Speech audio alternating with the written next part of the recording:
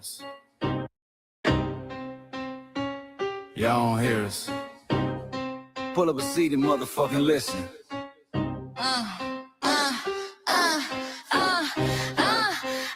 Pull up a seat and motherfucking listen. Pack your bag, time to go home. Talking crazy on our soil where our blood and bones grown. This our grind, we outside on it. While y'all fools on the outside looking, y'all show no respect to Black America, so leave. Hey. Y'all don't get it, so it's time to go home. Get the hell up out of America, take your disrespect and just fly on. Y'all don't get it, so it's time to go home. Get the hell up out of America, take your disrespect and just fly on. You landed on the tarmac, fresh off the boat. Talking about y'all building nothing, man, you choking on the note. My ancestors the reason that this country even breathes. Picked the cotton, built the White House, planted the seed. Jim Crow laws, redlined the map, we was the target. You think that struggle's a costume, man, you can't mark it. We fought the wars, we bled the blood, we died for our future's chance. And you come here and give our legacy a side eye while throwing shade on the guard. While you benefit from doors we kicked down with our last breath. Now you spit on the architects who stared down death. Disrespectful, that's disrespectful, ungrateful, a slap in the face to only people who gave a fuck. So let me show your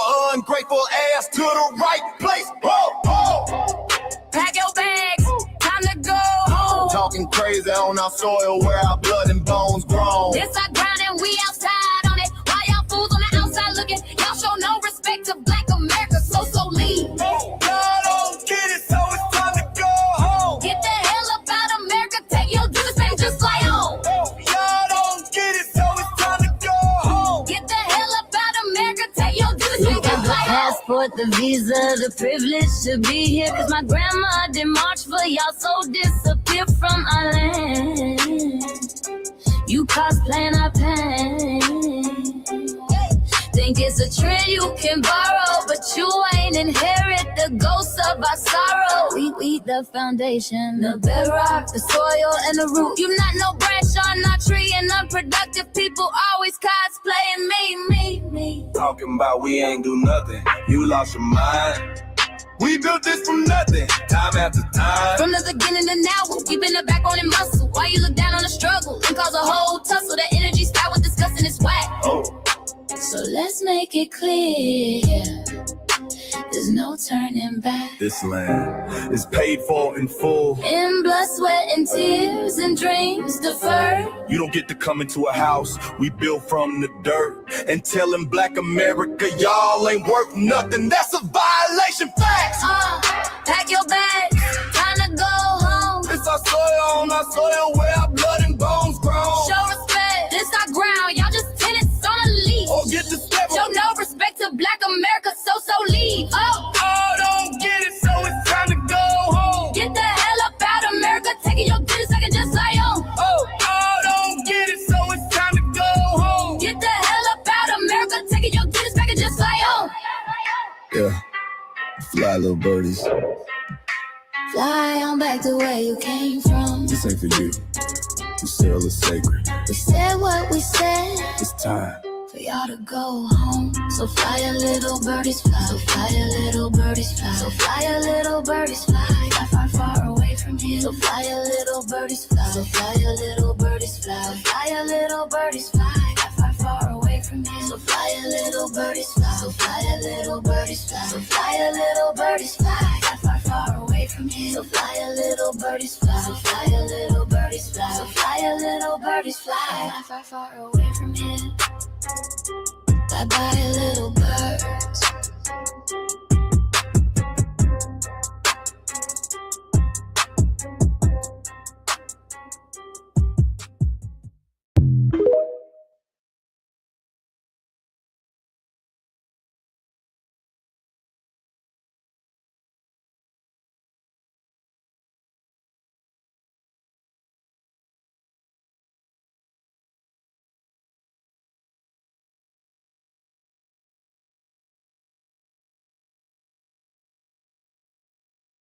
Oh shit, Mike. You done did it now. Left. Let's get this straight, bitch.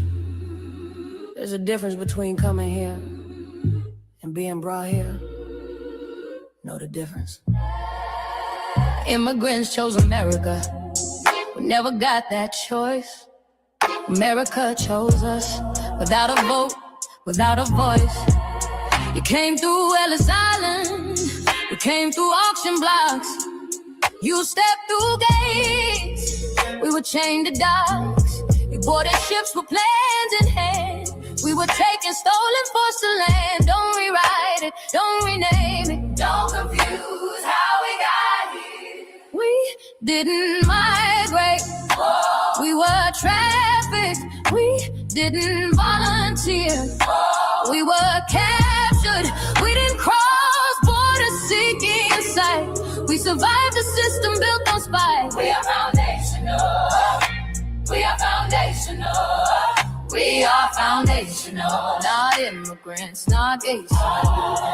We are foundational, not immigrants, not gays.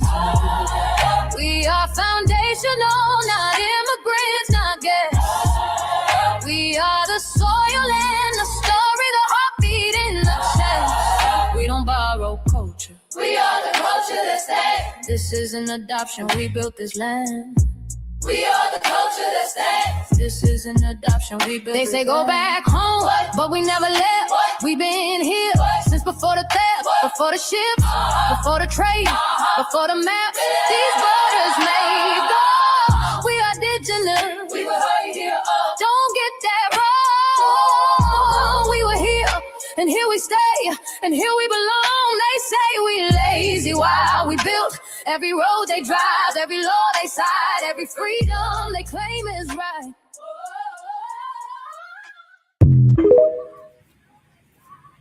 Greetings, Black family. Greetings. Thank y'all for tuning in to another episode of Grand Rising with Shabaka and the Chays. I'm your host, Che and Crewman. We're joined with our other host, Lady Che. And we should be joined here shortly with Shabaka, our West Coast correspondent. The Shabaka's Black Experience Enhanced, which I'm the co-executive producer and co-host of.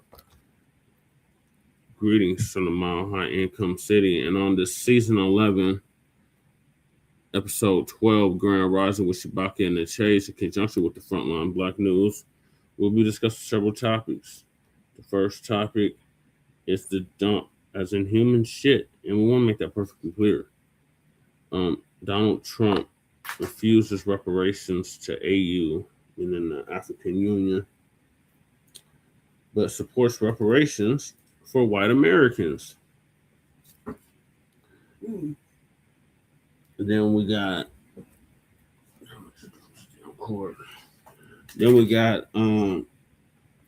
Lynn Jones Bacclash.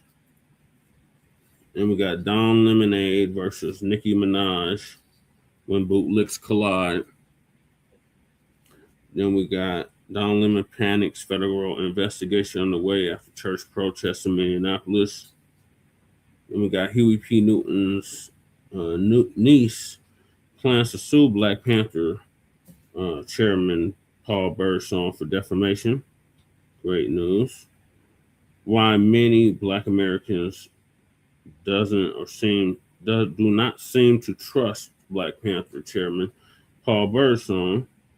Fake Black Panthers exposed and threatened with lawsuit, again by Huey P. Newton's niece, busted. Fake Black Panther was also a fake gang member. Paul Birdsong is a con. And last but certain not least, we got Dr. Janell Green Smith, another Black maternal death. The Shabaka's Black Experience Enhanced is based on the 50th anniversary of the founding and original Blacc Panther Party for self-defense. We started on Blogtalk Radio back in 2016 and have been around for 11 seasons now. Shabaka's Black Experience Enhanced covers the Black experience from the beginning of time until 10 minutes ago. It's also part of the Frontline campaign as recently within the last 2 years moved from Blogtalk Radio to Streamyard. Please join us on, please make sure you like and share the broadcast. Please join us on Streamyard, YouTube, Frontline Black News. The links to all of our channels are in the description, including Frontline Black News, Frontline Black News 2, my personal page, Jesse Parrish, aka Chain Crewman, Lady Chase channel, The Revolutionary Agenda, the RBA, And that link is also in the chat as well. Thanks to Twin. Thank you, Twin. Make sure y'all check out the RBA Lady Chase. Will be going live later. So make sure y'all check that out. And then we got Jay Militant, our brother out the Bay Area, our cousin or our local out the Bay Area. His channel was Cracker TV with Jay Militant. The link to his channel is in the description. Our Mile High B1 certified brother Kukizi, who usually does our intro track for the Frontline Black News. His link is also in the description. Breeze Omega, certified B1 brother out of Virginia by way of New York. His link is also in the description. The Church of Black Power, our certified B1 brother out of Watts, California, who's now in Houston, Texas. His link is also in the description. And last but certainly not least, our young brother, certified brother, Black Truth United. His link is also in the description. He's the one that came up with the B1 Rolodex, which is a modern day green book for B1 and FBA businesses. And then, so the links to the B1 Rolodex and to submit a business is in the description. Also, y'all, the petition for reparations. Make sure y'all sign the change.org petition for reparations. That link is also in the description. Require Paul Birdsong to cease representing the Blacc Panther Party. That petition link is also in the description. Support Lady Chase GoFundMe. That link is also in the description. And we got copyright disclaimer under Section 107 of the Copyright Act of 1976.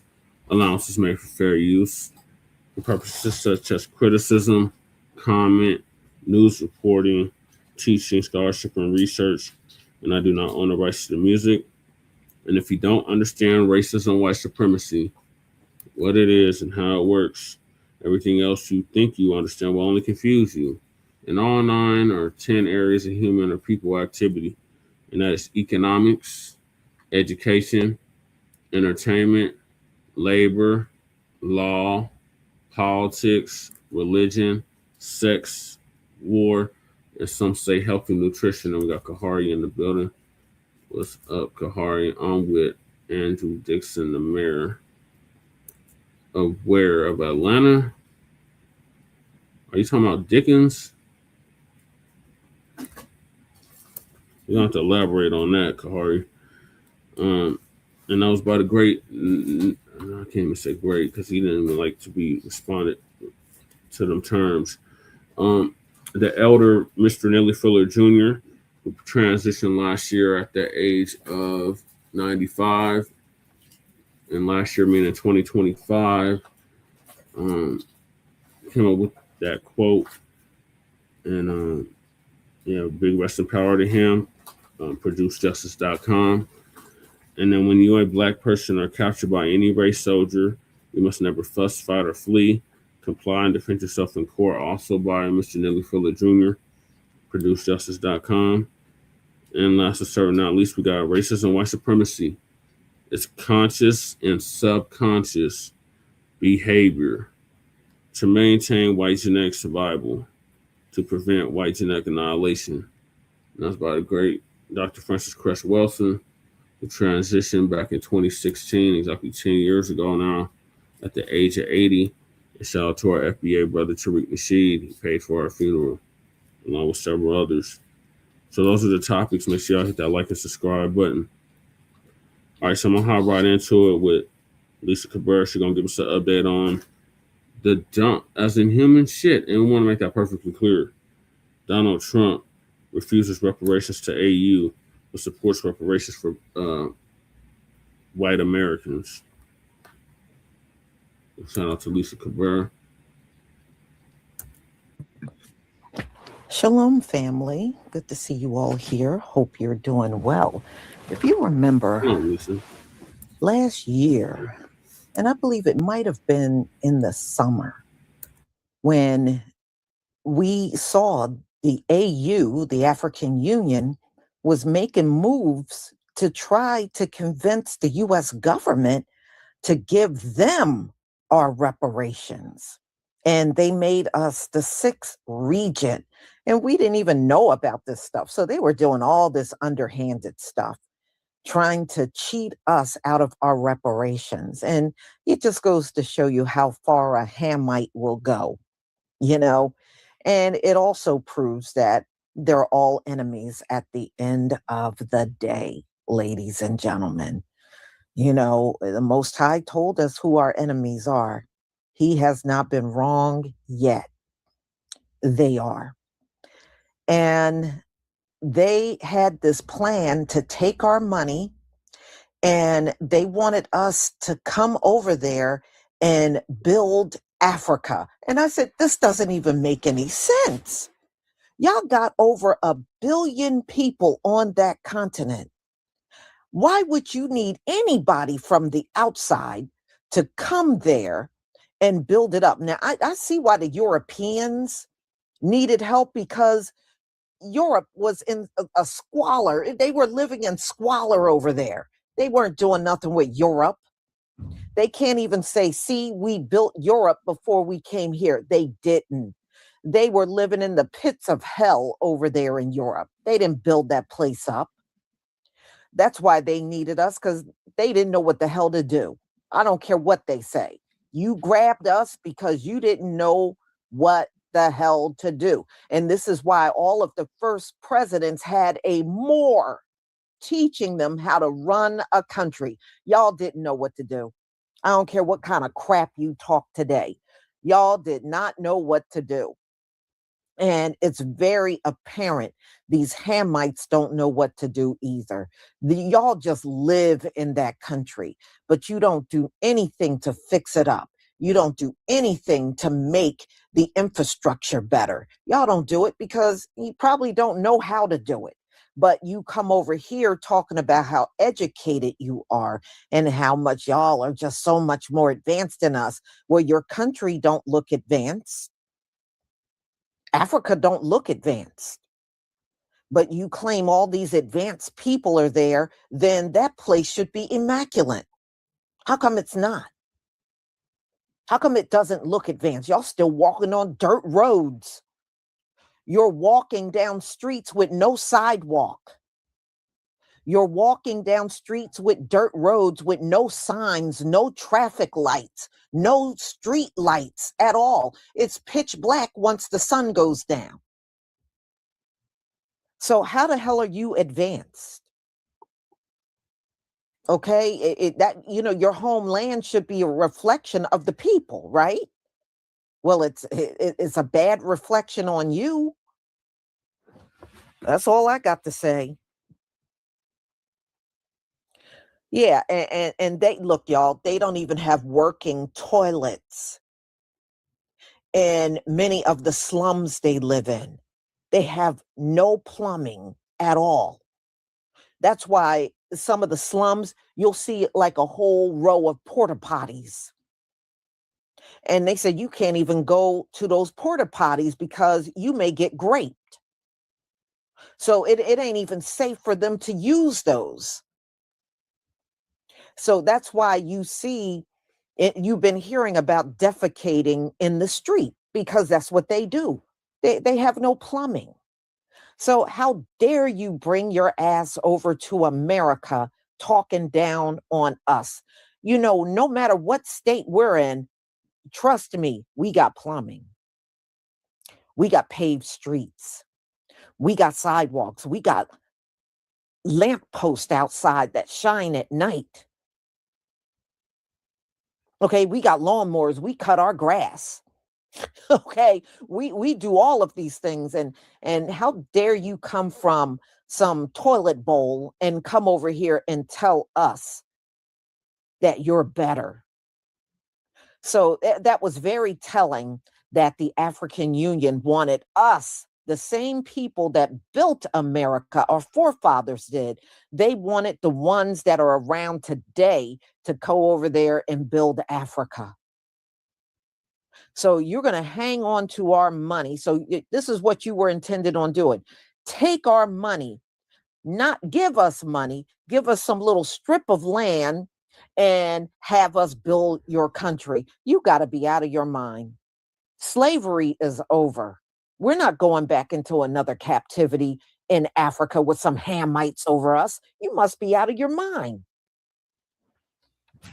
It was bad enough having these devils over us over here. You think we're going to go to the continent and let a bunch of Hamites be over us? Y'all done lost your mind. For real. Okay? Ain't no Hamite that don't even have a goddamn toilet in their shack going to tell me anything. All right? There is nothing you can tell me. So Donald Trump just removed the U.S. from 66 international organizations, and one of those was the AU. So their plans to swipe our reparations is now officially dead. Donald Trump said Africa does not and are not entitled to any reparations for slavery. That's what Donald Trump said. So the AU, you may have made us the sixth region and you had this little underground plan to steal our reparations. Well, not according to Donald Trump. Donald Trump said you ain't getting one dime and you don't deserve anything at all. So, but Donald Trump claims white Americans deserve reparations. Now, here, this is what I don't get. Whenever it's reparations for us, it's DEI, and it should not be done. It's not right. But when he speaks of reparations for white people, that's perfectly fine. That should be viewed as DEI as well, because we know white women were the biggest recipient of DEI as well as white men. Don't think white men were recipients too. They most certainly were. And so that should be viewed as DEI, any reparations going to white people. That's DEI, because it's an unfair advantage. And how many unfair advantages does the white community need? You done had millions of them since you've been here. You still need more? How many damn advantages do one group need? Damn. For real? So, no, that should be viewed as DEI. Anything y'all get should be viewed as DEI, because you have gotten more over every group here. I don't know how much more you think you need. That is what? Gluttony? That's what that is. It's gluttony. You're like gorging on all the advantages. So anyway, ladies and gentlemen, let me go ahead and share my screen so we can get started.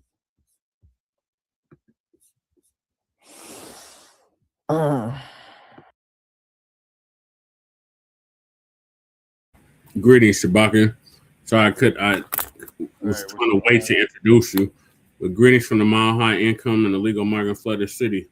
Yeah, Sin City. Yeah, it's Sin City. It's Sin City. It is what it is. You know, it's 49 degrees here. Yes, and I just got back, from a miserable trip in California. But getting on with Trump saying that we don't deserve no reparations, the rest of it, these hillbilly inbred cave dwellers. He said that we deserve, he's talking about Black Americans, he's saying we deserve reparations. He was saying that the AU, who was trying to... Oh, the African Union. Who was trying to usurp our reparations. They don't deserve reparations. Okay, how did they try to usurp the reparations? They tried to usurp the reparations by, first of all, they said that they was the sixth region. Mm-hmm. Then they was trying to tell the U.S. government to have them divvy out the reparations. We had covered that last year on the Black News. Okay. All right. Okay. So basically what they was trying to do, instead of the U.S. government giving us our reparations, they were trying to usurp the reparations, saying, "Oh, you need to give it to us." And Trump just shut that down. Oh, you talking about those cats? Oh, okay. So in other words, you talking about the neo-colonialists are saying they deserve reparations. Yeah, they were trying to usurp our reparations. Yes. Okay. You see, let me see. Years ago, I remember somebody was saying is that when we first saw those troglodytes, we should have killed them. Okay, is because like Malcolm X has said years ago, everywhere that European has went, he has wreaked havoc, disease, division, separation. And what is that there? There's a term for when you play one group against the other. I forgot what it was called. It's a form of infiltration, actually, but I forgot exactly what it was called. Okay, is that they'll pit one group against the other. You say, and a white boy, he will sit there and capitalize off of both ends of the candle that's being burned. You see, there's a term for it. I forgot, what it was. Yeah, say, and then like I said, and I just got in, man. I'm kind of like reorganizing myself, for that wasted trip I took to California, and we'll discuss that in a private conversation. Right. But the thing I could say is that they're keeping us divided here in the U.S. amongst ourselves, you see. And for some odd reason, man, that I've witnessed up there in the Bay Area, why do we as a people figure we can be all inclusive with these other groups that hate and despise us? To me, that don't make no sense. We've been programmed and conditioned to be that way, Shabaka. Mm-hmm. Yeah, that is true. You know what I'm saying? That is. We are the descendants of slaves. A slave goes out their way to please everybody. Yeah, like the ass scratchers, the Yassa Bosses, Uncle Ben Carsons, Tim Scotts, what have you. Yeah, you're right. Jesse Jacksons. You see what I'm saying? For some odd reason, anytime that we talk about doing something for ourselves, here comes a third party, fourth party, talking about, well, y'all need to be all inclusive. But in actuality, what they're doing is they capitalizing off of intellectual property, capitalized off of our physical labor, capitalizing off of our division within ourselves. You see what I mean? Yeah. And this social media does a lot to propagate it. You see what I'm saying? Look like we got somebody in the house right there. Who is that?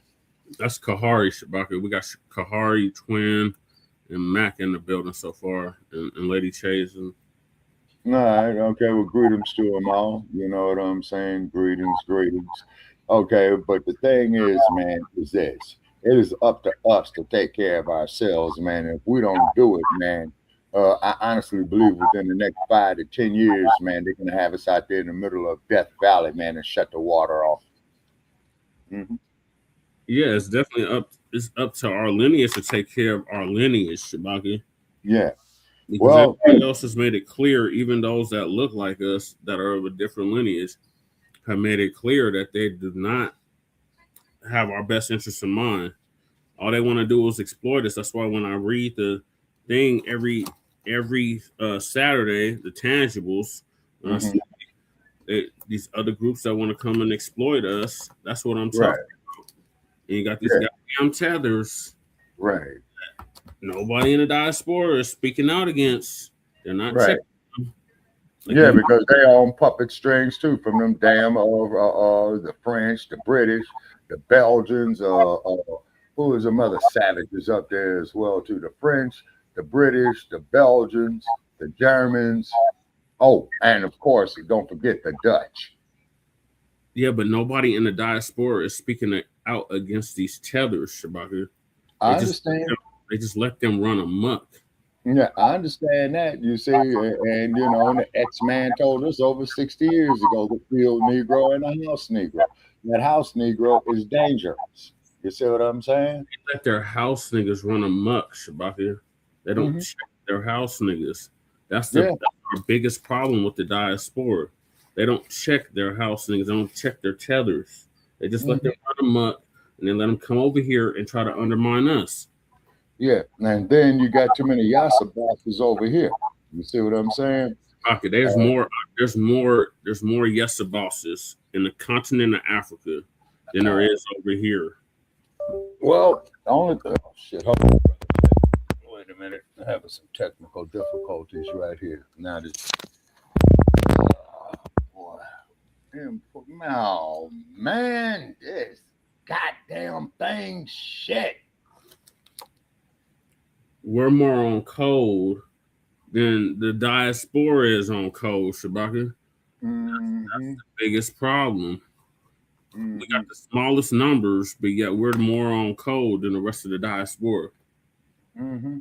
And then these damn French and these damn let me see, these damn French, these damn Belgians, and who is the Portuguese? Wait a minute. And then I'm trying to remember these other group of people, man, that's capitalizing off of it. And then when Donald Duck gets up there and says, you know, Africa is a bunch of shithole countries, but if it wasn't from the minerals coming out of there, you know, the Western world would cease to exist. But the Eastern world ceases to exist, and they have all those minerals and resources. It doesn't make any sense, Shabaka. If you got all these diamond mines, you got all these gold mines, you got all this uranium, you got all this tungsten, you got all this uranium. Why are you in the situation that you're in?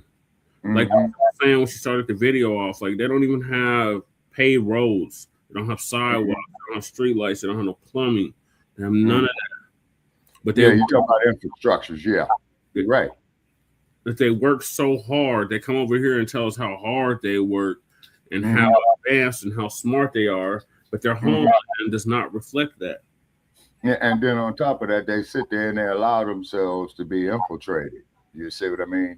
And then they perpetuate the infiltration as well, too.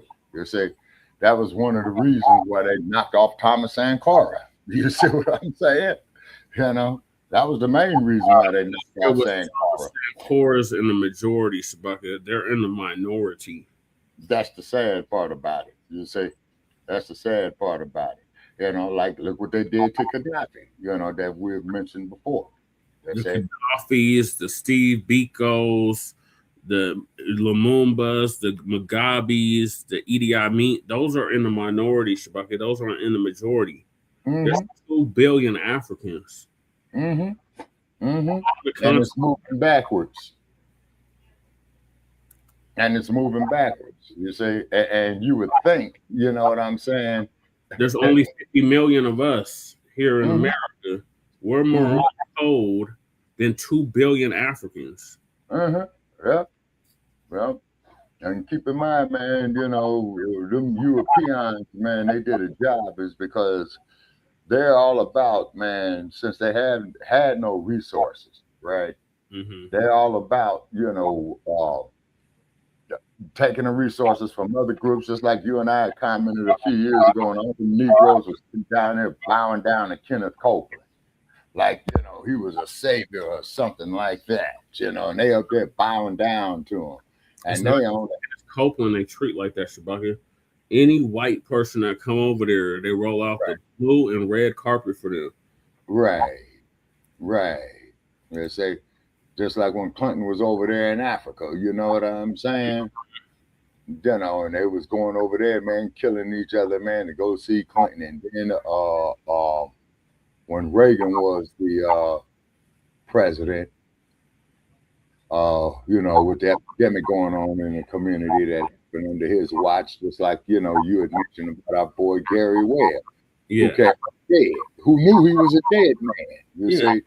So based on that philosophy of what Webb did, he in fact committed revolutionary suicide.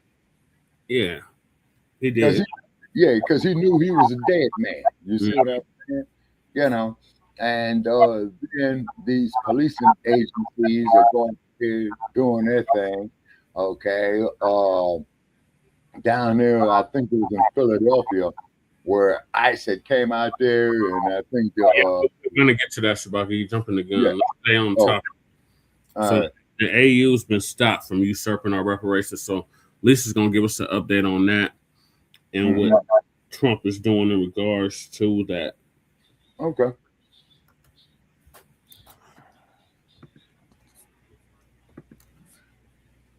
Well, Donald Trump claims that white people had to endure, you know, they had to listen to, you know, us being enslaved, and it's not fair to the white kids that they got to listen to slavery, and the white people bad. Well, those white people were bad.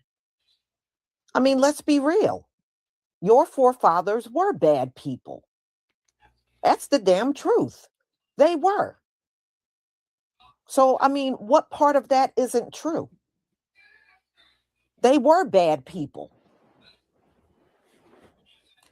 All right, y'all. Give me a 1 if you can see my screen. Thank you for the 1s. I see them. Plus, y'all probably tired of hearing me rant anyway. Let me get my butt off of here.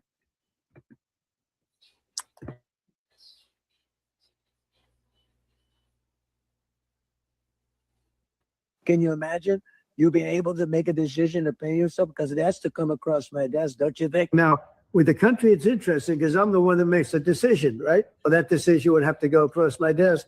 Wouldn't I mean, I feel like a slave. Yes, I should be paid reparations because Donald needs repairs. And it's awfully strange to make a decision where I'm paying myself, but I was damaged very greatly. And Black people, they're asking for reparations all the time. But I think I should get it first. I've been way more abused. What they did, they rigged the election.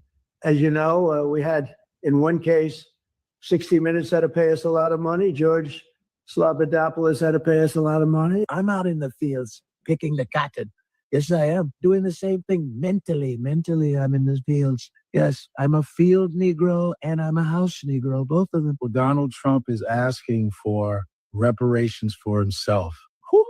This is a cartoon. I think that if you really think about it, I need repair. A lot of things I need. I need lots of money. Lots of money is owed to me, but because I've been insulted, I've been made fun of. Lots of people have been very disrespectful to me. I need it. I was a slave. I've been a slave to the media. I've been hung just like blacks. I've been hung through the media. They've hung me, literally. It's been a lynching. I've been lynched. Yes, I have been. Don't explain that to him. Blacks have gone through. So I should pay myself. Don't you? You know what I love? I love when Donald has to look over. He's always talking to somebody you don't see on camera. What do you think? Don't you think I should pay myself? So I should be, yes, reparations. That's right. Basically what Donald is saying is, Black people, I ain't giving you, but he's helping Argentina, giving them $40 billion. You know, Argentina, they got Lionel Messi, amazing soccer player, but Argentina's racist because that's where all the Nazis went to, right? Yeah, that's where a lot of that racism comes from. The Germans came in there. I think the Germans came into Brazil, too. That's where all that colorism comes from, too. Yeah.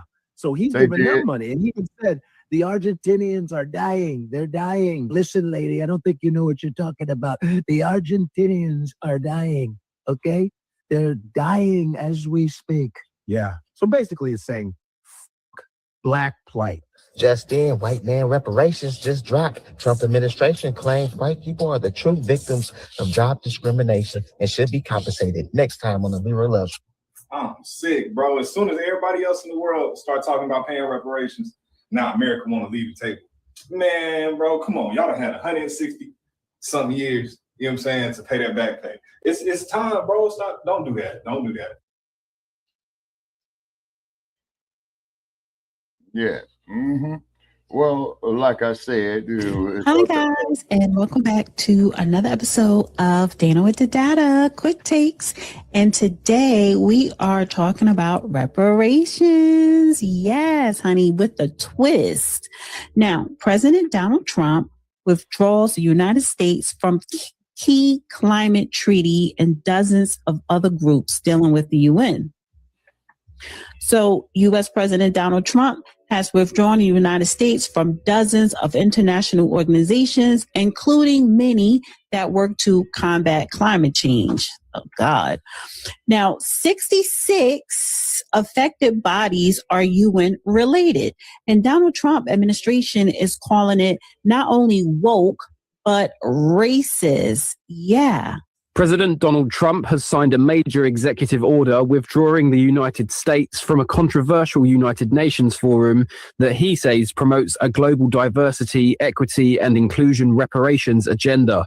On January the 7th, 2026, President Donald Trump issued an executive order directing the United States to withdraw from the UN Permanent Forum on People of African Descent, a body established to elevate issues affecting people of African heritage worldwide.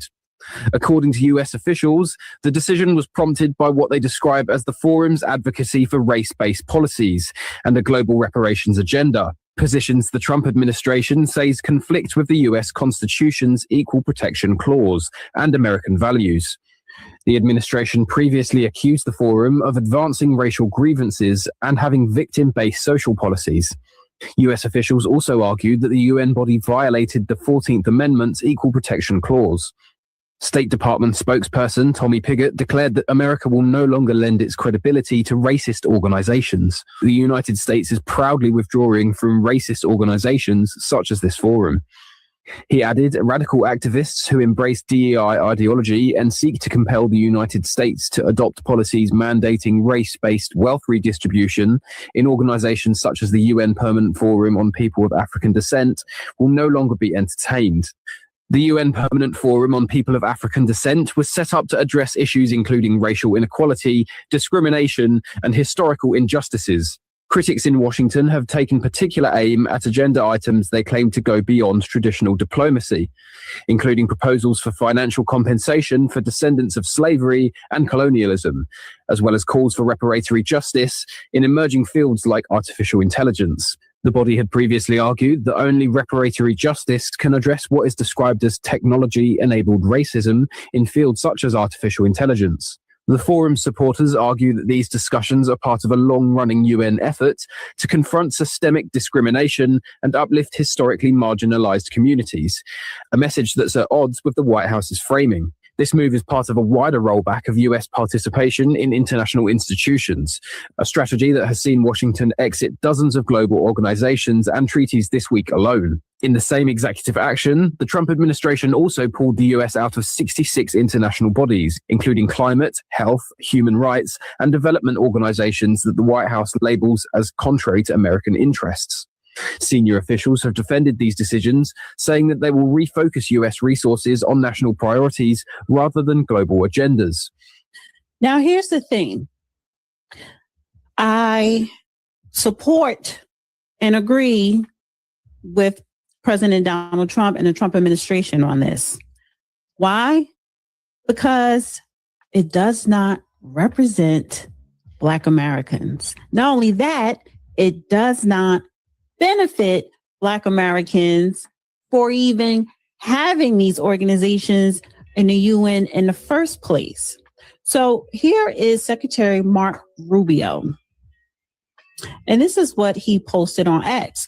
President Trump's withdrawal from 66 international organizations sends a clear message that it is no longer acceptable to invest the American people's hard-earned tax dollars in institutions that cannot demonstrate results, accountability, or respect for our national interests. Absolutely. And I agree with that. Now, here's what the State Department posted on X. We are rejecting the outdated model of multilateralism that treats the American tax dollar as the world's underwriter for a sprawling architect of global governance. President Trump's withdrawal shows that the era of writing blank checks to international bureaucracies is over. Absolutely.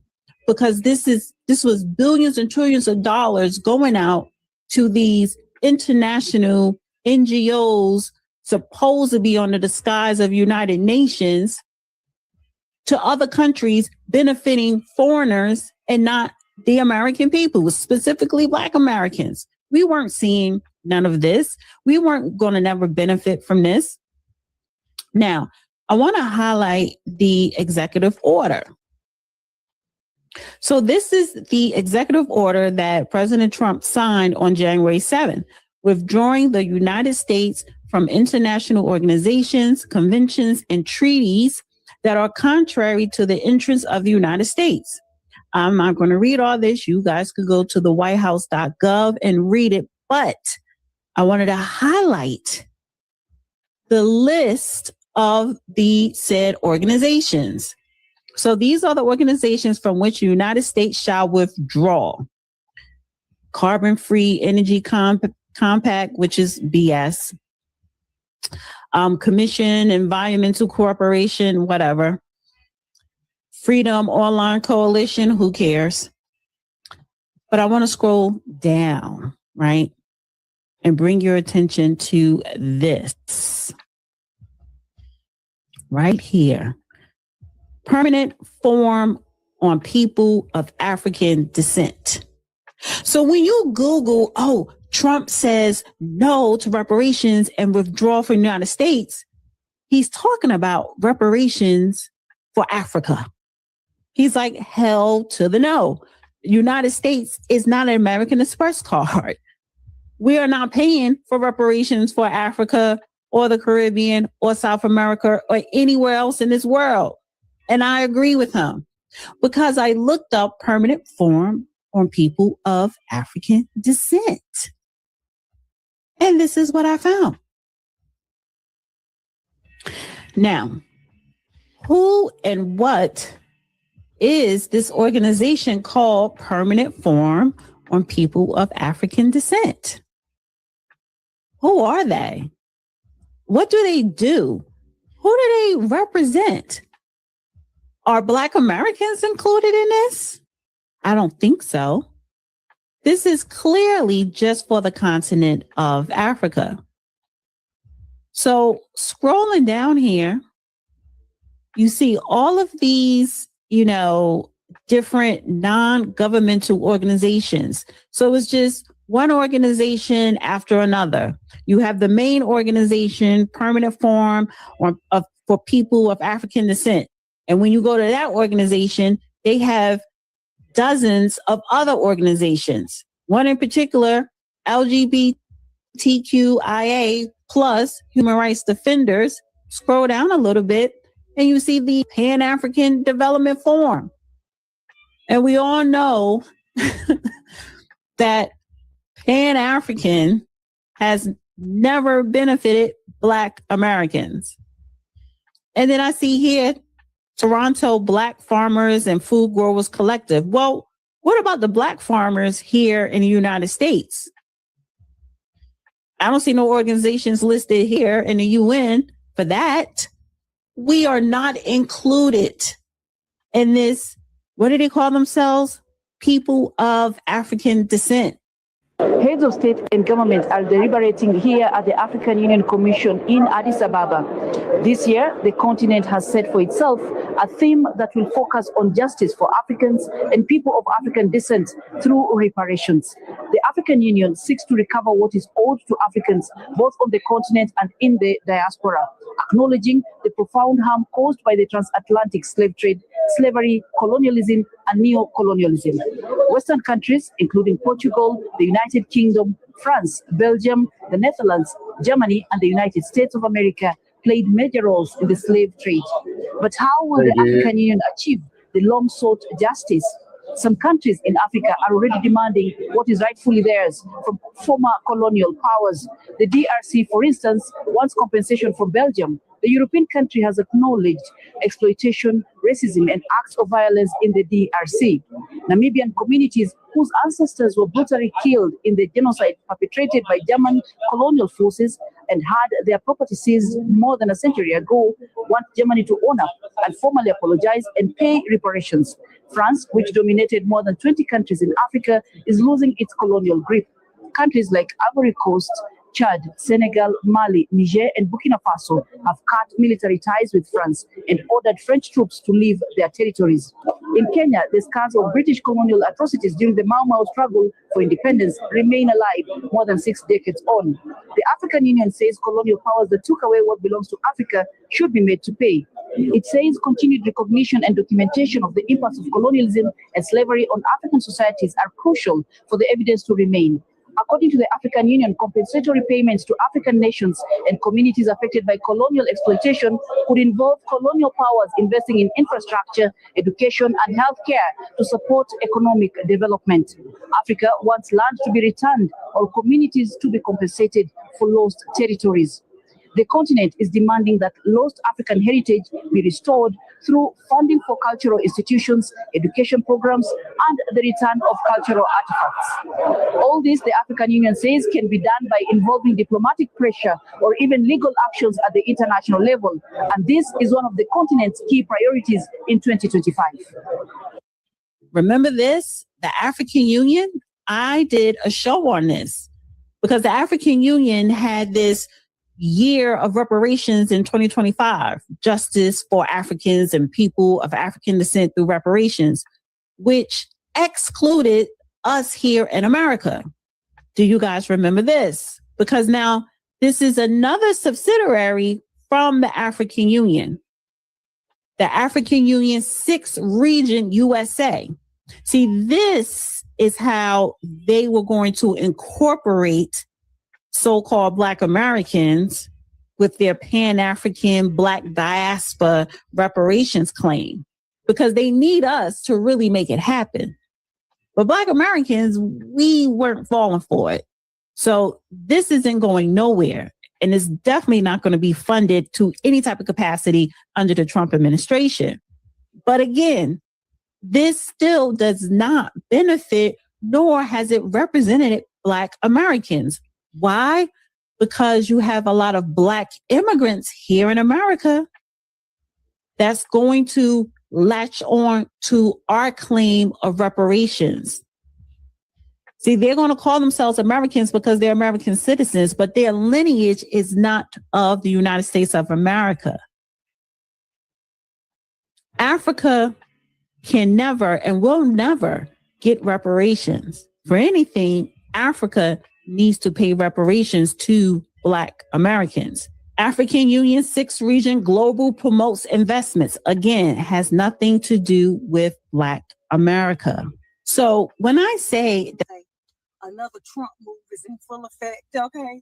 So y'all remember, you know, the UN, the African Union is basically, along with the damn Democrats, has basically made us their 6th district to collect our reparations to build Africa. And I mean, clearly, they sat up there talking about it's time for Africans to come home and build Africa. Bitch, we ain't Africans and we ain't going over there to do a goddamn thing, okay? Now, if you only feel that way about white Americans, lady. was like, this is DEI, okay? How y'all gonna get some reparations for some race-based shit? We don't owe y'all reparations, and America don't owe Africa no damn reparations. So I don't understand why Democrats keep trying to take our goddamn money and put it in Africa. So but anyway, they won't be getting our goddamn shit. You understand what I'm saying? Because we are Americans. We are not Africans. Okay. So then go find the descendants of your slave owners and tell them you still there, nigga. Anything that's going to the African Union will not translate back to Black America because we are not Africans. We are Black Americans. Y'all need to get that shit through y'all head. And these goddamn Democrats, we need to make sure they don't get back in office because I'm telling y'all. Yeah, fuck them demos. Yeah, she's right about back that. In all of those organizations that he just withdrew from. So, but for right now, while they not in office, we safe. The Africans can't take our reparations. You know what I mean? But we ain't gonna always be safe because once the Democrats get back in power, I'm telling y'all, they come in full force with the same bullshit, so. Yeah, later for them demos. Well, they two sides of the same coin, the repubs and the demos. The fact that Africans are even trying to get reparations from America is just diabolical. Like, bitch, y'all sold whatever little bit of Africans that y'all got over here. You know what I mean? And they got captured as well too, lady. Get your fucking facts straight. Western countries and they got captured too. You know what I mean? These Western states in Africa. So I'm just like, the audacity for the African Union to even try some shit like that.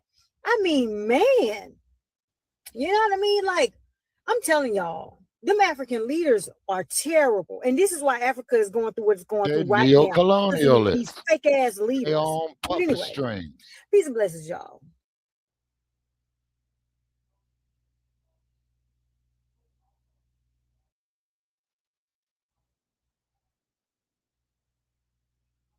brother check. Oh, yeah, I agree with this, sister. If anything, Africa better dig in their pockets and give us reparations too.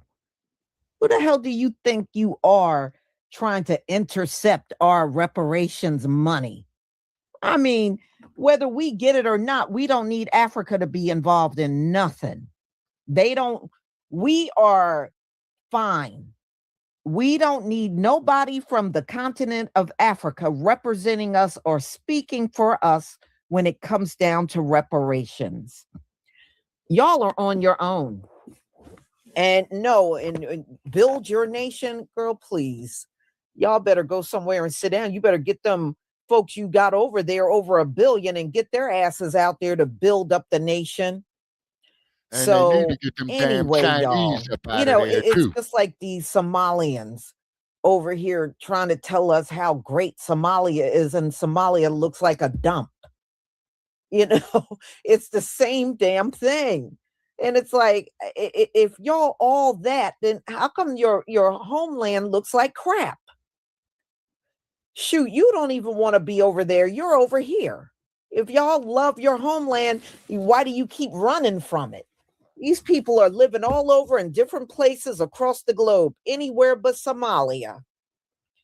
So anyway, y'all, Donald Trump shut all that mess down. You won't be hearing about no 6th Regent and them working to get reparations for Africa and the diaspora. All that is crushed. So you won't have to hear about it again. Donald Trump ain't going to give Africa 1 red cent. He's not even giving us 1 red cent. So why would he give them anything? That's why we got to build our own and shit that's up. the whole point. That's why we got to build up our own 100. Thank you for the super chat. Good afternoon, Lisa Cabrera and chat. Good afternoon to you. And thank you for your support for my channel. Ocean Soul, thank you for your super chat. Does Loretta have a snow shovel? No, she'll probably sleep the whole time we're out there shoveling out. But thank you for your support for my channel. I deeply appreciate it. Zachariah Williams, thank you for the super sticker. Yashala Yaada. I'm sorry if I say Yuada. I'm sorry if I'm saying that wrong. Thank you for the super chat. Let me see what you said. Love you, feel better family. Thank you. And thank you for your support for my channel. Y'all, I'm not surprised Donald Trump took the stand. I know darn well he don't want to give that continent 1 dime. If he can get away with not giving them anything, he would. So it just seems to me that Africa was, they had dollar signs in their eyes, and see, they know it wouldn't be possible to get any money unless we're attached to it. I know why they did it. We, out of everybody on this globe, got the most legitimate claim for reparations. That's why they tried to tie us into the whole thing. That was the big reason. Because if they do it on their own, it don't look as strong. Their case don't look as strong without us. That's why they tried to drag us in the entire thing. But, nobody is interested in being part of the African reparations or whatever the hell those people are doing. Danielle Meyer, thank you for the 33-month membership. Watch the Weather family. The Most High is not playing with these demons. No, he isn't. That is absolutely right. And thank you for your support for my channel.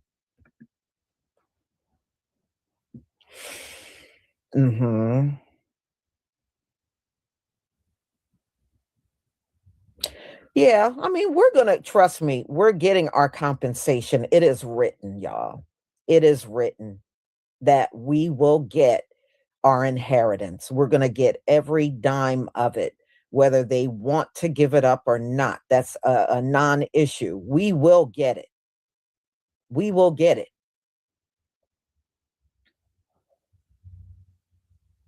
Well, Lisa, that's why we got to build up our own infrastructures and learn from past mistakes.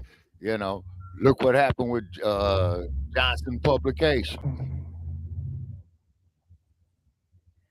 Brother Chase, you still there? G was that 1929, 21. You're right. And not only did they come here and go straight to welfare and food stamps, they never got off of it the entire time they've been here. You know, exactly. Especially the Somalian community, 80%, you know, 80% of them don't have jobs. No, I said no, because they were making it off of scam money. Yeah, you remember when we used to get those emails from Nigeria, Brother No, Che? I don't. Yep. No, I don't. Motherfucker talking about he got $500 million. But you know, I have gas heat that works separately from the electricity. Yep, I run my whole bank account. So even if the power goes out, I would still have heat in my house. Oh, that's good, Lisa Cabrera. Mm-hmm. Got the heat, so y'all, I'm going to go ahead and conclude. Thank you so much for being here. I deeply appreciate our time together. I appreciate your support for my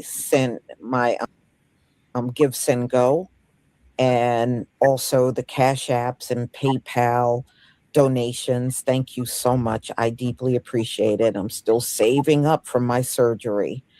And in the community tab, I have pinned up, I'm going to be doing live selling over on TikTok for the first time.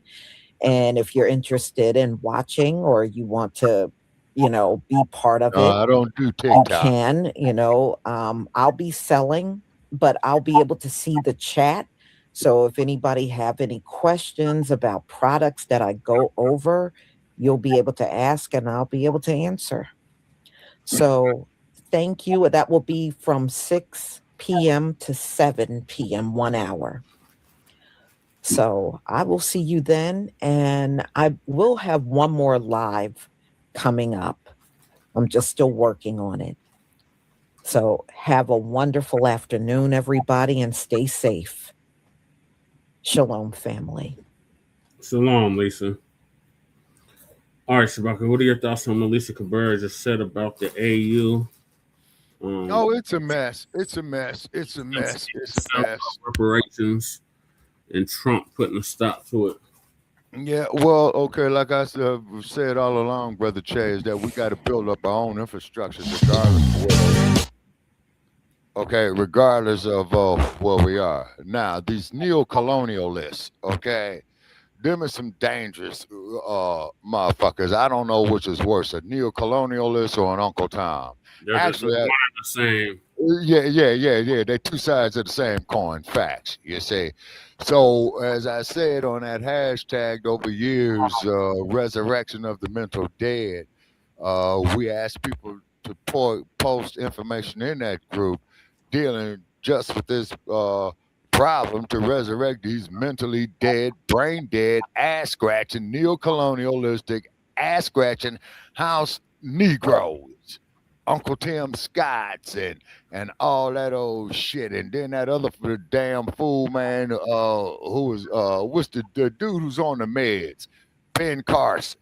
Yeah, you remember Ben Carson, Brother Che? Well, yes. He got up there and said, man, and I could not believe this shit, man. What he said is that the transatlantic slave trade is that there was slaves coming to America looking for democracy. Yeah, he's a brain surgeon. He's like, yeah, that motherfucker need to quit taking his own meds, man. And that motherfucker's a brain surgeon. Then it seems like he needs a whole lot of work done on his goddamn brain. You know what I'm saying? They come up there with some asinine, Humpty Dumpty shit like that. And then, of course, asinine is something that is so damn ridiculous that is beyond ridiculous. Right. Like them GMO punk. Hey, you shouldn't be talking. Your team ain't in the playoffs no more. Man, I told them motherfuckers to graze up out the neighborhood, man. When I was up there in Oakland, man, I saw a couple of brothers there. I said, man, what y'all need to do is get you a damn pickup truck, go to Las Vegas, man, pick up all they shit, bring it back to the damn Bay Area, man, and dump it in the goddamn Bay, man. Raggedy ass motherfuckers. Oh, them masqueraders, they didn't stand a chance. But I'm talking about your Bears. They're no longer playoff. That wasn't cool. Game was fixed. The game was stolen. The election was stolen. The game was stolen. The coach was on the take. Let me see what other shit that I could think of. In other words, it was bullshit.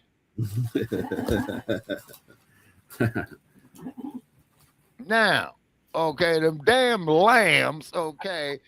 If the ponies had to play the lambs, the Broncos, Shabaka, put some respect on it.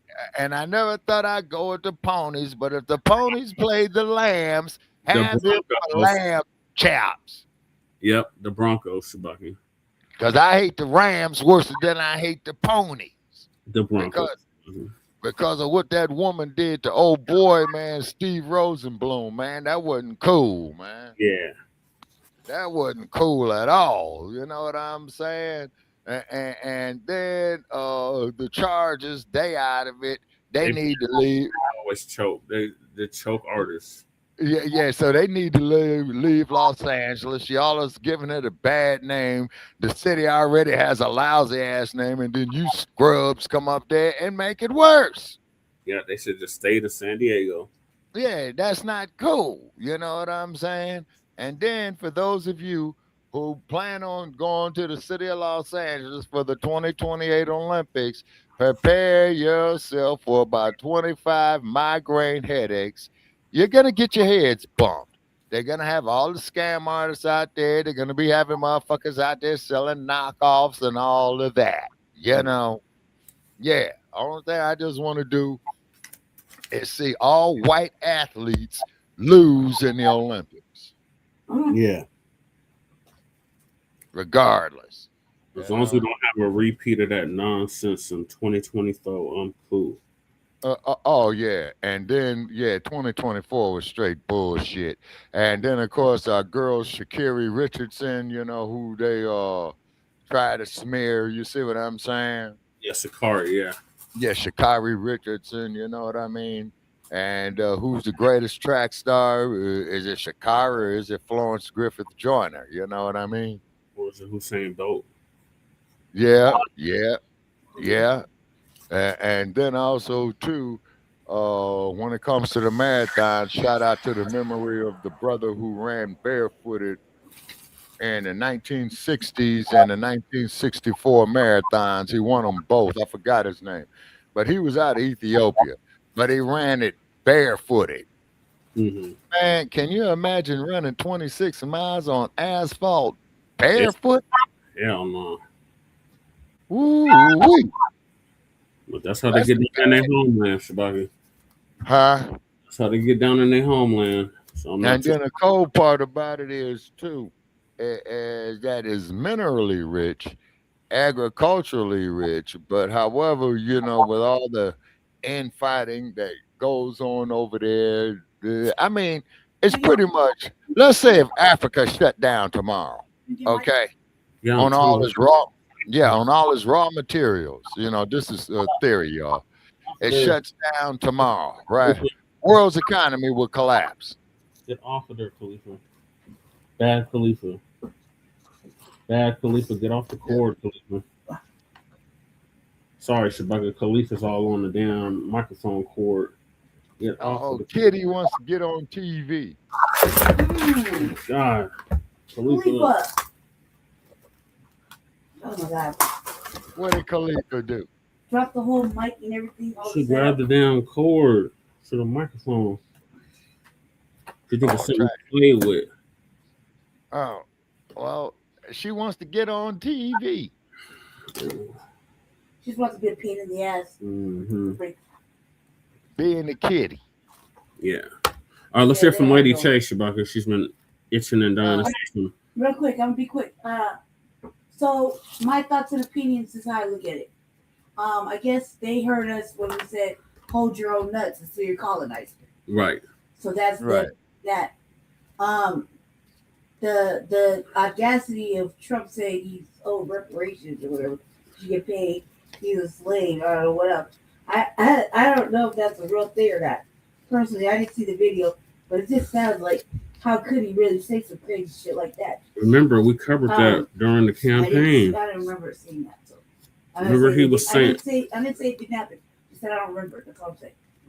The other thing is that I think that like him taking us out of everything, it's like whatever. Somebody's gonna eventually put us back in it. It doesn't really matter. But the what's it called, the AU. AU. They are smoking motherfucking base rocks. If they think smoking what? Base rocks. Base rocks. Oh. Free basing. They're on that top tier shit. They have to sue their own colonizer. The thing is that we made such a good ass started doing these equity studies in California for the reparations claim. Before they were just asking for stupid shit like symbolic gestures, barely any kind of economics for their country, hardly any schooling or education, because they're like in third world countries. When they try to do CARICOM, they had like 10 things that were fucking not even, they're more symbolic than prosperous or elevating in regard to building generational wealth. So yeah, we started saying when and they excluded us tangibles, too. when it started saying, when everybody started saying hold your own nuts, that's really what that meant. Sue your own colonizer.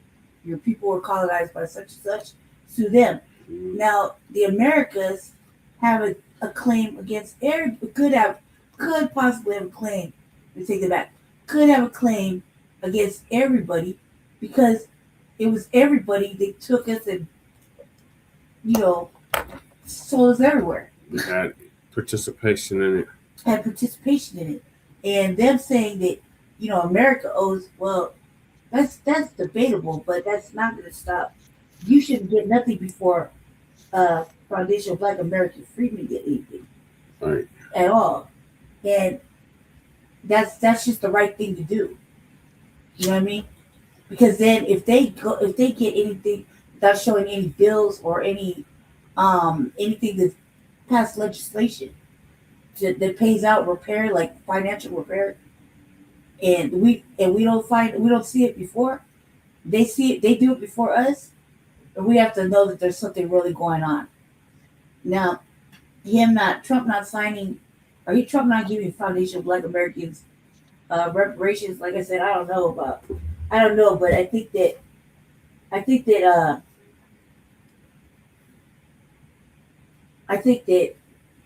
maybe somebody should talk to him about it. You know what I mean? But they are paying attention. You see everybody's paying attention where they're talking about reparations claim and who owes what to what and whom, and suing their own colonizers. That's how I took it.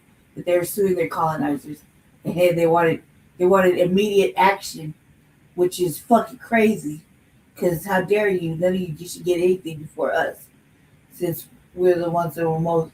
You can say they were affected too, but you can definitely say it was us that were affected because we can't go nowhere without being called a fucking slave and treated differently, badly, and they don't want us to come there to visit them even as a descendant.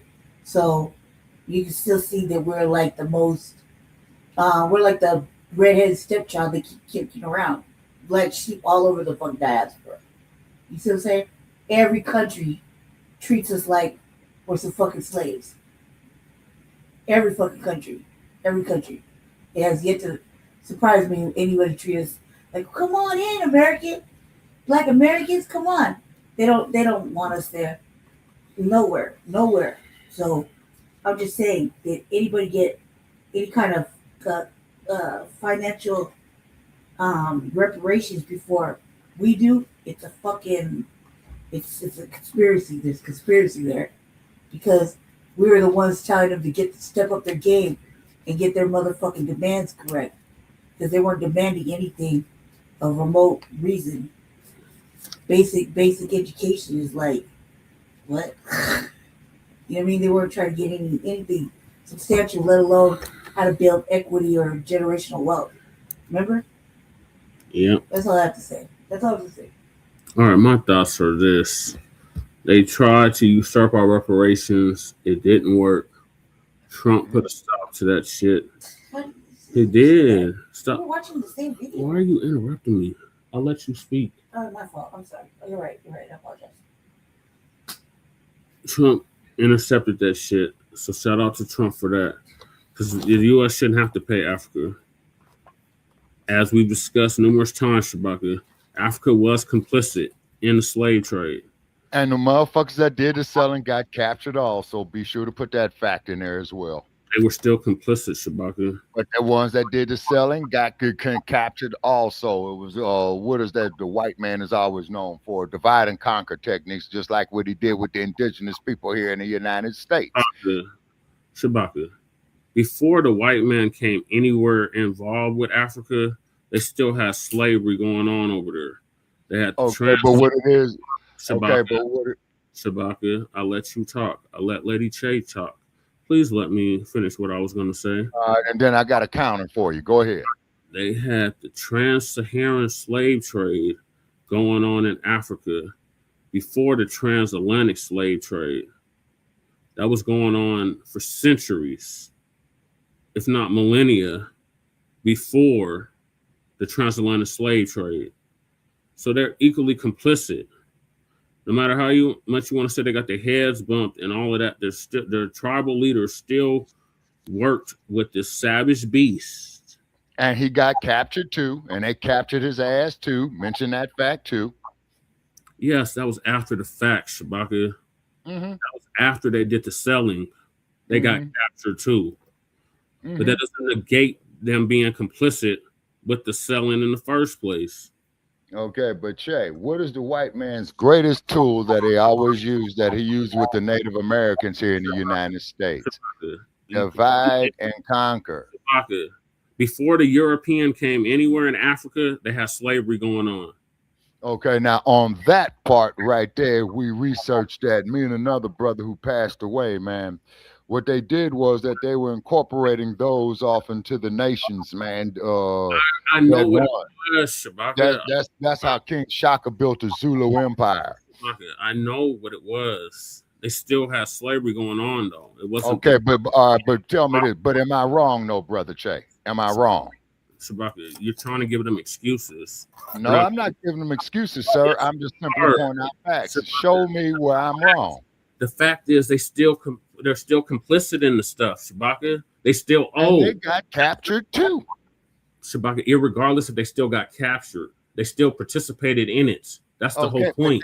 Because they got their heads bumped, brother Che, just like these Democrats and these repubs do today. Shabaka, how long are we going to keep using that excuse? They got their heads bumped. I'm just stating a fact. They literally signed. That is, Shabaka, the fact is they worked with these savages to enslave our ancestors. And they got captured too. They were deceived. They were lied to. They were hoodwinked, just like what Malcolm said. You see? And I'm not denying, brother Che, hold on a second.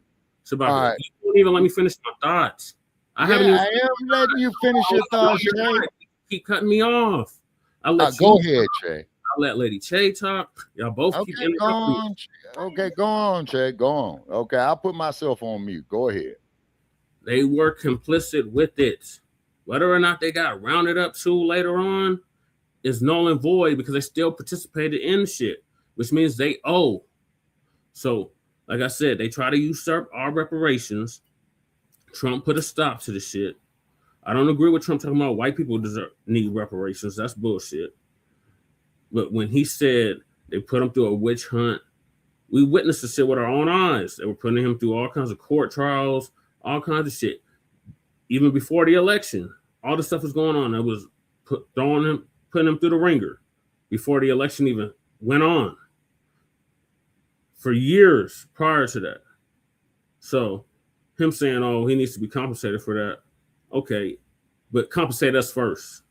We're the ones that need to be freaking compensated for the biggest crime in human history. Foundational Black Americans, not the African diaspora, not the African continent, but the foundational Black Americans that built the United States. We are the ones that need to be compensated first. That's why we keep telling these other groups, sue your colonizer. Stop trying to usurp our goddamn reparations claim. That's what the AU was trying to do. They were trying to usurp our reparations claim.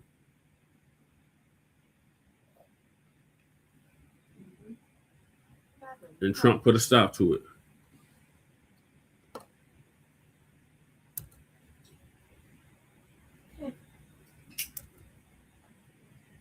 So powerful. That makes sense. All right, I'm done. All right, as I was saying,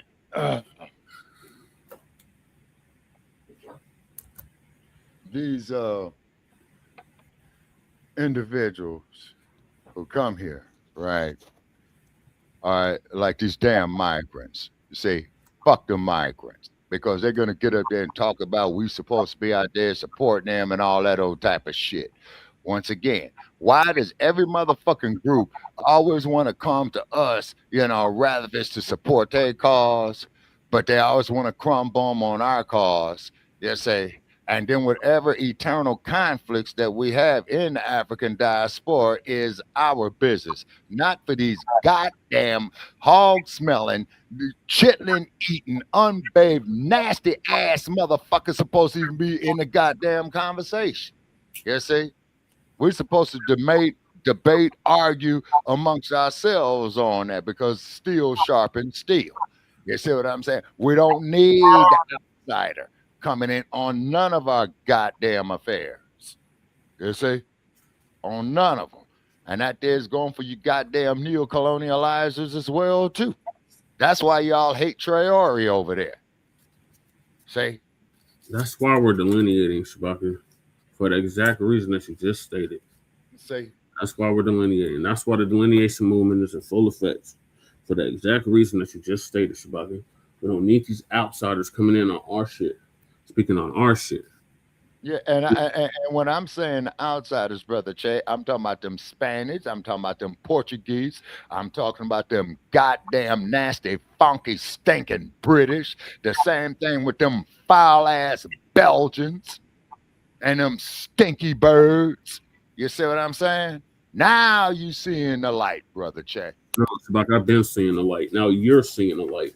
No, I've been seeing the light. No, Shabaka, because you've been on that Pan-Africanism now. We're all just one big nigga, and we all just need to do what's best for the African continent. The African continent is not doing what's best for Black Americans. The African continent wants to use Black Americans to build Africa up. Okay, now let me ask you this. Once again, I've asked you this question again, and I'm mainly saying this here for our audience, okay? All right, let me see here. It's 53 degrees right here today. In about a good 4 or 5 months, it's going to be about 120, 119 or something like that. Okay, if you saw a cracker out here dying of thirst in this desert, okay, would you give him a cup of water? Nope. Thank you. Okay. Moving right along. Hey, salute, Breeze. So that's why we can't do this flat blackness. That's why we can't do this. Hey, Brother Jay, yeah, go ahead, man. I got to go find some glass. Okay, we can't do this flat blackness no more. We can't do this Pan-Africanism shit no more. It's literally FBA versus everybody at this point. We see the AU try to usurp our reparations. The Orange Tangerine stepped in and said, no, no, no. America should not have to pay Africa for any goddamn thing. If anything, Africa owes us reparations for them allowing themselves to get their heads bumped to sell us into chattel slavery. And then they want us to go back over there to build their shit up by not offering us nothing in return. So them days are over. Shout out to Breeze. Yes, flat blackness is over. So I'm gonna move to the next topic. And that is Lynn Jones Bacclash. I believe it's a black judge, I believe. She told the truth, and now they want her to resign or some crazy shit. So 3 minutes of Black Empowerment is going to give us an update on that real quick.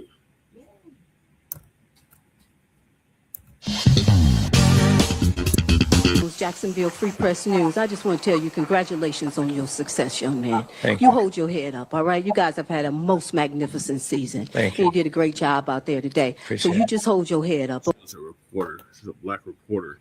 And she was talking to the Jacksonville Jaguars coach, telling him to keep his head up. Like the same kind of way that they talk to us, like, oh, just keep hope alive, blah, blah, blah. But when the shoe's on the other foot, they don't know how to deal with it. So now they want this reporter to step down or apologize or some crazy shit. Okay. Lynn Jones is an FBA reporter who's catching a lot of backlash for those comments. The main reason the propaganda arm of YT supremacy is using is that she was unprofessional. YT supremacy is not about truth in journalism. They're about mind control.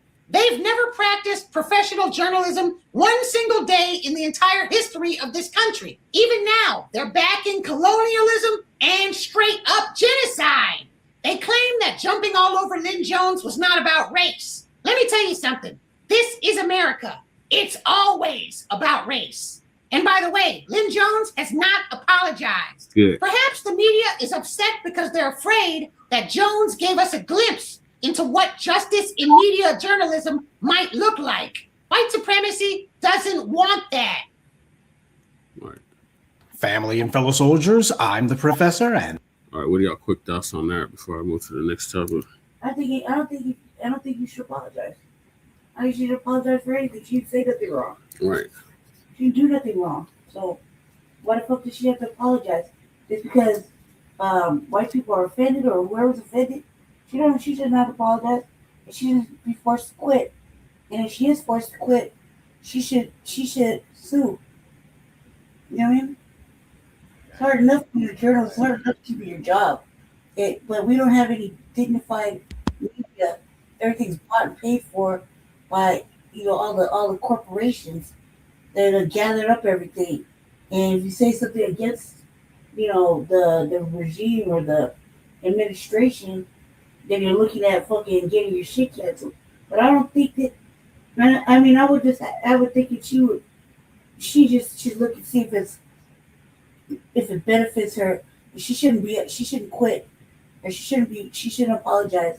Apologize meaning that you did something wrong, and she didn't do nothing wrong. Right, Michael. They need to apologize to her. Right. And pay her for racial discrimination. Mm-hmm. What are your thoughts, Shabaka? Okay, say that again, brother. Check. Yeah, I'm having problems here with this damn phone, man. I'm using that as a hotspot. Oh, the black reporter. Did you see the video of the black reporter talking to the Jacksonville Jaguars head coach? No, sir. Please enlighten me, because I had to go. I was looking for my glasses, and I found my glasses. What happened to me? All right, rewind. Since Shabaka missed it, rewind. Sorry about that, folks. Jacksonville Free Press News. I just want to tell you congratulations on your success, young man. Thank you. You. Hold your head up, all right? You guys have had a most magnificent season. Thank you. You did a great job out there today. Appreciate so you just hold your head up, okay? Lynn Jones is an FBA reporter who's catching a lot of backlash for those comments. The main reason the propaganda arm of YT supremacy is using is that she was unprofessional. YT supremacy is not about truth in journalism. They're about mind control. They've never practiced professional journalism one single day in the entire history of this country. Even now, they're backing colonialism and straight up genocide. They claim that jumping all over Lynn Jones was not about race. Let me tell you something. This is America. It's always about race.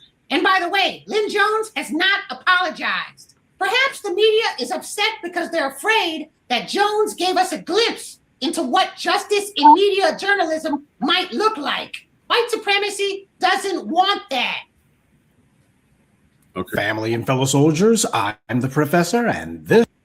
All right, so what are your thoughts on that before we get to the professor? Okay. racist white supremacy, man, is a detriment. Okay, it's a disease to the whole wide fucking world, and it does a lot, to keep us divided, within. But then, what is the term that you use, Brother Chair? A lot of these goddamn tethers, if I understand the term correctly. Yes. They're saying, and these damn sellouts. Okay, see, so we have to deal with that first. Or otherwise, man, we will still be banging our head against the wall expecting a different result. Like the goddamn Uncle Tim Scotts and the damn Yassa Boston ass Ben Carsons. You see what I'm saying?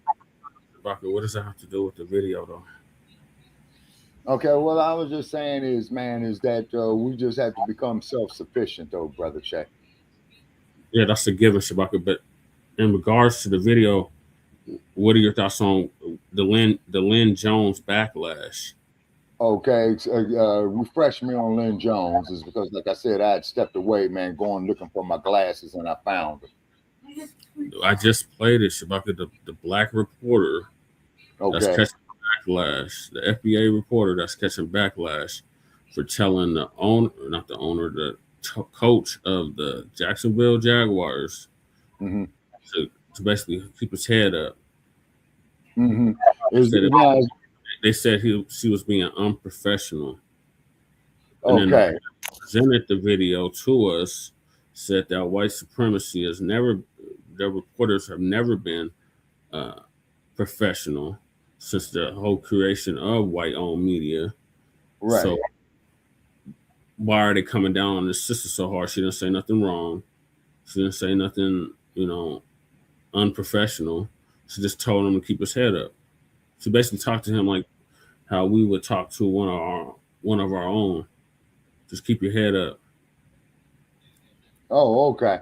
All right. So what it is I could tell you that. Yeah. Because see, anytime, man, that racist white supremacy sees the slightest bit of solidarity between us, man, they're there to shatter it. You see? So that's what that is right there, is because racist white supremacy, they are scared to death of us unifying. But the thing is, they don't have nothing to worry about. Shabaka, she wasn't talking to us. She was talking to a white coach. Okay, and the white coach, and he had stated what? I mean, what was the white coach? What did he state that made her countermand what he was saying? He didn't say anything, Shabaka. The people that were watching this press conference or whatever, the white folks that were watching the press conference gave the sister backlash for what she said.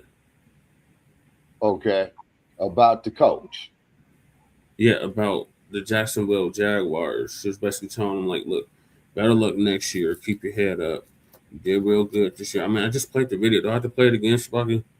Yes, please do, because like I said, man, I'm up here, rebuilding shit back up, man, since I got back. Yeah, sorry about that. Replay it for me, please. All right, rewind part 2.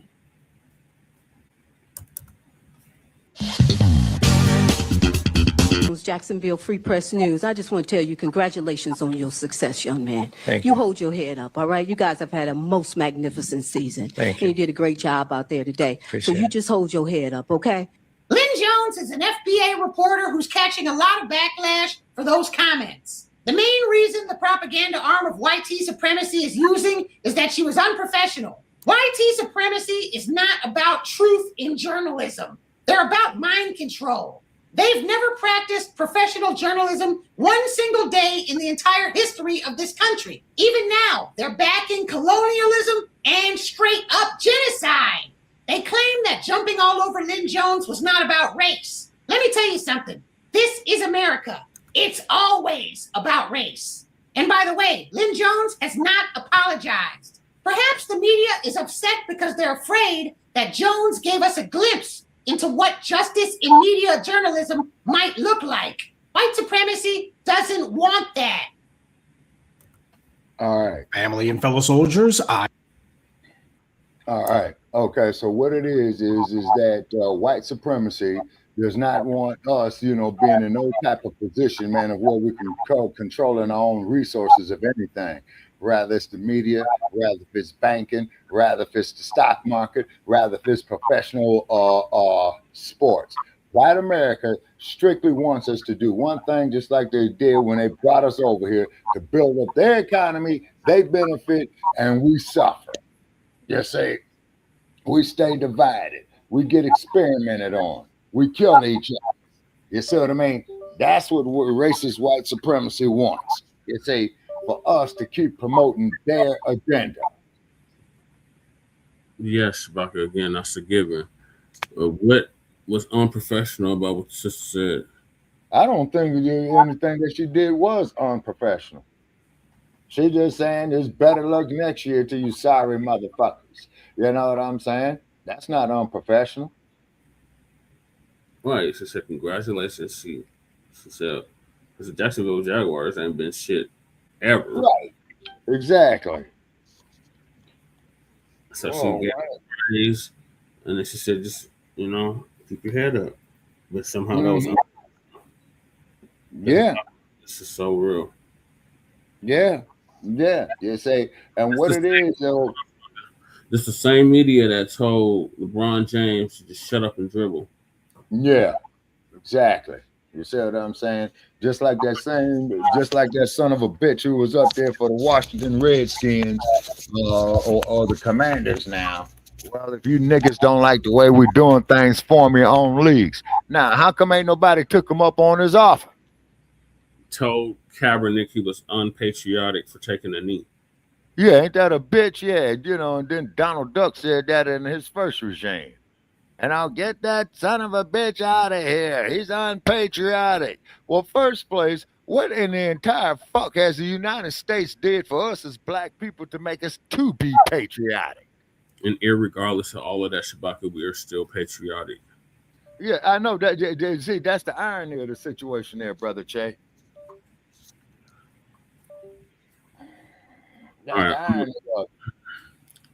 All right, so I'm gonna move to the next topic, and that is Don Lemonade versus Nicki Minaj when Bootlicks collide. Mm-hmm. So Professor Black Truth gonna give us an update on that. Okay. I'm the Professor, and this is the moment of truth. Well, I agree with everybody's freedom to protest. These people have come into our house and they've interrupted our worship. If I was to break into any of their houses uninvited, I would be kicked out ultimately. It's not a good way. They're saying that people are showing up at houses where they're citizens, without due process, with a battering ram into someone's private property, and there's no recourse. This is all part of a much larger dialogue. On one side are people who watched a previous administration bring 12 million people in over the course of 4 years. This is another administration's corrective. So people have been asking me about responding to Nicki Minaj's unhinged, homophobic tweet about me. I usually don't respond to this stuff, but let me just say this. Nicki Minaj, stop talking about shit for which you know nothing about. This is out of your depth, by the way, and you are a homophobic bigot. You don't care about African Americans. You're not an African American. From what I know, you are reportedly an undocumented citizen, so you should be deported under Donald Trump's rules. And the other thing is that your family members, you have one family member who is reportedly a sex offender, the other family member, your husband or whatever, a sex offender is your husband, and one of them is reportedly a pedophile. And you have nerve to talk about me and what you think that I do?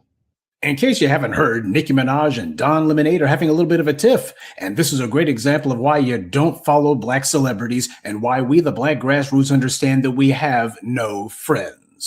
Apparently, Don Lemonade's money might be running low, or he's trying to desperately reinvent himself because he decided that he was going to get on a plane and fly to Minneapolis so that he could live stream himself taking part with some protesters who were angry at a church because they claim one of the church officials had been working with ICE to do some roundups. And you could tell that the circus had come to town because Nicki Minaj decided to get on Twitter and suddenly she's a political objector all of a sudden.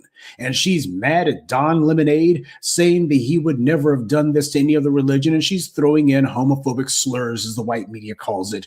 And then she doubled down on it afterwards and said that she did it on purpose. Yeah, because as we all know, Nicki Minaj is just the picture of contemplation and forethought, right? And on a side note, not to be messy, but haven't you noticed how you got a disproportionate number of immigrants who, as soon as they learn a few expletives, that becomes an official part of their vocabulary? Between Nicki Minaj, whose folks are like from Trinidad, and of course Cardi B, these clowns are always cursing all the time. That tells you everything you need to know about their morality and their character. But as for Don Lemonade and Nicki Minaj having a war of words, it makes all the sense in the world. And it also makes a lot of sense that these two would actually be showing up in the exact same white media news story. Both of them are products of the white media. They were both chosen, propped up, packaged, and presented to the public by their respective white paymasters. Neither one of them deserves or has earned one iota of respect, and neither one of them has done anything that's been beneficial or edifying for the Black community. And both of them, by the way, qualify as intersectionalist. Don Lemonade is LGBT, and Nicki Minaj is an immigrant, an undocumented one at that. Both of them wave the flag of blackness only when it's convenient to them, and as we've seen over the years, if not decades, it's not very convenient very often at all, because most of the time they ignore blackness altogether. And Nicki Minaj calling herself being morally outraged about something, this is the heifer who mocked Malcolm X, and her music, if it can be called that, is for the dogs. When she got called out for mocking Malcolm X, she decided she was going to be doubling down on it. So for this free-range skank who made her career off of flash and trash to be talking about respecting religion, this woman doesn't respect anything or anyone. Obviously, she's virtue signaling for the white right, because I guess that's who she wants to put her chips on. It reminds me of Stacey Dash, Omarosa, and all of the rest of these worn-out skanks and thoughts. As soon as their money starts running low or they need a refill on their bank accounts, all of a sudden they try to reinvent themselves as some sort of darling for the white right. Oh, I'm so open-minded. No, your bank account is so closed. That's what it is. But it's about what I expect from her. No intelligence, no skills, and no moral compass. I don't know who it is that Don Lemonade thinks that he's going to be a hero to, but it's certainly not going to be these illegal aliens. Oh, I'm sorry. I meant to say undocumented migrants. That's the wording he uses. This is a man who doesn't even care about the Black community that he's supposed to be part of. He spent over a decade talking all kinds of slick crap about us, probably because he's salty that the community doesn't just wholesale embrace and promote the lifestyle. He cares about what he does in the bedroom and who he does it with more than he does the very thing that actually has the most to do with his life, being Black. If someone tried to harm Don Lemon, it wouldn't be because he worked for the white media. I say worked, past tense. And it certainly wouldn't be because he's gay either. It would be because he's Black. And yet that's the very thing that he tries the most to distance himself from by making sure to mention his sexuality every chance he gets. He wants that to be front of mind for everyone else because as he sees it, he escaped being Black by claiming that his sexuality is his identity. And when you look at what the guy's been paid and who he's worked for, well, it makes sense he would think that. They've certainly validated that belief on his part, right up until they canned him. This fool crashes out by going to a church so he can live stream an ICE protest. Well, that tells me that he's trying to grow his online notoriety and reinvent himself as some sort of, I don't know, activist of sorts. Oh, he's going to be some sort of social commentator who shows up to speak his mind. He's looking for a media deal. That's what this is about. This is self-promotion. He's advertising that he's looking for somebody somewhere to put him on a payroll. And while Don Lemon's waiting for some wealthy white dark money donor to send him that first paycheck, the Trump DOJ has already weighed in on this. They're saying that they're looking at their legal options for prosecuting him. This is more of their bluster. Of course, the white right has no moral authority to object to any of this stuff. The white rights made it a point to attack churches, especially Black ones, like when Enrique Tarrio and his thugs vandalized a Black church because they had up a Black Lives Matter sign. After Charlie Kirk got murked, you had all of these wannabe white successors calling themselves trying to barge into churches, demanding that they be allowed to argue with and protest politicians who were speaking at these churches. So the hypocrisy is on full display from both sides, which are actually on the same side. White supremacy and its bootlicks have no core principles. They have no actual convictions. All they believe in is whatever's politically expedient to them in the moment. Moral relativism and situational ethics. What they do today, they'll be decrying tomorrow from someone else. Right and wrong depends completely on what they see as expedient to their interest. And no, it didn't miss my notice that Don Lemon said Nicki Minaj was not an African American. You don't care about African Americans, and you're not an African American. For a moment, it felt like he was almost going to slip up and say not a foundational Black American. And isn't it typical that these bootlicks are never ready to jump out a window or put anything on the line for Black people? They do sit-ins on the floor of the House of Representatives for the LGBT community, and they're always ready to lose their minds when it comes to abortion.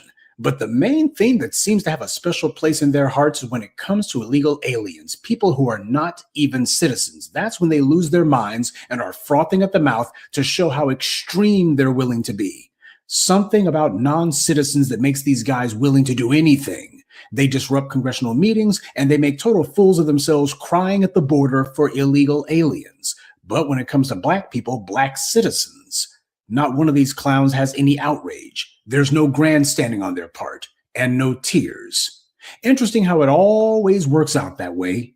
Soon as Don Lemon was in Minneapolis for this attention-whoring stunt of his, he posted a video about it because that's what moral agents do. When you're selflessly trying to champion a cause, you also make sure to maximize your engagement and trip the algorithm by live streaming it, because there's nothing self-promoting about that, am I right? And then he put a caption on the video that said, "Everybody has to be willing to sacrifice something to save democracy." First of all, I get annoyed as hell anytime a Black person utters the word democracy as if it has anything to do with us. At best, and this is if you smoked a pound of weed and drank a gallon of wild turkey, at best, a Black person can only talk about democracy in aspirational terms, purely as a hypothetical. We've never had democracy for a single instant in this country, but I guess when the white media puts you on the payroll and gives you all of this interracial sexual access, all of a sudden you're waving the flag and saying, "God bless America." Amazing how cheaply some Negroes get bought off. And by the way, a lot of those illegal aliens that Don Lemonade was trying to show out for, they were the very ones who have been active agents in our oppression and propping up white supremacy. They could give less than a damn about him. They would not lift a finger or say a peep on his behalf.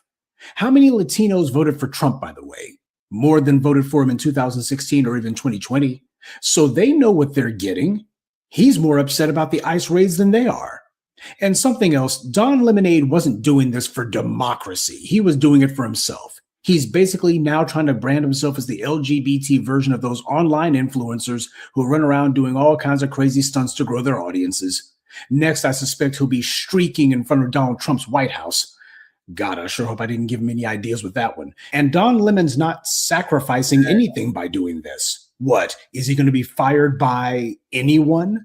Will he lose his livelihood? What is he sacrificing by doing this? What he's doing is he's actually gaining from it. That's the entire point. There's no sacrificing going on here. This is a man who has never stuck his neck out for anything in his entire life. And it takes no moral courage to do what he's doing. He's getting big headlines out of it. Where's the sacrifice? What is he giving up? What's he losing?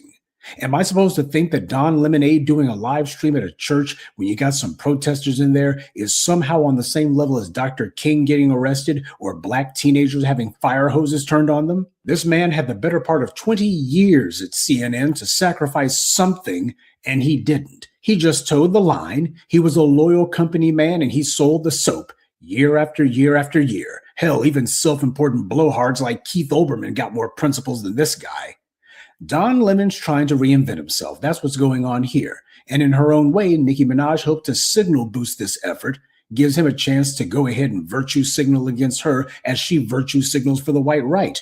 It's a stunt on his part, just like it is on hers. They're two peas in a pod, and they both understand that their entire life's blood is getting attention from the white media.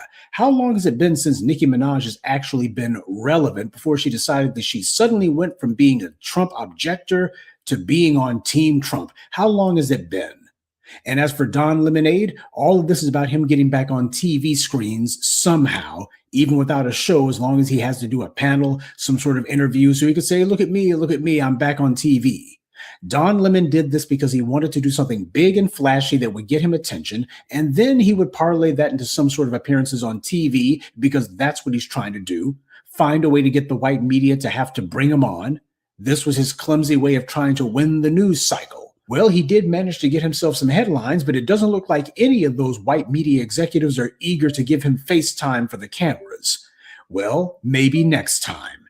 And as for Nicki Minaj, she's doing the same finesse that 50 Cent's doing when he praises Trump and hangs out with racist politicians in Louisiana. At least 50 Cent managed to get himself some tangibles for all of his shameless butt-kissing for racist.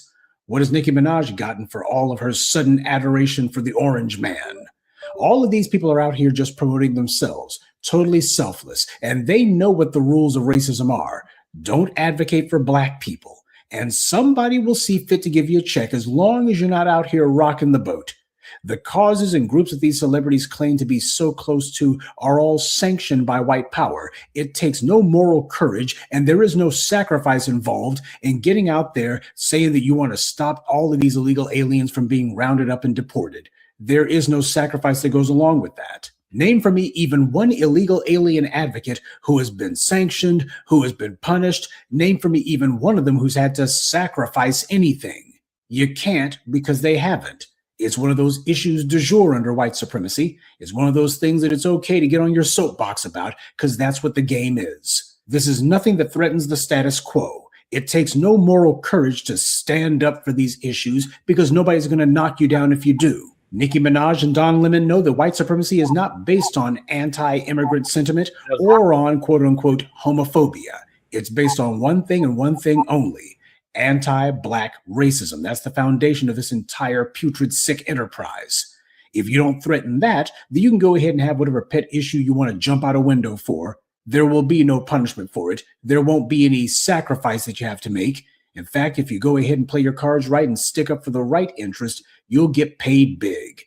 Don Lemon knows that, and so does Nicki Minaj. It's a foot race by these two bootlicks to see who can get themselves a donor first. Seems after all these years, neither one of these fools has figured out that in the end, they'll both be the suckers. Good day, and be one. I'd like to take a moment to mention some of our contributors: Michelle Hamilton, Colin Dozier, Gregory Franklin, Krishan Spann, and Norma Anthony. Salute to them, and thank you to everyone for listening, liking, and sharing this message. Black empowerment only exists because of you. Thank you, Professor Black Truth. I'm going to start this one off. To hell with Don Lemonade. Right. Quote Willie D, even though he's a goddamn Democratic shill. He said, right. Coon. He said, you can smell weed, but you can't smell injustice. Right. Ferguson. Oh, y'all, they're smoking weed. They're smoking weed. That's all he was reporting on. He was CNN. I smell during this protest. There's weed smoking going on, but you can't smell the injustice that's going on. Yeah, exactly. So diversionary shit. That Derek Wilson killed Mike Brown, and they left the body out there for hours. But all you smell is weed. Yeah.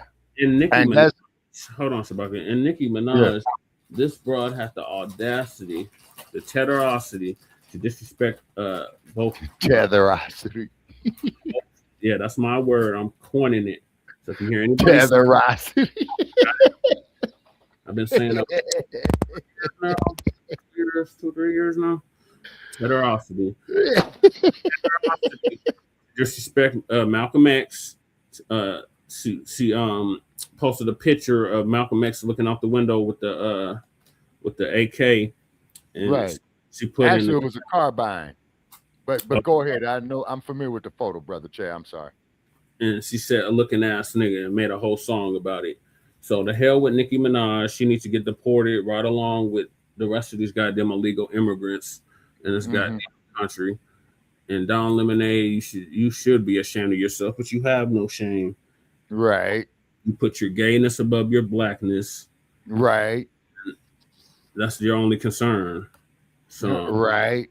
And as Professor Black Truth always says, when white supremacy is done with you, it always breaks its tools.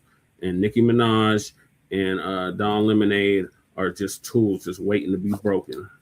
Yes, sir. Now, I want to say something too about Don Lemonade, man. Okay. Now, this might be a sensitive subject, Brother Che. I'll let you decide, being a co-producer. Okay, do you want to do a story on the history of Louisiana? And keep in mind, man, it's going to shoot some fireworks. Yeah, I'll be down to do that, Shabaka. But let's hear from Lady Shay, unless you got something. All right. Okay. All right. Oh, she said, "Go ahead, Shabaka. What are your thoughts on Don Lemonade and Nicki Minaj?" Okay, you already said it, brother Che. Everything you said was absolutely correct about that. Don Lemonade is, is getting pumped in his ass every night. You know what I'm saying? By another male. Yeah, at that. Okay. Which is his business. You see what I'm saying? And then, they ran him off of CNN. Okay. Now he's up there, trying to do some damage control for his bank account. Same thing with Nicki Minaj. You see, there's one thing about this damn media, man, that comes out here up out of Hollywood, brother Che. Okay, is that you got motherfuckers, man, who sit up there nights, weeks, like we do on Frontline Black News. How can we come up with some more shit to keep the Black community divided from within? Yeah, they spend more midnight oil on that stuff. Exactly. And I land my plane on that one. And DSB 225 say, I agree, Nicki McNasty was never for FBA, nor was she for our reparations. Nicki Minaj, ADSB 225. Could I use that line? Nicki Minaj. Yeah, I like that. Yeah, Nicki Minaj. And then just to show just how weird Hollywood is, they used to have a club. It was either in West LA, man, or it was up on the Sunset Strip. They used to call it Filthy McNasties. Oh, yeah. All right, that's bad. Let's hear from Lady Shay. What are your thoughts? My thoughts are simple. You shouldn't have went on any of those mega platforms like the Charlie Kirk's platform. Yeah, Tyler Pepper USA. Trump and Vance and whatever. And she knew she was going to be mocked. I don't think she knew. Well, I don't know if she knew or not, because she was acting kind of like weird and ignorant and weird and kind of like trying to talk in some weird language only that white lady could hear. And it was kind of just strange. Mm-hmm. She was like all like she's like talks like she's weird, Yeah. She doesn't ever talk like correctly. Like she was in one of her little personalities. That's what it sounded like. And her talking shit to Don Lemon is like, look, Don Lemon, at least he's from here. Mm-hmm. She shouldn't be getting involved in any kind of politics if she's not like she's not from here. She's weird, you know what I mean? Yeah. And now she's, especially at this time where Trump is deporting everybody and anybody that is, he wants to. What Don Lemon said, Don Lemon was just trying to cover his ass because, he shouldn't have been over there. Thank you, GSP 225. Sorry, Lady Che, don't mean to step on you. I'm just responding to a comment he made in the chat. She shouldn't be in the church with other white people terrorizing them folk. Even though they were like... You mean Don Lemon? Don Lemon, yeah. Don Lemon's just over there just, asking questions, just kind of terrorizing shit because I guess the owner or somebody is like an ICE agent or some shit like that. It doesn't matter. They're both displaying pick-me energy. Mm-hmm. Don Lemon, if he's gay, he isn't gay, who gives a fuck? He puts that in front of everybody, and he doesn't put black people first, no matter what he says on his YouTube podcast. Fucking her, she's from another country, and she's been with this girl, I can't say the word online. Whatever the word for that is. Pedophile. Right. That's been, accused of or whatever. So it's salacious. She's married to it's salacious, and she should just go on about her way and mind her own business and either get back to doing music or acting stupid or whatever the fuck she does. But stay out of politics and anything that has to do with us or him. Either way, Don Lemon had got in trouble anyway because it was brought to the attention of the White House. So, he shouldn't have been over there anyway. Yeah, we're about to get into him getting into trouble. Yeah, that's all I have to say. Yeah. Okay. All righty. And then, too, I got about another 30 minutes, Brother Che. Then I got to go check on this damn vehicle, man. I was having problems. Damn, Shabaka, you got to stay for Birdsong. Yeah, okay. That's all like right. The next, the topic after this. Okay, all right. So what I'm gonna do, man, I'm gonna take a slight break, man. I'm gonna go sit at a lunch counter, beg for a cup of coffee. But the beauty of it is, I own the lunch counter. You know what I'm saying? And you know, so I'm gonna be on mute for about 15 minutes. So please carry on. Okay. All right. Okay. I'm sorry. So we're gonna go in further about Don Lemonade. Don Lemonade panics. Federal investigation underway after church protests in Minneapolis. Shout out to TD Media Group. Please. I don't want to be here in jail. What's going on, everybody? Thank you all for joining me today. If you haven't already, please make sure you hit the like button, subscribe to the channel if you're new to the channel, and most importantly, please make sure that you are following me on Telegram at TD Media Group to help circumvent social media censorship and shadow banning. And with the introduction out the way, let's get into today's news. And today, once again, ladies and gentlemen, we are headed back to Minnesota, Minneapolis to be exact. Why is that? Because yesterday, as many of you may know, but some of you may not, Don Lemon and his activist buddies thought it was a phenomenal idea and a hilarious idea to interrupt church services, to burst in, start protesting, start screaming and yelling like degenerate fools. And now they may have found themselves in the crosshairs of the DOJ because they may have actually violated the FACE Act. And we're going to get into what that is in a moment. But before we dissect that and get into this story, I just want to point out the unbelievable hypocrisy of the DNC. These people are always talking about themselves when they're talking about Trump. Take a moment to listen to what Tim Walz had to say not too long ago when he was fear-mongering about ICE agents bursting into churches and interrupting Sunday services, and how funny it wasn't ICE agents doing that. It's your own DNC lunatic buddies. But check out Tim Walz here. So I would fully expect, and we are preparing for, an influx of more agents, more of the very visible public theatrics of the raids, of the harassments, and you got faith leaders here. I would not put it past this administration to target midnight mass services amongst folks going to worship, because that's who they are. No, actually, that's who you are. That's who Democrats are. We all know that these people are godless, right? And that's what Don Lemon is going to show us right now. There are a lot of angles that we can view this from. I want to take a moment to just play a handful of the clips that came from Don Lemon when he was actually talking. And then I'll let you guys decide whether or not you believe that he was being an objective journalist or just being an activist douchebag. So look at this clip here. This is the first one of him talking where he's not showing himself yet. But then we're going to get into a couple of other clips where we actually confronted the pastor, and you can see he made the pastor extremely uncomfortable. But let's get into this first clip here.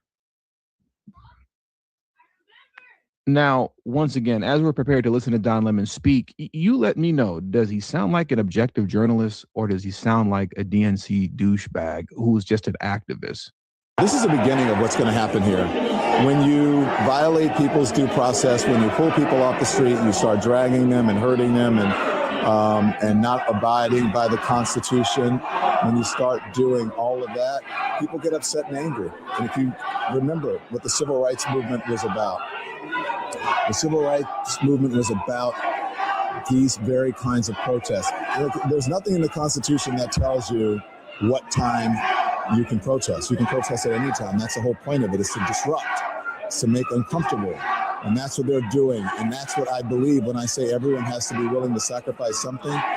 You have to make people uncomfortable in these times. If you see how uncomfortable people uncomfortably. Number one, there's no connection between this level of savagery and the civil rights movement.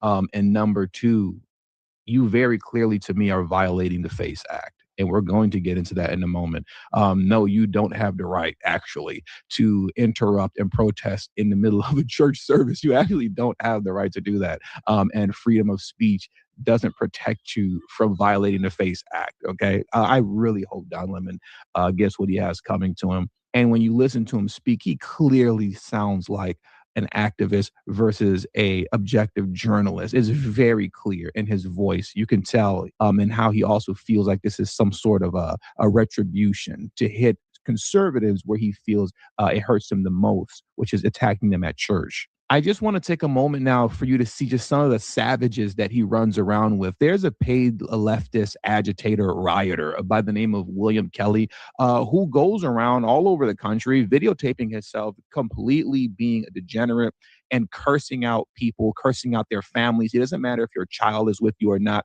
He will scream and yell all type of things like Nazi, and not even just saying that you're a Nazi supporter, things of that nature, but he will curse you with profanity, whether you're with your children, your wife, or not. These are the same people that claim to care so much about families, and we got to protect the children and women. And what about the Epstein files? We want to see the Epstein files. These people can care less about women and children or the Epstein files or victims. Look at this savage animal here. Once again, this is William Kelly, and this is a buddy of Don Lemon.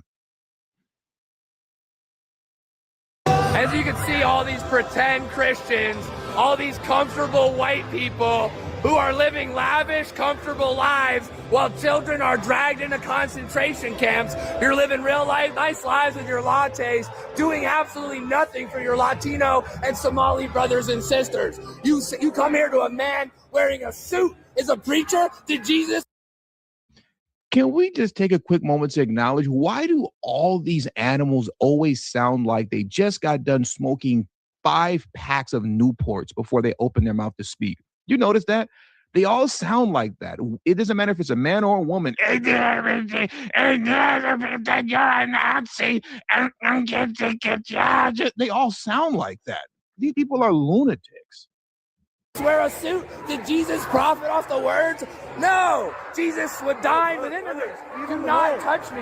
Touch me again and see what happens.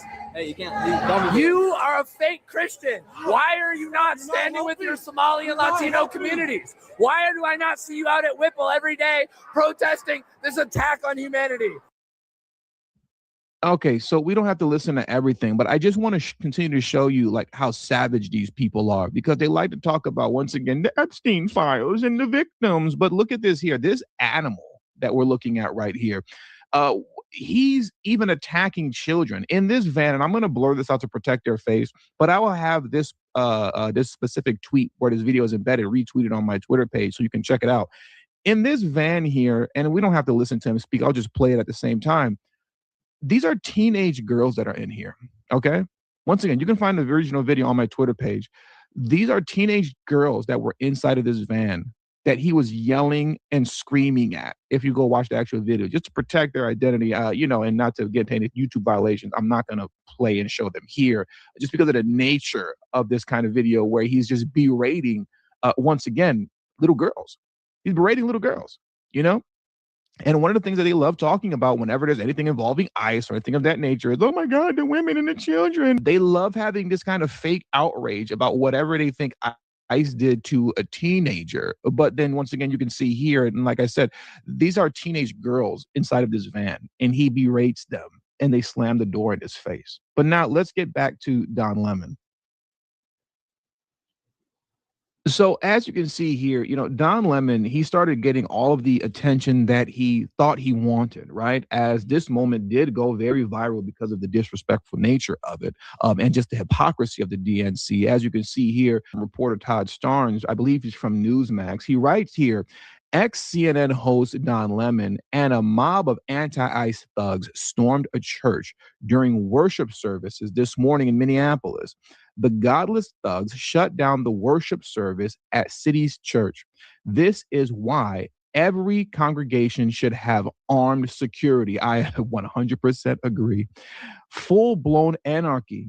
The civil rights of Christians are being violated in Minnesota. Any comment from the White House? And, the White House did respond, as you can see here, from Assistant Attorney General, I believe you pronounce her name, Harmit Dillon.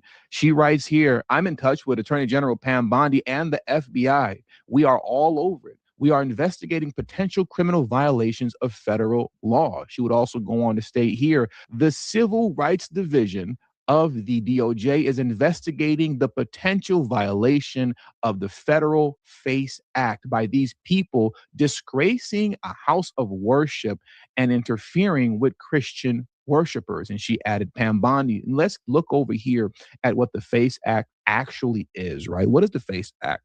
The FACE Act, freedom of access to clinic entrances Act of 1994 is a U.S. federal law making it illegal to use force, threats, or physical obstruction to prevent people from obtaining or providing reproductive health services or exercising religious freedom at a place of worship. You can't do that. You cannot intimidate people at a place of worship, restrict them from their place of worship, seemingly hold them hostage, make them uncomfortable at their place of worship. When people are at church or the mosque, a Buddhist temple, whatever, you do not have the right to enter their facilities in a hostile fashion and begin protesting and interrupting and begin to intimidate. You actually cannot do that. And I'm willing to bet you, just given the nature of freedom of religion, I'm willing to bet that there are a lot more other laws on the books that protect religious freedom in this country, to where the FACE Act isn't it. It doesn't end there. This is really only the beginning, as one of the most recent laws that protect religious practices in America. Now, Pam Bondi will go on to state, I've been in consistent communication with Assistant Attorney General Dillon today over these events, which the Justice Department is investigating at my direction. Any violation of federal law will be prosecuted. And with that, Don Lemon started to freak out. He's not happy, ladies and gentlemen. And he's doing everything in his power, releasing video after video, attempting to distance himself from the organization that he was running with, to which they intimidated all those people at the church, terrified children, had kids actually in tears over there, okay? Had the elderly scared and terrified for their life. Now, all of a sudden, Don Lemon seems to be a little on edge, terrified for his life, or I should say at least his freedom, as he may fall into the snares of the FACE Act, which I seriously hope he does. Oh my God, it'll be such a great day to see him get caught in the snares of the FACE Act. Let's check this out here. He's not too happy trying to distance himself. He's very desperate. Fake right-wing propaganda news alert from this supposed right-angle news network, supposed network, that I led a protest into a church this morning in Minneapolis. That is complete BS. First of all, I had no idea who the organization was until I arrived this morning. And number two, that's what every journalist should be doing, exactly what I did. What I did was report, chronicle, and commit an act of journalism, which is what every journalist should be doing. That's what happened. So if you really want to know the truth about what happened, why don't you check it out at the Don Lemon Show on YouTube, on Substack, and on Twitch. And follow us on any of our socials if you really want to know the truth, rather than getting some right-wing propaganda from a so-called news network. I find it funny how he's referring to any type of news network as a so-called news network, when, buddy, you're right here on YouTube with me now. You went from CNN to YouTube. Okay, you went from CNN to YouTube, buddy. Welcome to the club. What your so-called, I guess, Don Lemon podcast. Yeah. That's what you want to call it. But as you can see, he's trying to distance himself. And if he was an actual journalist who actually had a little bit of integrity and did a little bit of homework, he wouldn't be sitting here lying to us right now, in my opinion, saying that he had no idea who the organization was until he got to Minneapolis. Really? You just randomly went with this random organization that you did no homework of, you didn't look into them at all, and you just joined them and followed them? What if they went on a drive-by? You get what I'm saying? Like, are you dumb? That's why I don't believe him, because I don't believe that Don Lemon is actually that stupid to just go on a ride along with people that he does not know. Okay, I don't believe that at all. This is him trying to distance himself. Let me play this video for you here also. And in this video, I just want you to kind of make a judgment call for yourself. Does he sound like an objective journalist who's just, engaging in freedom of speech and freedom of the press, as he's attempting to use as defense, right, for potentially violating the FACE Act? Is that what he's doing here in this next video I'm playing? Or once again, does he just come off as a liberal DNC activist douchebag in his line of so-called questioning as a so-called journalist? What do you think of this? I mean, this is unacceptable. It's shameful. It's shameful to interrupt a public gathering of Christians in worship. But there were folks who will say, I have to take care of my flock. okay, my but listen, we live in family. there's a constitution in the First Amendment to freedom of speech and freedom to assemble and protest. We're here to worship. We're here to worship Jesus because that's the hope of these cities. That's the hope of the world is Jesus Christ. I want to be very respectful. Please don't push me, though. We're here to worship Jesus. Yes. That's why we're here. Yeah. Okay. That's why we're here. That's what we're about. Do you think Jesus would be understanding we're about and love these folks? We're about spreading the love of Jesus. But did you try to talk to them as a no Christian? one is willing to talk. Okay. I have to take care of my church and my family, so I asked that you actually would also leave this building. You don't want us to unless you're here to worship. Unless you're here to worship. I'm always worship. I'm a Christian. We're here to worship. We're here to worship. Okay. Thank you very much. I appreciate it. Once again, did that sound like an objective journalist who just wants to ask questions and get this guy's point of view, or just an activist douche? And on a side note, I want to say this, if I can just please just kind of to some degree shed my mask, drop my mask a little bit. These guys really need, what did Tyson say about, everybody's got a plan until you get punched in the mouth or something like that? I'll just leave it there. I get really annoyed with guys like Don Lemon who, they want to bum rush you. They want to invade your personal space. And when you try to back them up a little bit, please, don't touch me. Don't touch me. Please don't push me. You had the other lunatic, Neanderthal that we discussed earlier too.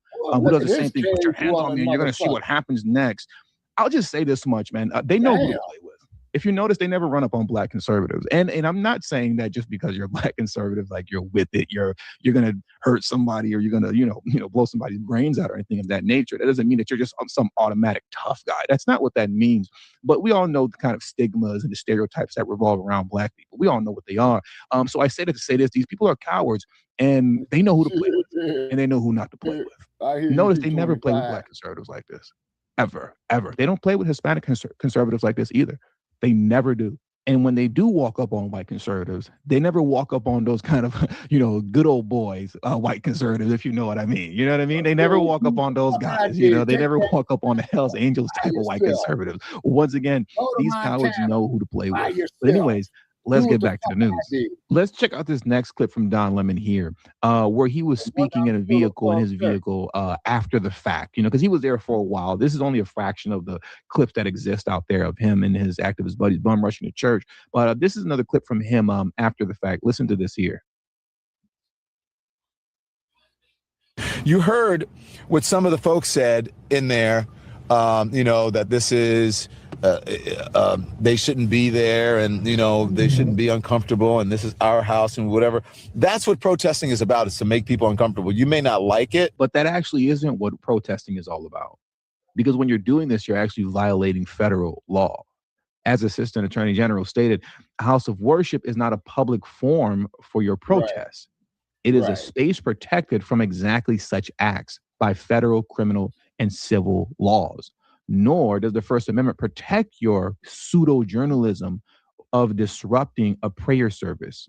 You are on notice. That was a direct message to Don Lemon without actually saying his name, to which Don Lemon, once again, he's panicking and making all these videos claiming that he has no affiliation with this organization. And if there was any laws violated, you got to address it with the organization, because I'm just a journalist who was engaging in free speech. But it doesn't appear that argument would actually hold up in a court of law. It doesn't seem that would. Let's take a moment to play this from Don Lemon as he continues to panic. MAGA administration and the fake news MAGAs are losing their mind over something that's not even true. So let me just make it clear, because this a assistant attorney general, I don't know, what's her name? Something Hammett, Gillen or whatever. So I had no affiliation to that organization. I didn't even know they were going to this church until we followed them there. We were there chronicling protests. Once the protest started in the church, we did an act of journalism, which was report on it and talk to the people who were involved, which included the pastor, members of the church, and members of the organization. That's it. It's called journalism. First Amendment, all that stuff, for all of you people who believe in the First Amendment, absolutist, there you go. So why don't you talk to the actual person who is in charge of the organization and whose idea it was to have the protest at the church before you start blaming me for stuff for which you have no idea. Don't be scared now, man. We're not doing that. We're not. Oh well, I'm just a journalist. Pseudo journalism, or even attempted real journalism, just real journalism. That doesn't protect you from the FACE Act. Doesn't protect you at all. So we'll see how this turns out. With all that being said, that does it for today's news. So I want to thank you guys for joining me today. Please hit the like button on your way out. Subscribe to the channel if you're new to the channel. Share this video on your social media platforms. And please do not forget to follow me on Telegram at TD Media Group. And follow our like page, Shabaka's Black Experience Enhanced. It's turning into a real circus over there. And we appreciate it because I love all the hate mail that we get over there. Well, not hate mail, actually. The hateful comments and all that from various topics. You know what I'm saying?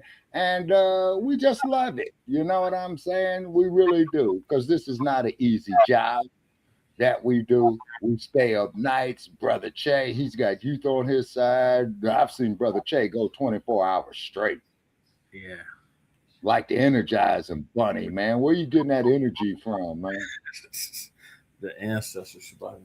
That's right. That's right. The power of the ancestors. Okay, now, will I be off topic if I was to say this here, Brother Che? Okay. Like me and Sarge, and we need Sarge. And Sarge, you lousy scoundrel, you. I hope you hear me giving me that bogus email address. That scoundrel. If anybody in the chat knows where Sarge is, please let us know. Yeah, please. You know what I'm saying? And tell Sarge that I said, if he's scared, just say you scared. Especially in the state of Georgia, please let us know. Because last time he was in Georgia.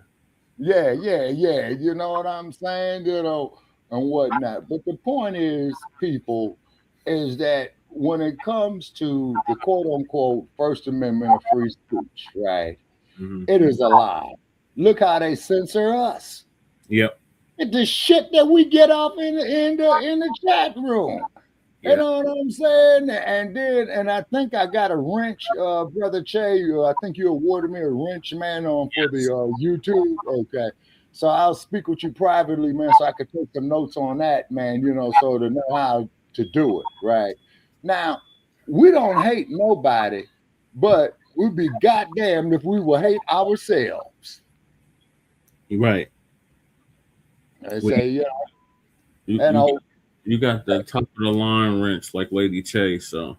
Okay, and then on top of it, you hear me and Brother Che go back and forth, but we disagree agreeably. You see what I'm saying? Shabaka's being salacious now. So Shabaka, you got the wrench where you can not only kick the trolls off the planet, you can control the chat. Like, if we get a whole bunch of trolls in the chat, you can make it where it's subscriber only, where they have to be subscribed for up to 20 minutes before they can leave a comment, stuff like that. Oh, Mr. Carter. Oh, I love that. You know what I'm saying?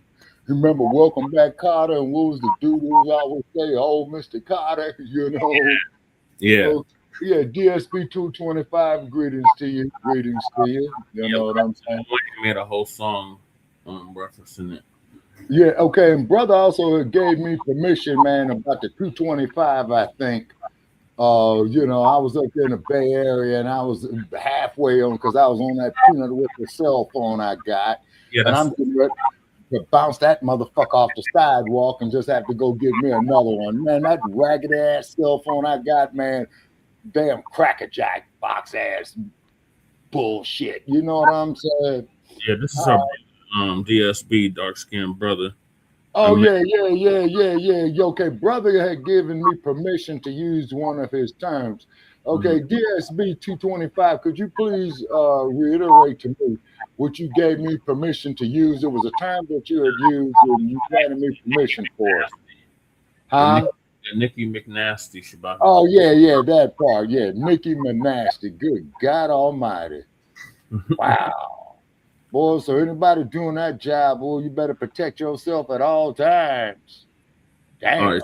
So, what are your thoughts on Don Lemonade trying to save face now by violating the Face Act?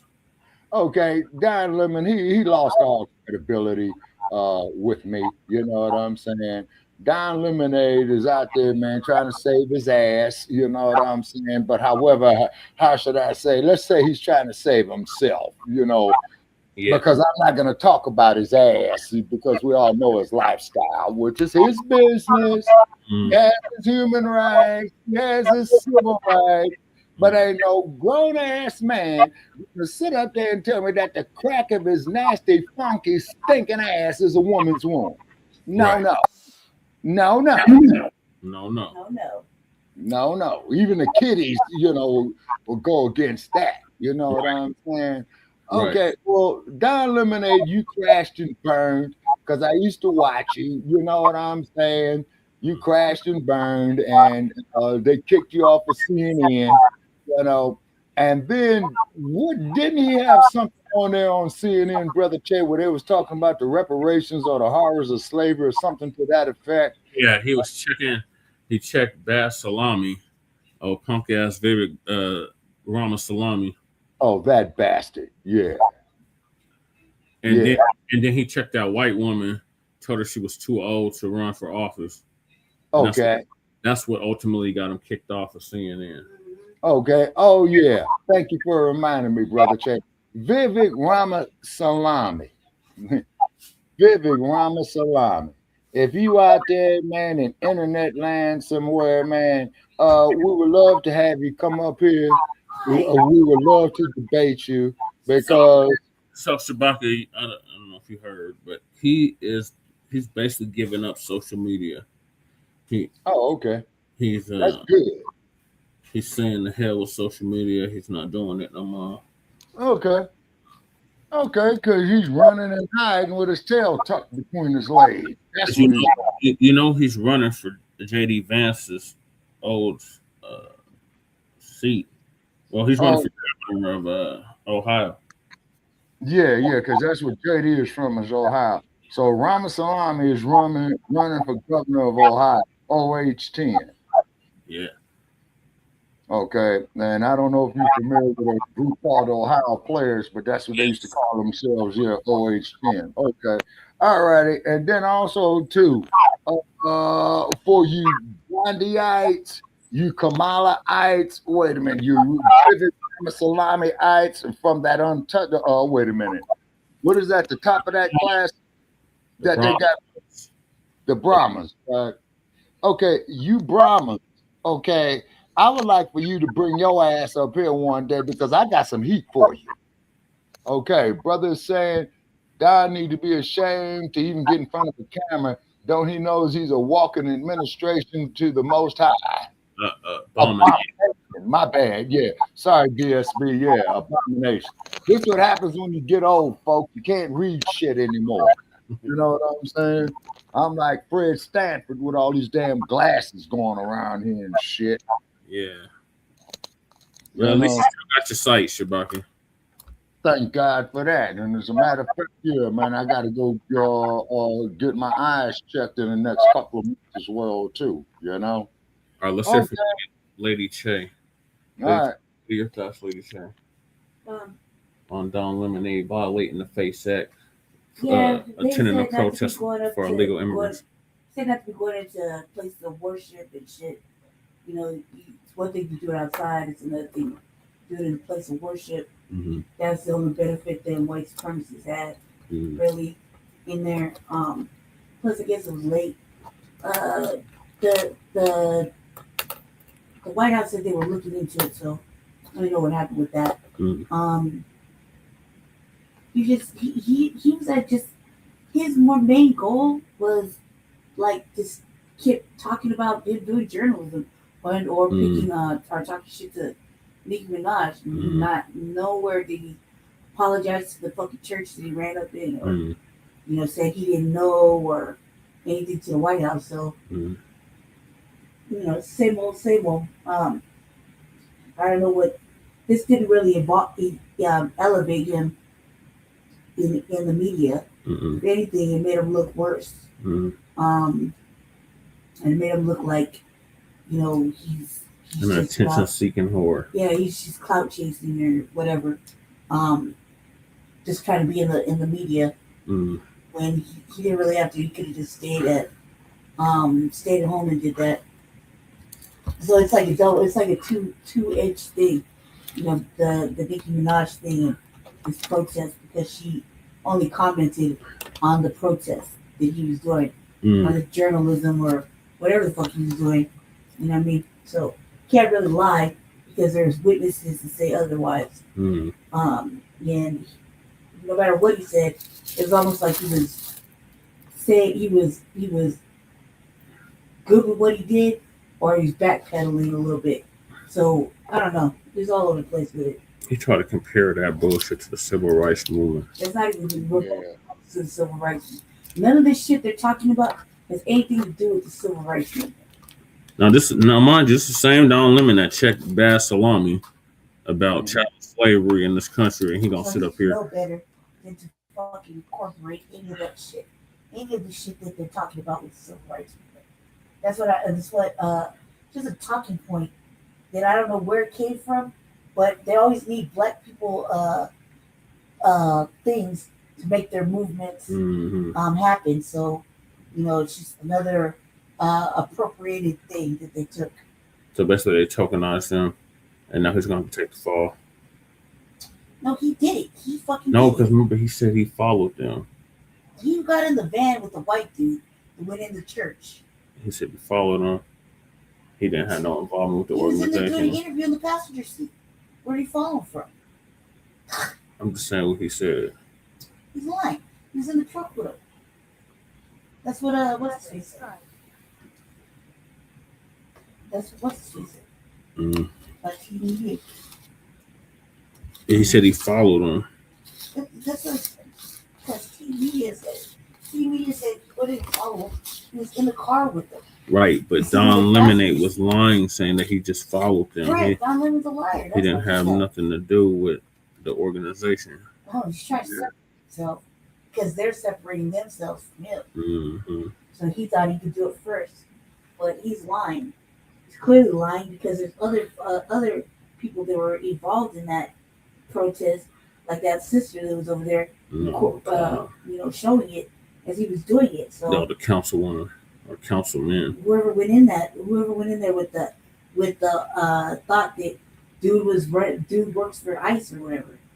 That that's how he got in there. That's how he got there. And he went with some white dude that's like a fucking agitator. Yeah, Asian provocateur. Yeah, and that agitator, right, went out and was yelling at teenage girls in their van and terrorizing the Christians. Yeah. During the time of worship in their house. There's one thing protest outside the church. Yeah, but you go Inside the church during times that like the dude he was interviewing said, we're trying to worship. That's all we're doing is worshiping Jesus. Where that's what we do in here, worship. And at that time, that's what they were doing was worshiping. And he was like, you're making everybody feel uncomfortable. So you need to go. Through the eyes of public opinion, the way it looked when they found the camera out, the white people were shook that whoever was in there. So it didn't really help his case. Right. And he was all in dude's face. Yeah. So that didn't help his case. He looked like he was a fucking weirdo. It didn't help his case at all.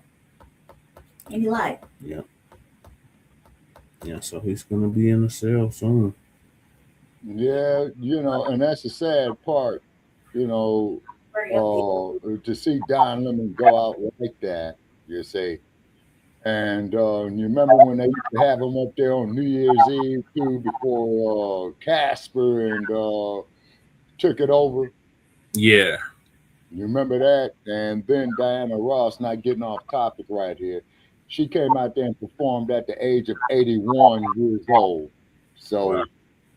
Yeah, which is incredible itself. You see what I'm saying? But however, if you live long enough, you're gonna get old. And then when you get old, you're gonna die. I mean, it's unavoidable. We all got that appointment. You see what I'm saying? And you will not be late for the appointment, nor will you be too early. Well, the white supremacists are trying to prolong it as much as possible. Yeah, well, see, the RWSs, as you call them, the RWSs. Okay, I don't have no sympathy for them. You know what I mean? Because some dude is gonna argue with me, man. Well, what about all the whites that died in the civil rights movement? Now, I'm gonna tell you something. Now, of course, a shout out to the spirit of Viola Louisa. Okay, you know who Viola Louisa is, Brother K. Yeah, so a shout out to her. But the cold part about it is, Black family, okay, is that we got to be self-sufficient. We have to realize the fact that integration did not work. This isn't hatred or what have you. We just realizing the fact it didn't work. This is why they're trying to kill all our infrastructures. You see what I'm saying? Killed our infrastructures with integration, Shabaka. Yeah, that's a fact. You see what I'm saying? That's a fact. And then like how people tell me on social media, well, Shabaka, you're a black racist. Now, riddle me this.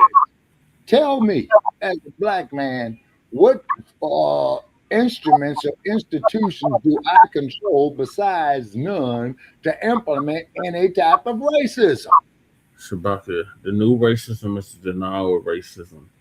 Racism, white supremacy is in its refinement stage. So the new racism is the denial of it.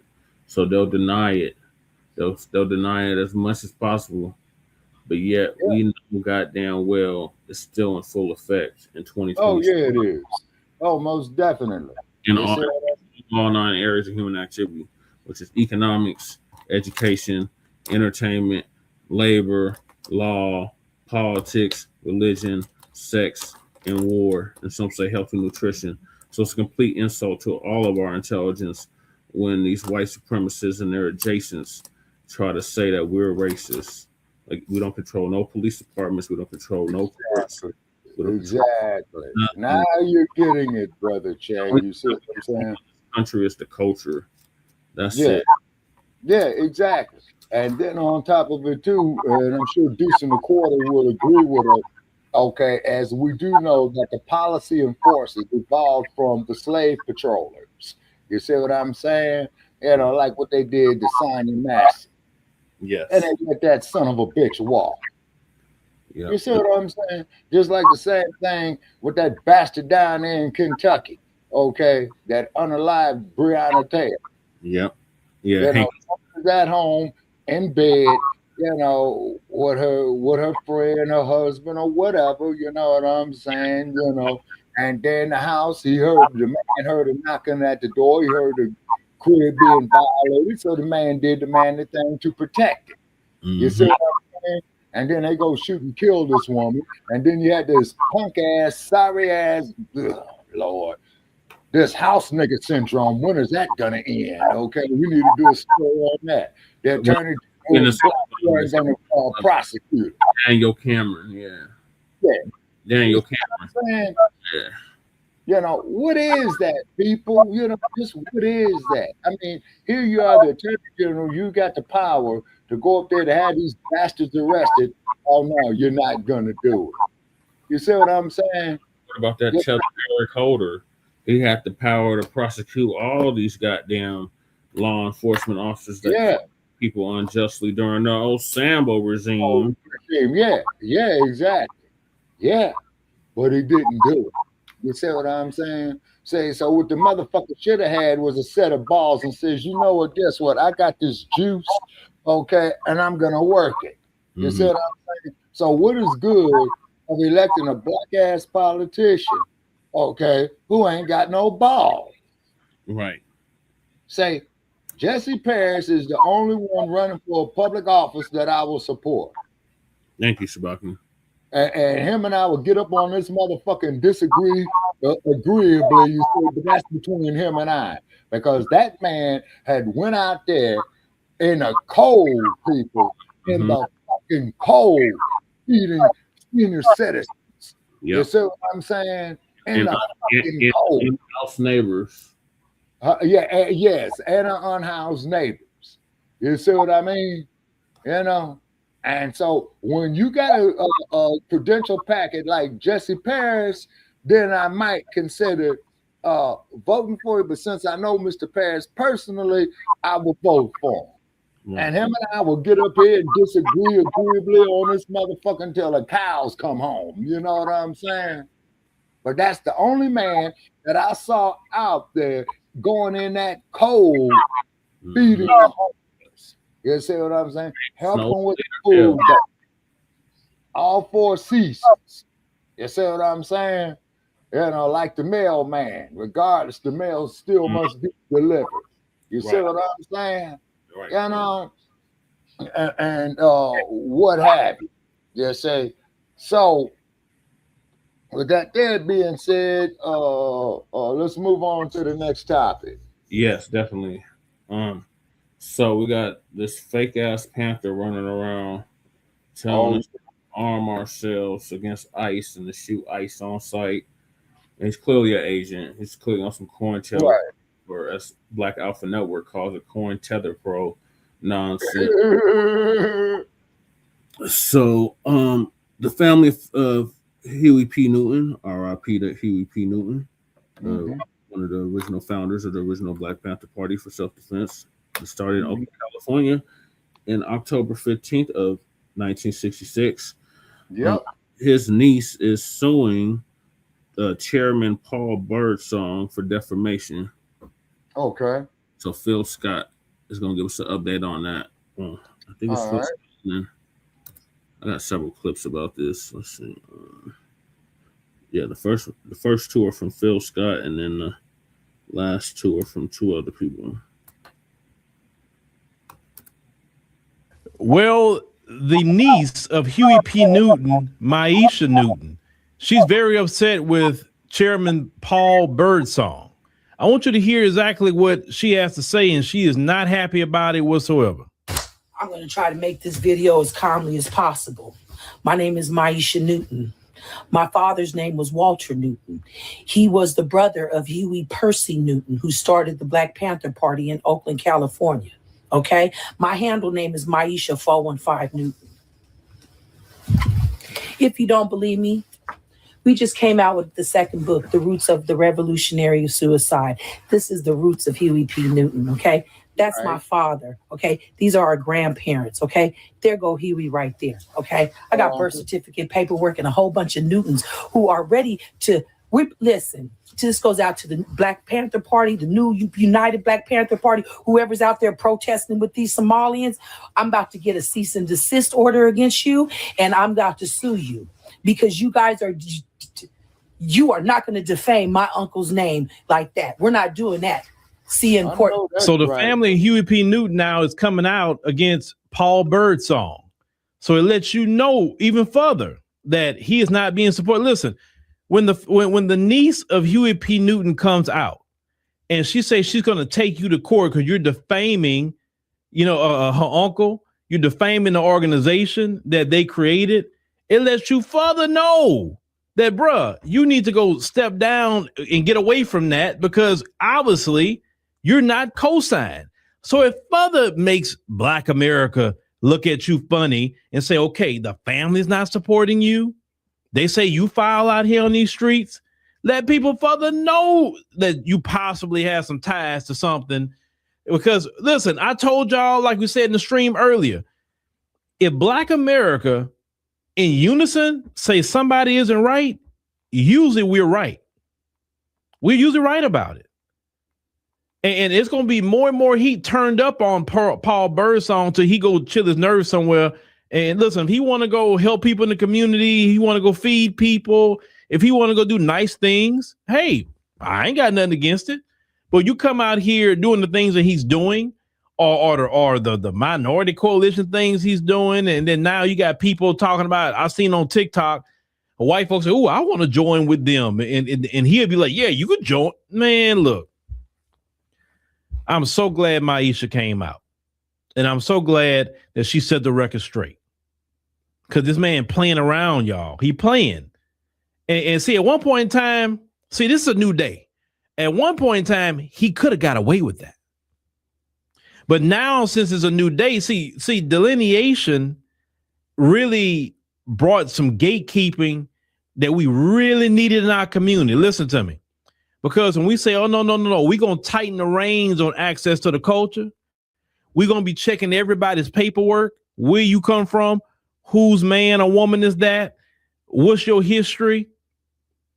If you're not going with the community, you going against it. That's where we at right now. And we should have been there. We should have been gatekeeping the culture, gatekeeping organizations, getting on the people that's out of pocket and out of turn. This is how a community is actually respected when you move like that. Because communities that is respected, they don't let anybody else come into their culture or let somebody jump in and out. Or if they are so-called black, they definitely don't let them be off code with anything. And what I mean by off code, being against the direction of where the community is going. You understand what I'm saying? So this further shows Paul Birdsong. He has no black support. And if you do not have any black support, what the hell are you doing? Because clearly you're not doing nothing that's benefiting the community. Clearly. So I guess he probably need to chill his nerves with some things he's saying. Or, like I said, she's going to take him to court. And in court, they could tell you, hey, you can't use that name no more. You can't say this. You can't say that. They'll easily tell him that. On top of monetary damages that he may have to pay if he's found liable in civil court. But we all knew this dude wasn't right, man. We all knew, because the way he was running his mouth, we knew he was not right. And like I said on this platform a week ago, this dude reminded me of William O'Neal. Yep. He reminds me of him. Yep. It's just my opinion. He reminds me of the nemesis too. And we know what William O'Neal did in history. And we're not going to fall for it. We're just not. Black America is on a healing. They're healing. Black America is doing a lot of self-care, self-inventory. Black America is finally doing what we're supposed to do, staying out the way, acting just like them other groups. When chaos is going on, they chilling, they don't care. And that's how we are now. We watch everybody else deal with those issues and problems. Like, hey, ain't got nothing to do with us, so it is what it is. And if we have a problem, we'll get out there and fight. If there's a problem, we have no problem fighting. If it come need to for us to step in and step up, we do not have a problem fighting. Trust me, we don't. But when it's not our fight, we chill our nerves. Right. It's that simple. But this dude has no black support. And anyone who does not have Black America support, this is the thing about Black America too. If Black America don't rock with you, it's really something you did, because most of the time we rock with black people. Most of the time we do. We rock, say, hey man, that's my brother there. Okay, my brother doing good work. We love to see brothers and sisters in the community doing good work. So if you from the jump, Black America didn't support you, and you were so-called in the community, yeah, bro, you foul off the rip. Everybody know it. But we'll see how long this character lasts. We'll see. We'll see. And Black America need to continue to turn up the heat on this Paul Birdsong. They need to. Because if you for the people, then you have to listen to the people. And if the people don't rock with you, you need to go holler at the people and let them know I'm silent. I am not, I don't know why I'm being accused of being certain ways or why y'all not rocking with me. You should be on that kind of tour to prove who you are. Because right now, people don't. And he did that on his own. Nobody just see him and just don't like him. No. But when the family not supporting you, they don't help your case either. There's a lot of people who are Black Panthers I've seen over the years, and I've never seen the family come out against them. Right. But now with this character, yeah. And there's other Black Panther Party groups that are saying they don't support this guy. They don't support going out there fighting for other groups, because they are the Black Panthers. Okay, you're called the Blacc Panther Party. Black, as in us. Black American, FBA. That's what I'm talking about. You're not for a rainbow. No, rainbows don't work. Black work. It's just that simple. So that's a whole, Sister Maisha, look, hey, get at him. I mean, get at him. At minimum, get your lawyer to send a cease and desist and tell them, hey, man, chill out. Stop. Because you're not sanctioned. And it needs to happen. Right. Yeah, and then on top of that there too, with me living in that era, okay, is that she is absolutely correct in protecting her uncle's legacy. You see what I'm saying? Regardless of the controversies that Dr. Newton had in his lifestyle, okay, and whatnot, that still does not take away his contribution to our history. You see what I mean? Because that took a lot of guts of what those guys did. Right. And they were young, Shabaka. They were very young when they started the Blacc Panther Party. Yeah, they were, because I think Newton was only 24, I believe, when he started it. Seal was like 30 and what have you. And I'm just so sorry that they had so much turmoil within the party, but it still does not take away their legacy. You see what I mean? Is because their legacy will live forever. Just like when they made that party, when they started, and then these OTBs, right? Turmoil came in. Yeah. You see what I'm saying? And then keep in mind is that they went out there, man, and they fed children early in the morning, regardless of their nationality, background, or what have you. You say, because there was a definite connection between the stomach and the mind in the formative years of a child when they go to school to learn. You say, but they don't want to give them credit for that. Now I'm not here to judge Dr. Newton. That same idea to start the WIC program. Right, and Head Start. And Head Start. You see what I mean? And they fed the children, they fed everybody, and they still have the breakfast program still going on to this day. The last time I was there, Brother Check, still over there in the Infirmary Parks, they still got the breakfast program going on over there. Now, the thing is, true, is that there was a brother who had came out, a younger brother, I think he was younger than you, Brother Check, okay, and I think what he was saying was that they try to reach out to these other groups, right? Now, this is where you get off into Tupac's auntie, okay? Because there were those who did not agree with that. Right. Okay. So they formed the PLA, as you know. Black Liberation Army. Exactly. And then I remember a television series called The FBI that came on in the late 60s, early 70s, right? And I do recall at the end of the show that they would talk about current fugitives that they were looking for, okay? And they had Asada up there, But thank God that Asada transitioned, in peace at her age, okay, that she died free. You see what I'm saying? That she transitioned free. And then the whole joke administration is going to go up there saying that we doubled the bounty and all this old shit, you know what I'm saying? And she maintained innocence, and I believed in her innocence, and I still do believe in her innocence, because as she had stated herself, how is she going to discharge a firearm when she herself was shot? And then when they took her to medical facilities, they did all kind of horrible things to her. But she transitioned free. You see what I mean? And then when Castro died, his brother had took over Cuba. He had stated what his older brother said still stands. You know what I'm saying? That we're gonna let her stay here for the remainder of the days. You see what I'm saying? Which they did. So now she is okay. She's with the Almighty.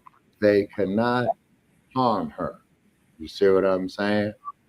They cannot harm her. And she brought these damn hypocrites, just like what Dr. Newton did, face to face with themselves. Yep. You see what I mean? She did. And she exposed the prepackaged bullshit. Exactly. You see what I'm saying? Exactly. And then, of course, the musician Common, who made a record, a song for a side. You know what happened with his career. Hold on, Shabaka. The rapper Paris out of the Bay Area, out of Oakland. He made a song about Asada as well, Asada song.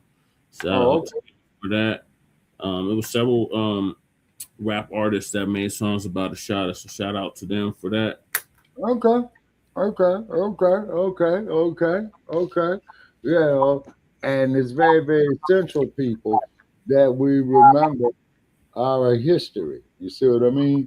Okay, because everybody keeps referring to that era as the civil rights movement. So we about to go. We started going in on that fake ass Panther, that fake ass. Oh yeah, that clown. Yeah. What's up with him? That fake ass. Hey, Jay Militant, what's going on with you, man? How's your weather up there, man, in NorCal, man? I just left there, man, and it was getting ugly, brother. How you feel? How you doing up there? Let's see what he says. Okay. We're waiting on him to type what he's going to say. I'm going to play the next clip. Okay. And that's why this nonsense that this dude is talking about is not working. Yeah. It's too late for this nonsense. He should have tried this bullshit back when old Sambo was in office. Right. Not on this dumb shit no more. We're not on this minority coalition. Oh, we're all in the struggle together. No.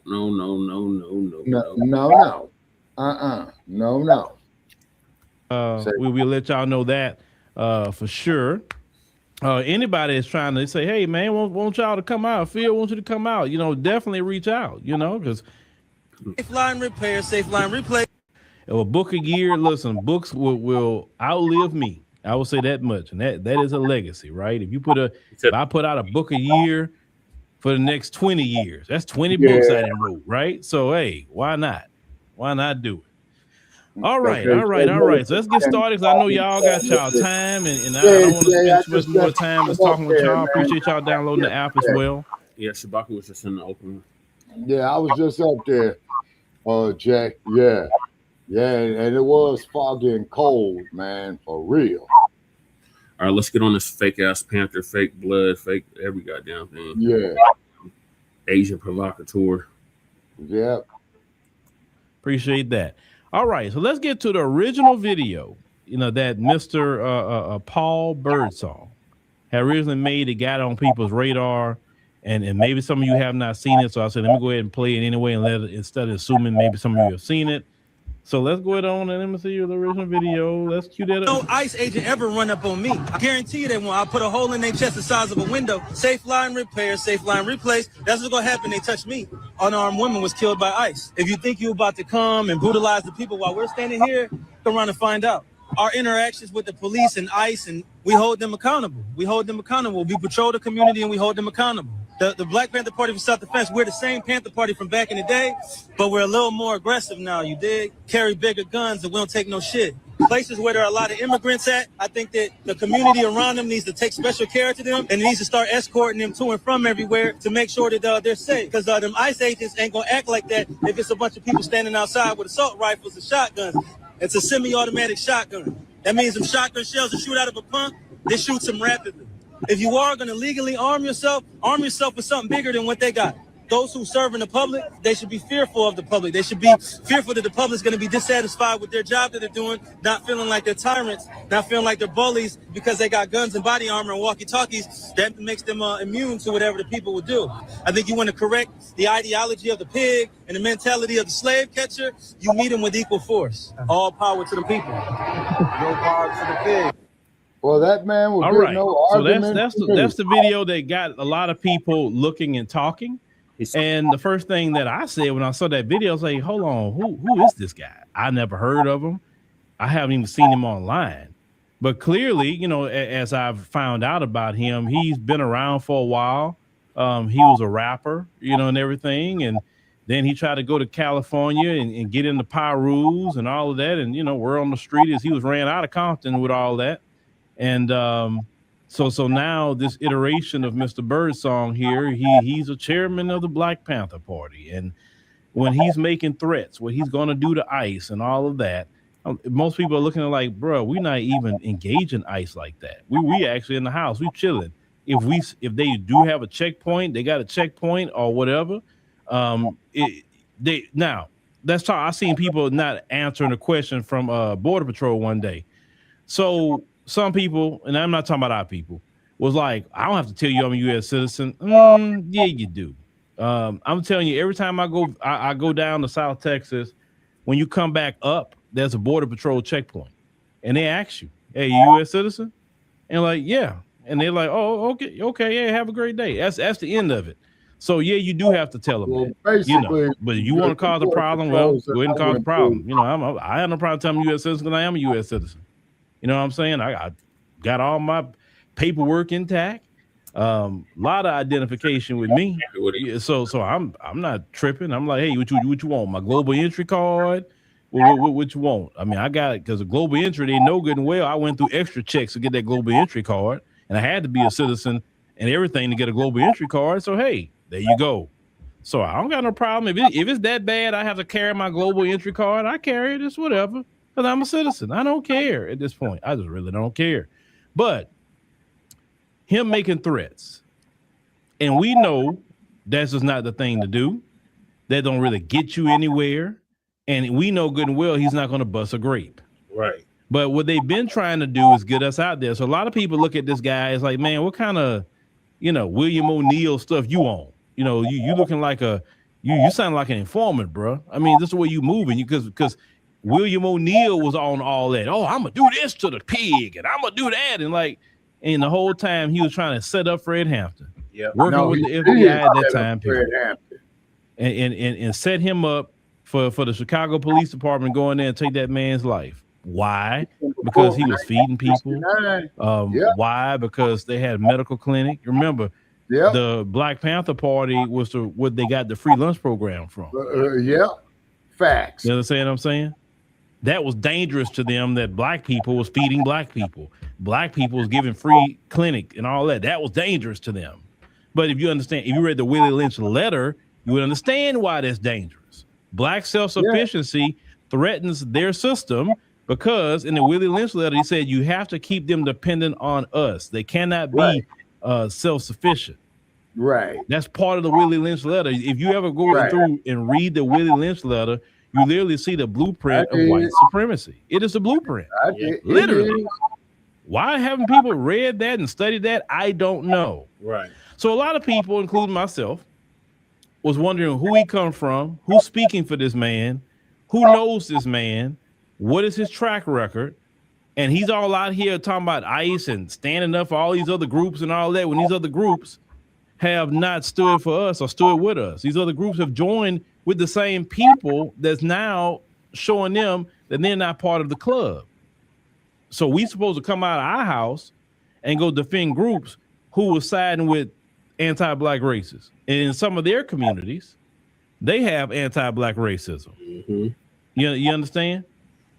So it was easy for some of them to go join with the white supremacists.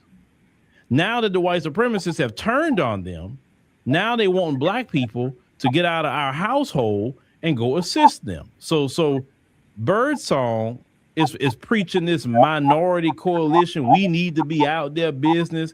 We don't need to do nothing. If he wants to be out there, that's fine.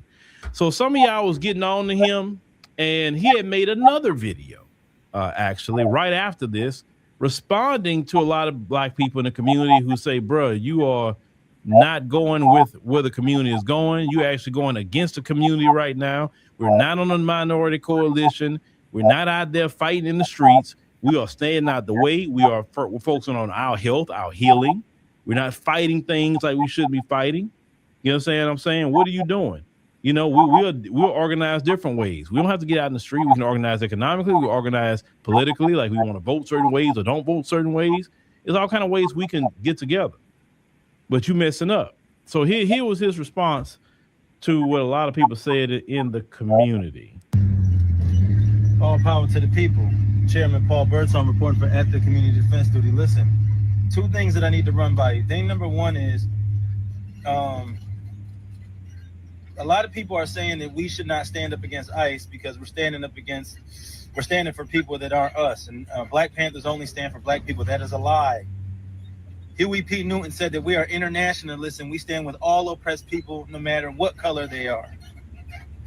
That's the founder of the Blacc Panther Party that said that. So everybody who's running around talking about... That's a damn lie. When him and Bobby... No, hold on, Shabaka. When him and Bobby Seale first started the Black Panthers, it was not on no internationalism. It was for people here in America. It was not... They were on Black nationalism here in America. They weren't on... Later on down the road, Huey got on that nonsense. But when they first started in 66, they were not on that tip. So he's bald-faced lying. And he think that we know the damn history. I'm a Panther Cub. I know the goddamn history. So you're not going to try to pull the wool over my eyes talking about, oh, well, Huey stood for the... Huey would have been against ICE and all this. No, the hell he wouldn't have been. But let's let this fool continue. Right. And then, let me say this here before you let it continue, Brother Che. This is very important. And I'm saying this here for the sake of our audience. It's because you heard me state this here before. Now, keep in mind, is that Karl Marx stated that black people do not have the intellectual capacity to embrace socialism. Right, Shabaka. So I just want to put that out there. You say, and I'm thinking that once that Dr. Newton had realized that, man, he would have backed up off of that. Plus, that there shout out to Dr. Newton, where he went down there to CBS Television City and told them, man, that JJ Dynamite bullshit, man, no, you all going to cease that shit. And that's why John Amos left the show. You see what I mean? And because I was up there making us all be buffoons and clowns and all this old type of shit. And we're not about that. You say, all you other groups, you motherfuckers hate us because you cannot be us. Right. All right, let's hear what else this fool got to say. Okay. Black Panthers don't stand up for people other than black people, don't know a damn thing about the Black Panther Party.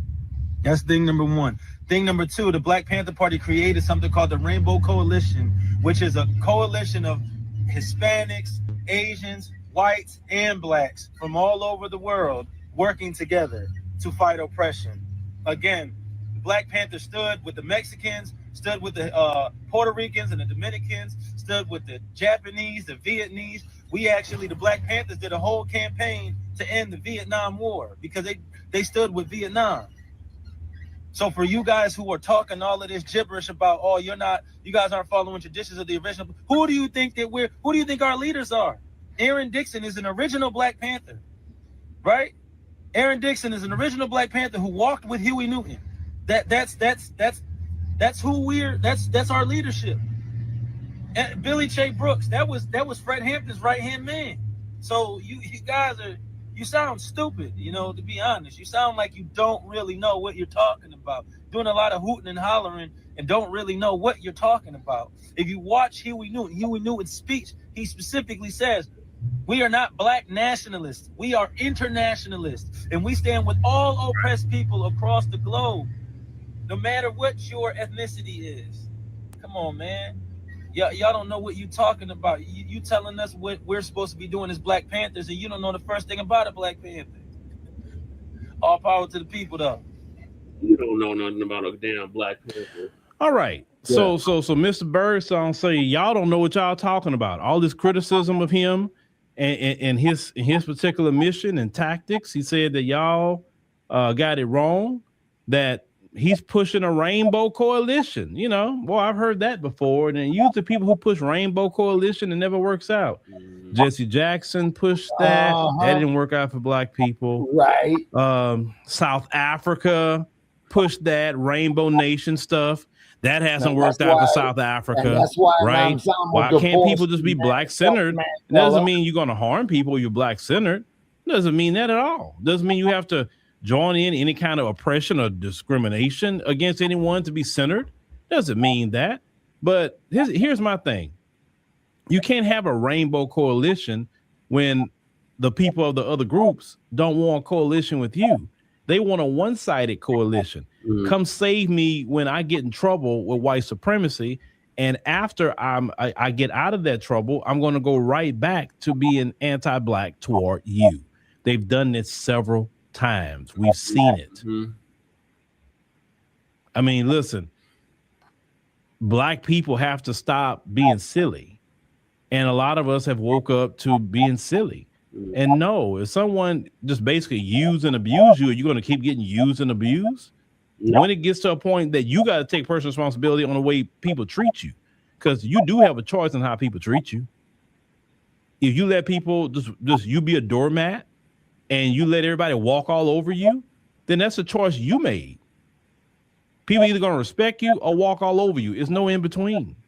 And for a long time, Black America was a doormat. We allowed people to just walk all over us and do whatever they wanted to do. And we was acting like a child that didn't have a friend. So we would go do extreme things like defend these people and don't have nothing reciprocal happen in return. They have not done nothing reciprocal for us in their homelands or right here in America. So why should we get up and go do anything? And you talking about oppressed, who is truly oppressed? All those people you're talking about are here by choice. Right. If they wanted to, tomorrow, they can get up and go right back to their homeland and they wouldn't even think twice about it if that's what they wanted to do. If you could leave, like easily leave, like go back to another nation, you actually have a privilege. Right. Let's be real. They have a privilege that Black Americans don't have. What nation can we just pack up and go to? Right. And say, you know what, hey, I'm going back home. We don't have that. Some people may say, well, you can go to the African continent. We got to go the same way white people go. White people got to fill out applications. White people got to pay fees. White people got to do all. So we got to go through the same process white people go through if we went over there. There's not no, hey, man, you from the diaspora, you're a descendant of slaves. Hey, y'all, you the lost children of Africa. Hey, you come here, you got citizenship. Now, I get at the same time why you can't have a mass influx of Black Americans show up in one spot. I get that too. I'm not silly because it would disrupt everything, literally. But I would say it still should be done, but maybe spread out because it's enough land for everybody to go visit or be on, right? I wouldn't want 1 million Black folks to go show up in Accra. I wouldn't want that. Ghana, I wouldn't want that because that would disrupt everything and that would become a problem. So that wouldn't even be smart. But if that same million was spread out across the African continent, it wouldn't be an issue at all. But what I'm saying is, there's no policies that Black Americans should just show up even in the Caribbean or anywhere and just have a citizenship. So with that being said, those people, if they treat it so bad like they say some of them are, they can return back to their homeland.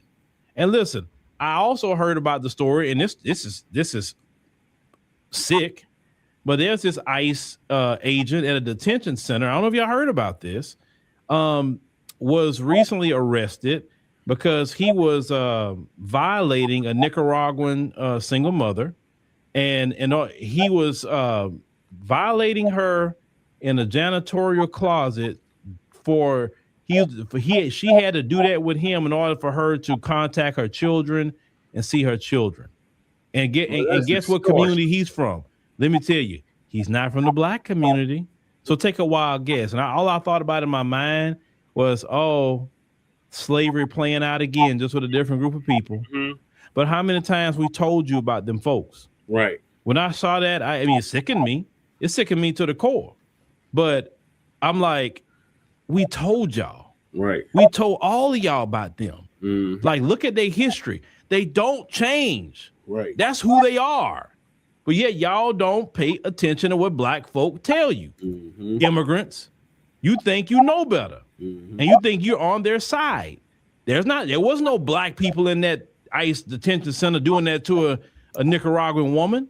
It was them. Mm-hmm. And it's going on all over the place because we just know their history. Yep. We know it. Nothing is safe. Nothing. Not even a dog and cat is safe. Yep. Remember that time we covered that about the poor cat? Yeah. Nothing is safe. Yeah. Anything with a hole, you better watch it. Mm-hmm. And this is in Mr. Birdsong. Let me say this: even what that happened to that woman, where's the Nicaraguan people outraged about what happened to that woman? Where is the Nicaraguan ambassador? Right, raising hell. Like, listen, you talking about black people need to get out there and do this for all these different groups of people. Where are they people at? Right. Like Latinos in general should have been outraged about that. But they delineate. So they like, well, that's a Nicaraguan. They ain't got nothing to do with me. They delineate. Like, you have no clue of what you're talking about. We can't even do a minority coalition if you wanted to, because in Latin America, they say, hey, I'm Puerto Rican. I ain't got nothing to do with this. I'm Venezuelan. I don't have nothing to do with them. I'm Mexican. I have nothing to do with them. They delineate. Mm-hmm. So everybody's different. Everybody have different ideologies. But you want us to be a coalition. You can't be a coalition when people delineate, and you definitely can't be a coalition when people don't look at white supremacy the same. Right. Some people look at white supremacy as a liberator.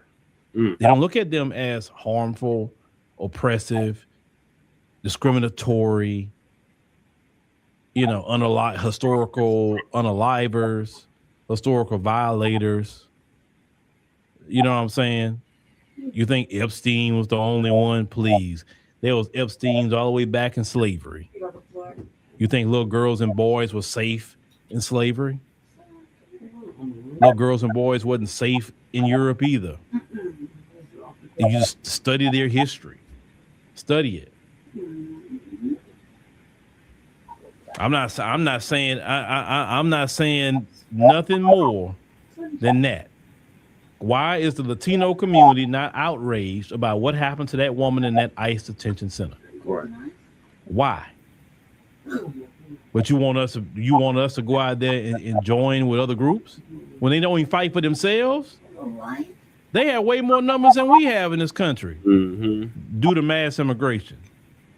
And yeah, you should see outrage about this. They have Latino members of Congress. That's not. Where's AOC? She got the biggest out of all Latinos. She's the main one. Yeah. I ain't heard AOC say a word about that woman and what happened to that woman. It's gonna say. And she's Latina. Why she haven't saying anything? Yeah, she Puerto Rican, but still, that's a fellow Latina. Why are you not saying anything? Right. That's what I'm saying.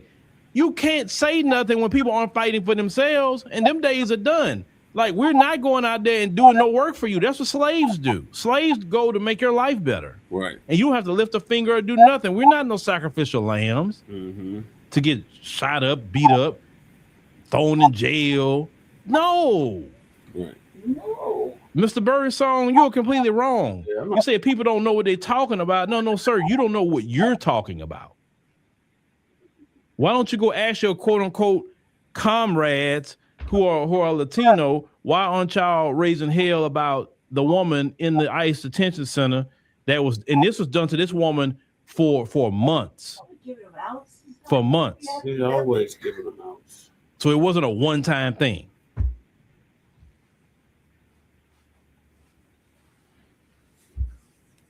Now, Mr. Birdsong continues. He continues. He's not done. He continues to respond to people. See, Mr. Birdsong, I'm going to tell you this. If you have to keep responding to people and explaining yourself, and you're doing it multiple times, you have to think about it. One video, okay, cool. But when you're making multiple videos explaining yourself, you know that you're not right because you're trying to explain it in a way. Because listen, if you're doing the right thing, it's nothing to explain. Right. With nobody. You just stick to your convictions. And if people don't agree, they just don't agree because you know you're doing the right thing. It's nothing to say. It should be, hey, I'm doing the proper work. But the reason why you're out here explaining like you're doing is because you know what you're doing isn't right, and you know you are not going with the community right now. The community is not on no minority coalition, for sure, not no rainbow coalitions, right?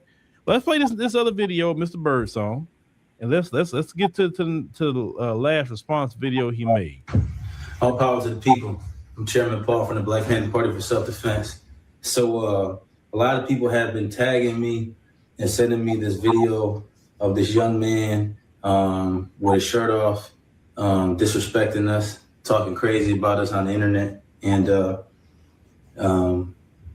I guess I'm supposed to respond to it. But the reality of the matter is that I'm out here confronting the police in the hood every single day, right? Just like when I was. Notice he cannot keep his eyes on the camera. His eyes keep wandering, like he's being coached to say this bullshit. Probably. That's a safe bet, Brother Che. Like, who are you talking to? Like, if you're going to talk to the people, you would be looking directly into the camera, but watch his eyes, y'all. His eyes keep darting off to the side, like he's looking at his handlers, because I honestly believe he's a goddamn agent. Okay. Handlers, like, okay. Did I do right, Master? Did I say what you wanted me to say? Am I saying this correctly, Master? Just watch, just scope that out, because he's himself talking to the people, but yet his eyes keep wandering every which way. Okay, is there any way you could zoom that picture up a little bit, Brother Che, or magnify it if possible? Let me see, Shabaka. I'll do my best. Yeah. I don't think it's gonna let me do and it. the dude sounds a little nervous too, man, like that he's being monitored. Yeah, by that's the handler. You know what I'm saying? Exactly. That's exactly what I peeped too. Yeah. That's as big as it's gonna get, Shabaka. Okay, all right. I just have to work with it. Okay. And like you said, he keeps looking off to his right side. Mm-hmm.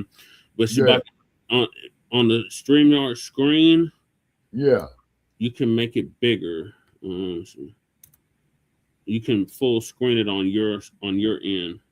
Okay, hold on, Brother Che. Let me see something here. It's like a box window in the right hand corner. That said with a plus sign in it. No, it doesn't have a plus sign. It's like an open box. Okay, wait a minute, Brother Che. Right next to where it says fair use. Okay. I don't see it. Wait a minute. Hold it, Brother Che. Hold it. Let me see something here. You're in the show, okay. He says well, it's right next to where it says fair use. Okay, wait a minute. It's like not a triangle, a square. An open air square. Like it's not a fully connected square. It's just a full screen. And you should be able to full screen it on your end. Okay. And I'm trying to go to the full screen because I've done it before, but I don't see it up on this one right here, though, Brother Che. Are you looking at the Streamyard? Yeah, I'm on the Streamyard. The TV one with the plus, the share screen, image file, video file, slides, and PDFs. Go up to where the actual screen is. Okay, wait a minute. Hold on, Brother Che. Okay, going up to the actual. Oh, okay. Wait a minute. And then that little white box on the right-hand corner. Yep. Got it. Okay. All righty. Got it. Okay. Yeah, fair use shout out. Yeah. Now watch his eye movement. Watch his eyes and head movement. Okay. Was in when I was at 40th and Fairmount in the bottoms in West Philly, confronting the police for running that kid over and then that black kid over and then getting out and punching him and kicking him, right? Just like the week before, you know, when we were confronting the pigs over here on Broad and Diamond, you know, or not too long ago where the pigs hopped out and choked one of the brothers. So I chased the pig down at 20th and Susquehanna. You know what I'm saying?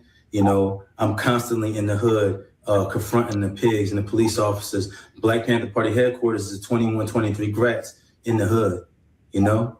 So, you know. Agent behavior. Black Panthers don't tell our location. Exactly. Why the hell is he advertising? Exactly. Why the hell is he advertising where their supposed headquarters is? And then look, he was looking to the side like, who are you talking to? You're supposed to be talking to the camera, right? You're supposed to be talking to the people, but you keep looking to the side. Like you're talking to somebody else. Or like they coaching him. Like right here, when you look at him right there, he's looking to his left. As opposed to looking directly into the camera. It's not really. I'm not gonna get into that. I'm not gonna insult the young brother because obviously he doesn't know what he's talking about.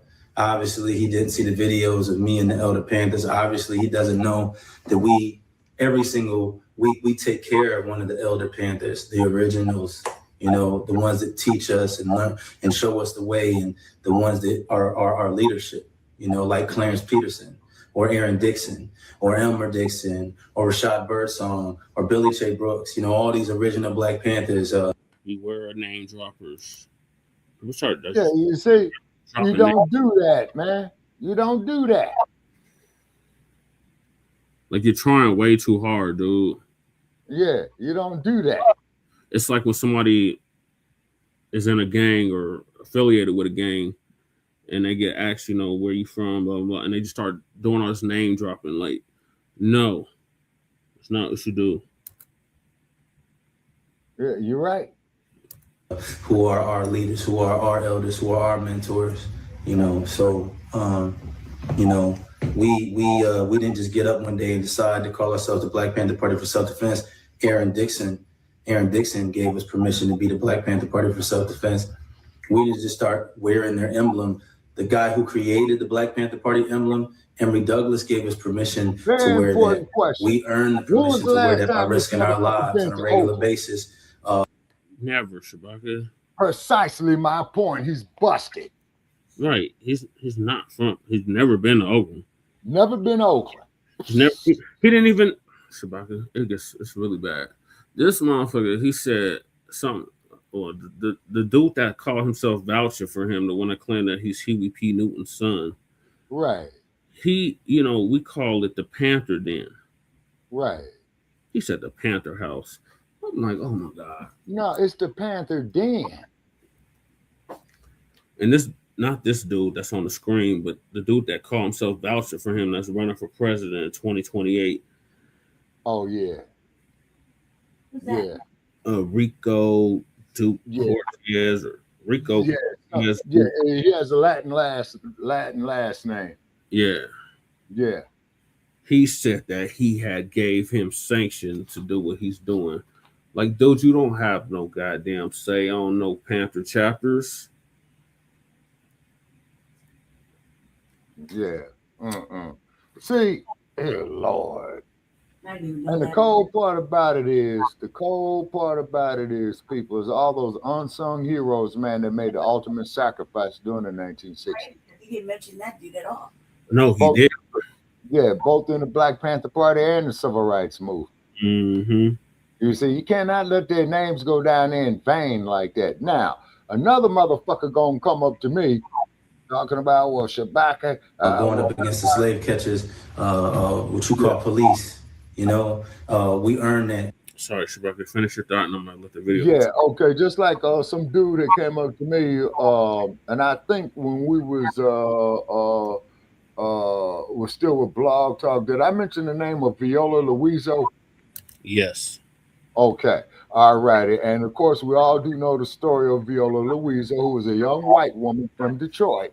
She was only 26 years old, and she was out there on the road going back and forth, helping Dr. King, because when they did their Montgomery to Selma march, what is it, 50 miles, they wouldn't allow the hotel accommodations. They had to camp alongside of the road.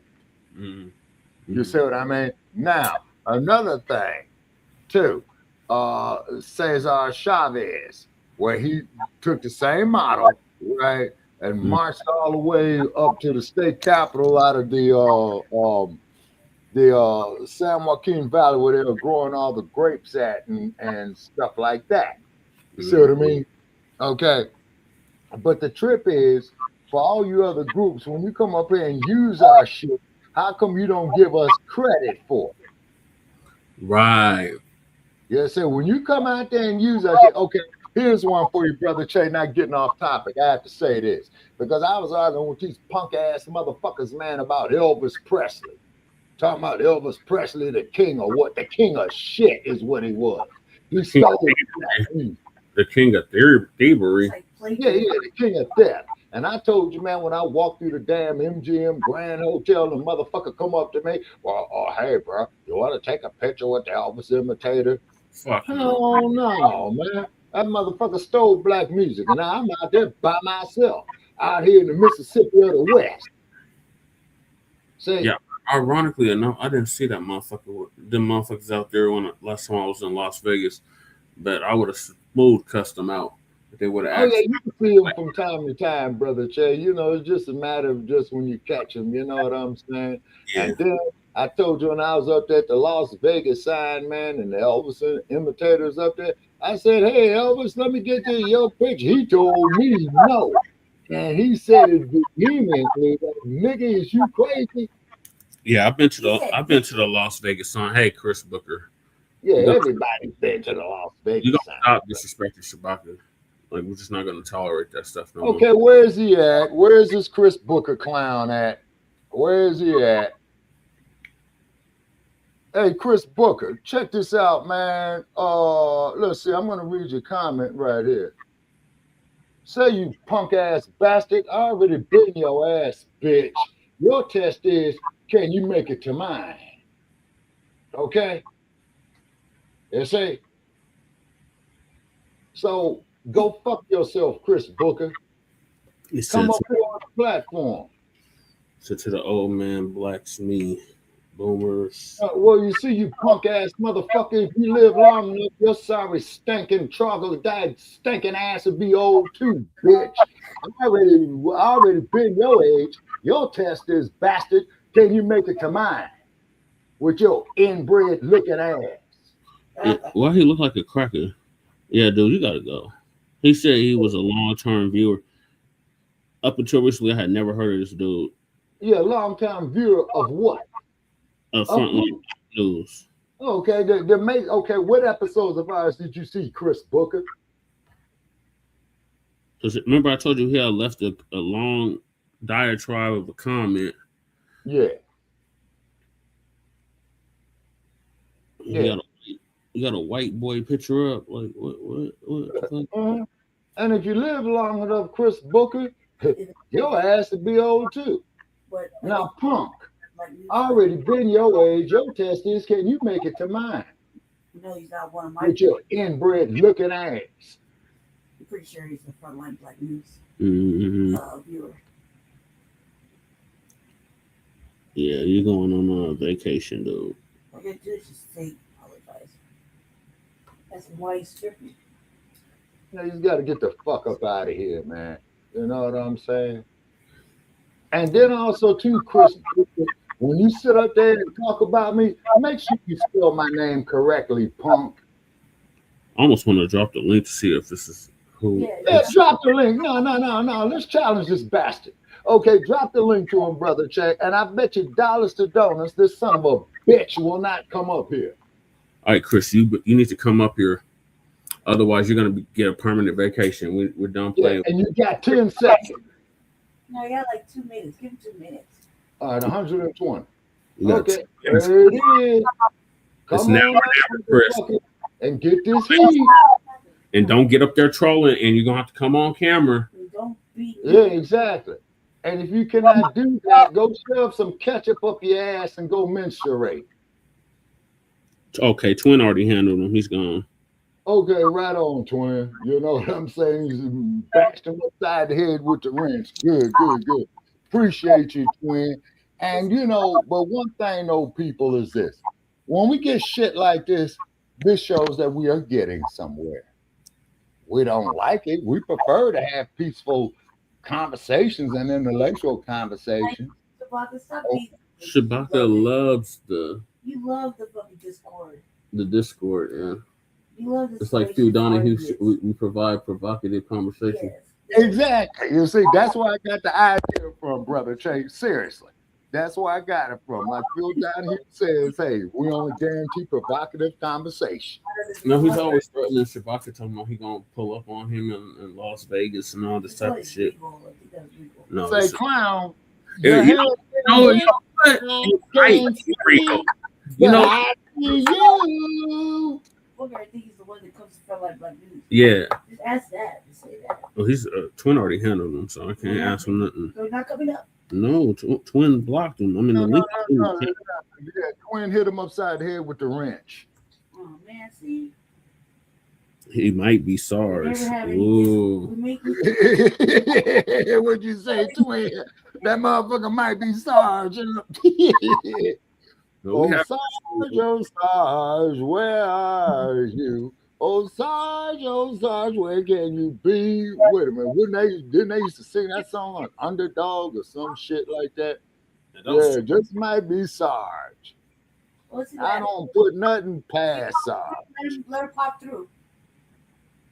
Pops through again. You're gonna get another damn Asian clipper, or that one. Yeah. It's Shabaka loves that. Or that one fool that came up calling us a bunch of niggers. Oh yeah, that clown. Yeah. But I'm gonna change my tune. I'm gonna put in a fix for 2026, Lady Che. Come on. All right, let's finish this clown. I don't believe it. Yeah. Birdsong. Why? I would change. Stay the way you are. Because every day our where we're at right now, headquarters is open where people could come and get food for their family and clothing for their children every single day. You know what I'm saying? So you should probably do some research. My name is Paul Birdsong. You can Google me. I done fought the National Guard. I done fought the Ku Klux Klan. I done fought the sheriff, SWAT, and I'm still here because I haven't lost yet. You're still here because you're a fucking agent. That's why. Yeah, that's how I know this motherfucker ain't did that, because SWAT would have kicked his ass off the planet. Right. Well, the real question is, he's been acting like this for about 10, 15 years, and he did it a couple times. It made the news, real salacious shit. Yeah, and Lansing. And nobody did anything to him. And Lansing. And look at the timepiece too, y'all.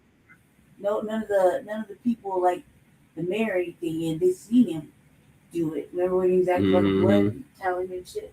Well, he got ran out of Compton for that shit. He wasn't there. He was in fucking. No, before he was in Lansing, he was in Compton. Yeah, but when he snitched on the fucking on the blood whatever, he was in like some other. He was like in the East Coast, Pennsylvania or some other shit. So he moved from Compton to Lansing. There. That dude's not from there. That dude's way out of pocket if he's from California. He's way out of fucking pocket. He's not from California. He got ran off the block in California. That's not California energy at all. That motherfucker's an off-brand East Coast type bro. He got ran off the block in Compton. So they ran him out the hub city, right? Yeah, and then he's not from California. And then he went to Michigan. He's not from California originally. Where is he from originally? Who knows? But he's not from California. We would know. We would feel it in our soul. Where was he prior to he was in California?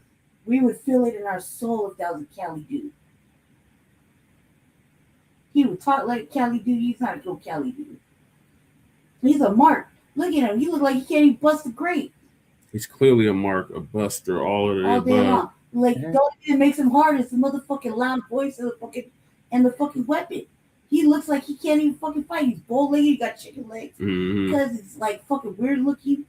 And no, dude, no. Regardless of what his fucking ideologies are, he don't look like he's tough at all. He don't look like he give up everybody to not go to jail. So that's not Cali. He's not a Cali dude. That's not an original California person. Like someone born out of California. We would know. Our soul would feel it. Like we just know. We could. It's like magical radar. Yep, you from California. I can tell. Well, I can feel it. Philly's not claiming Here's one for you, Lady Che, to really bust this fool. You're gonna love this here too, brother Che. That's not his real name. I don't think that's his real name either. No, I'm sure it isn't. But here's the way how you could really bust it. Yeah, it was Birdsong too. Okay, here's what y'all gonna love, people. Ask him if he's ever been on the intersection of Western Avenue and Normandy Avenue, Lady Che.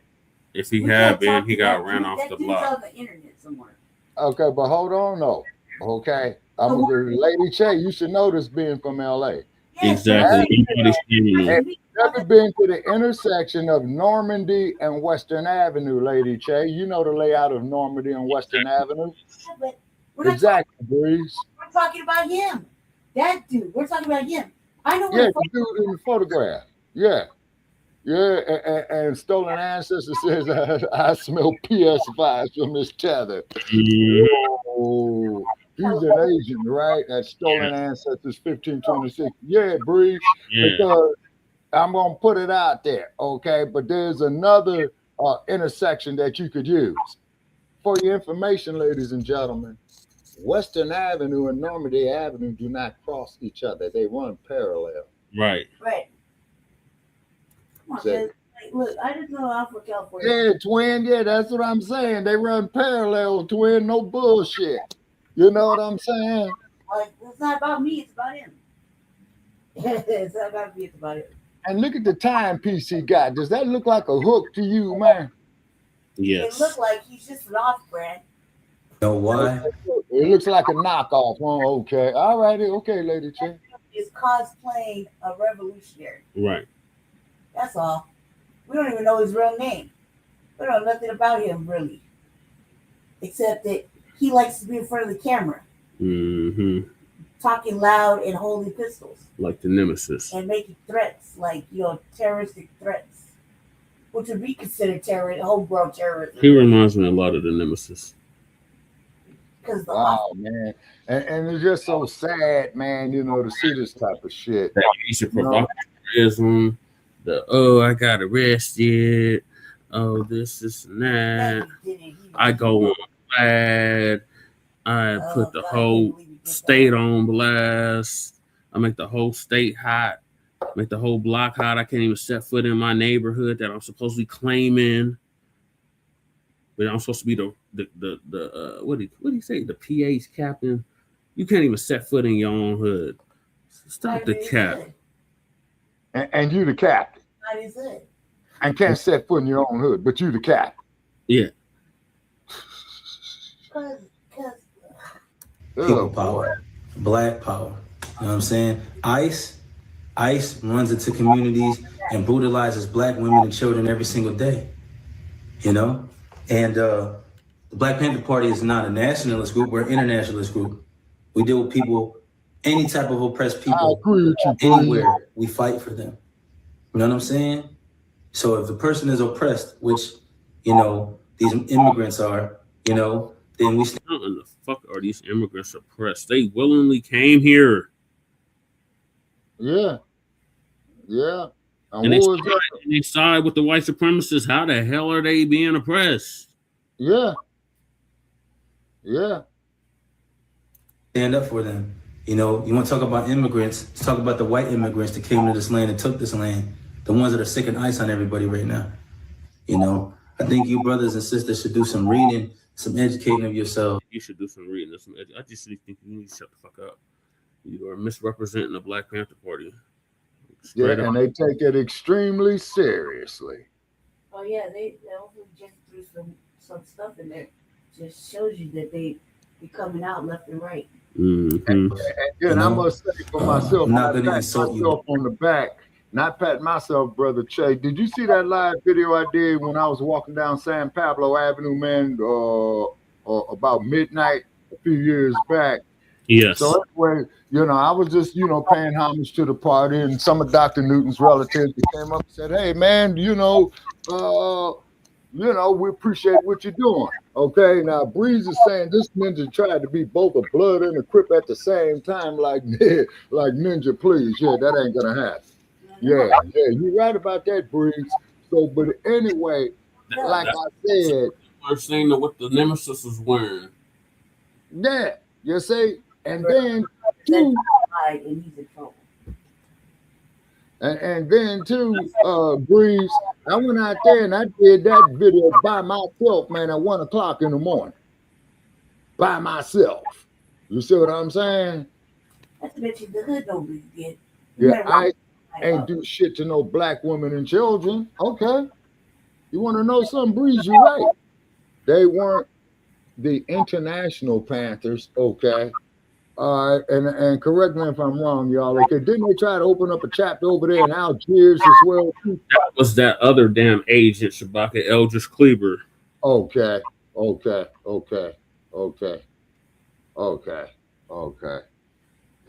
Yeah, and I remember, man, that they had Huey and Eldridge, man, you know, on a telephone conversation, man, you know, like on one of the talk shows. Yeah, we played. Okay. We did play that there a few months back. Yeah, that we did do.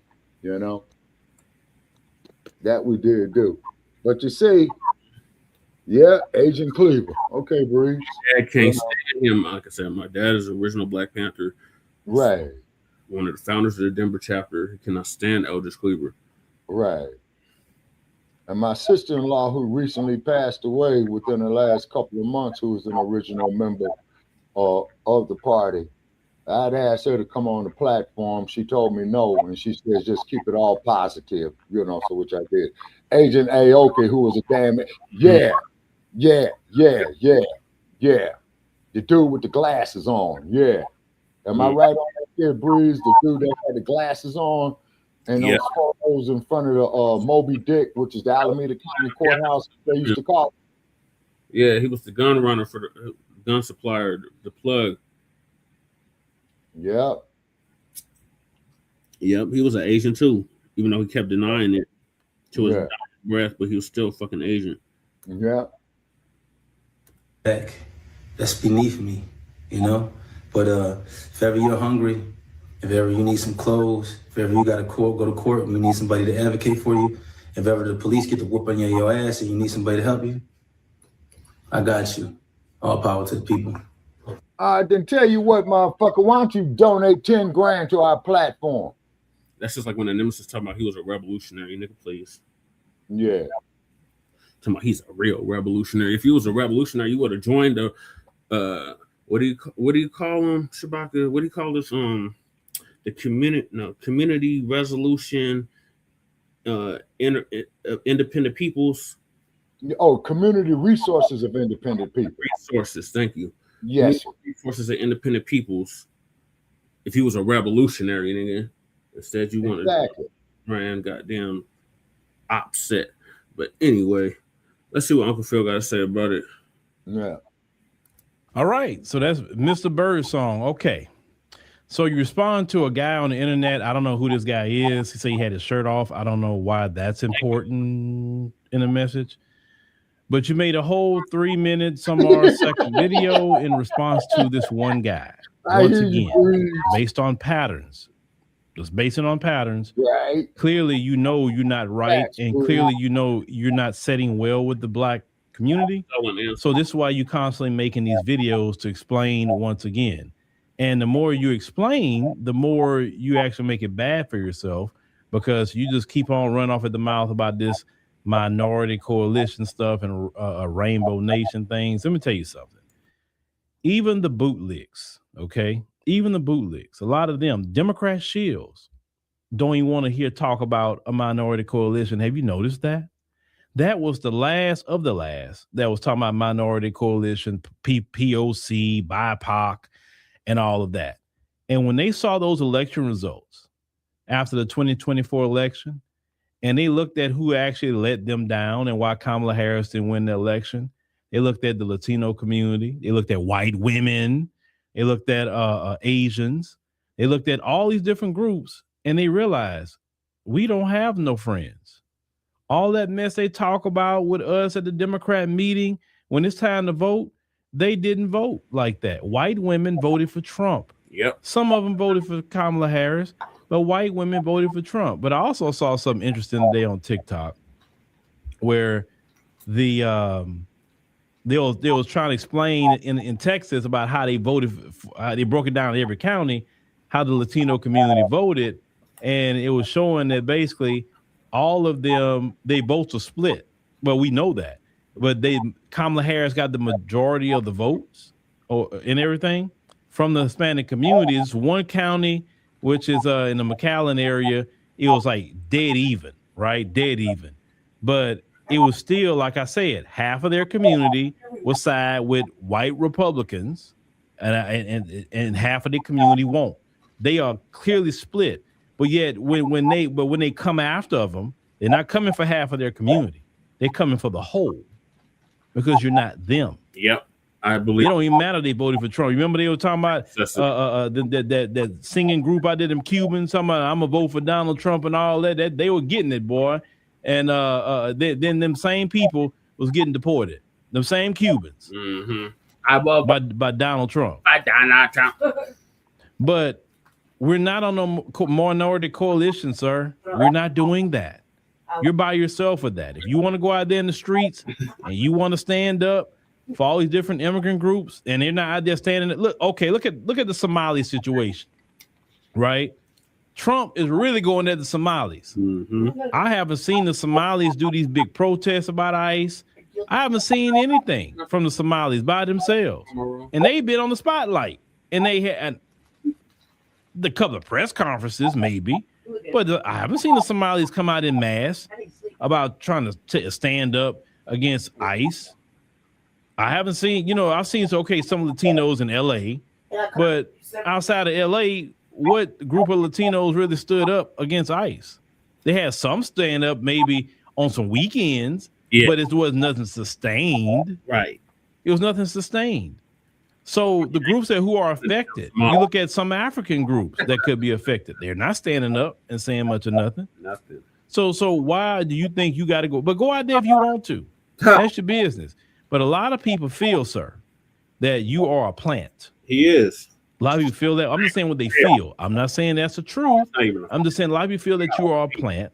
A lot of people feel that you working with some organization because it doesn't. You just don't sit well with people. We got receipts. You just don't.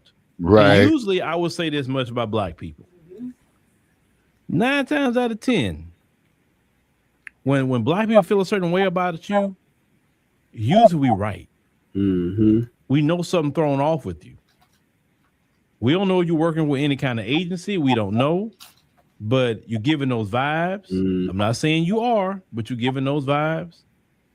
We're hearing what you say. You keep explaining yourself.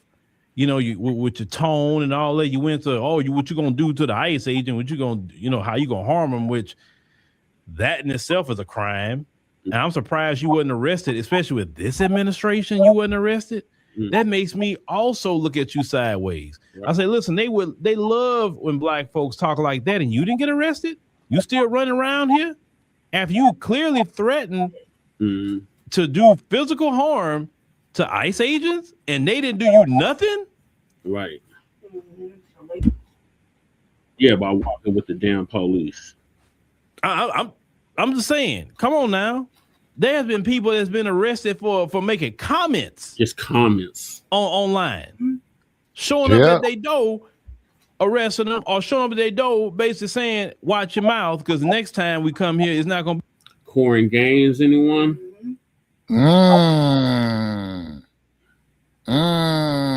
Corin Gaines. Darren Shields, anyone? Yeah. What was the other brother? Donor. Yeah, he went renegade on the LAPD. Micah Johnson. Yeah. I remember when Christopher Dorner was doing his thing. We got so many examples of just being online speaking against the race soldiers and you getting unalived. Yeah. Smug is literally making blatant threats toward ICE and law enforcement, and nothing is happening to him. Yeah. You see? Say, man, so that's some Gestapo shit for real. That's some COINTELPRO shit for real. Yeah, that too. Traffic shit. He probably got trouble one time and it's carried on with his. That's what he did get in trouble. This mug is a fucking CI fucking shit. He's a damn sex offender. He's on the registry. Damn. There's more. We'll get to that here in a second. Be at the conversation. How many times have you seen videos like that about people making comments on Facebook, and they had the FBI show up at their door, asking what you meant when you said this? I had Big Shabaka and Lady Chab all had our Facebook accounts and Twitter accounts taken down. Yep. That's for damn sure. We sure has. You know what I'm saying? Sure has. You know what I mean?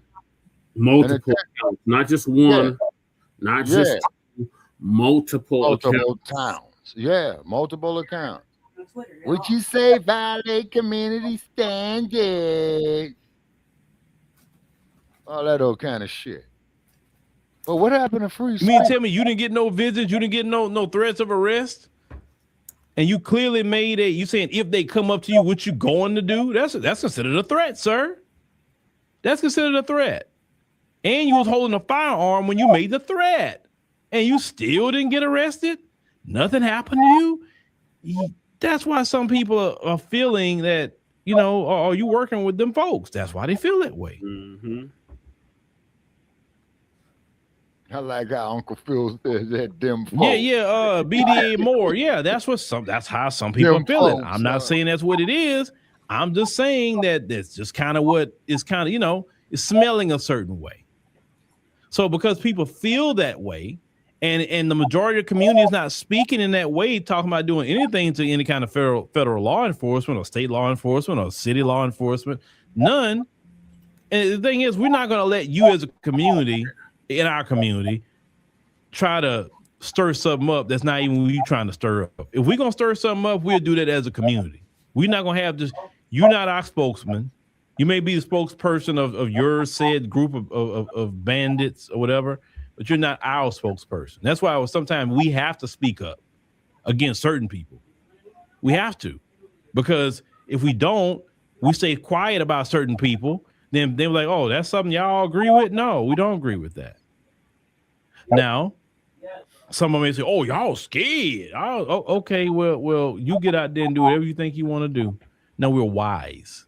We know the serpent we're dealing with. We know. That's for damn sure. We got 400 some more years of history. And if you're a person who study history, you know, you telling other people to read books or whatever. If you studied history, you know what you were saying is even wrong. Fred Hampton didn't even make threats like that. He didn't. No, he didn't. And he was only 21 years old. And at that time period, they were really doing things to black people. There were no body cams. Exactly. So they were really doing horrible things to black people. And he was only 21. That's right. You say we arrest him, but we say, look, let's see how comfortable he is when the people he's threatening pulls up. Yeah, he not gonna do nothing. He's not gonna do nothing but move around. He carrying all them tools on him, and he ain't gonna do nothing but move around. I'm telling you. They do all that for show, but I've never seen them get into no battle with none of them. Not even with the gangbangers. I've never seen them get into a battle with. They would love to have that happen. And he's not going to do nothing. They'll walk up to him and take his guns from him and damn to say something. That's why they're not worried with him. They're not worried. He is not a threat to them.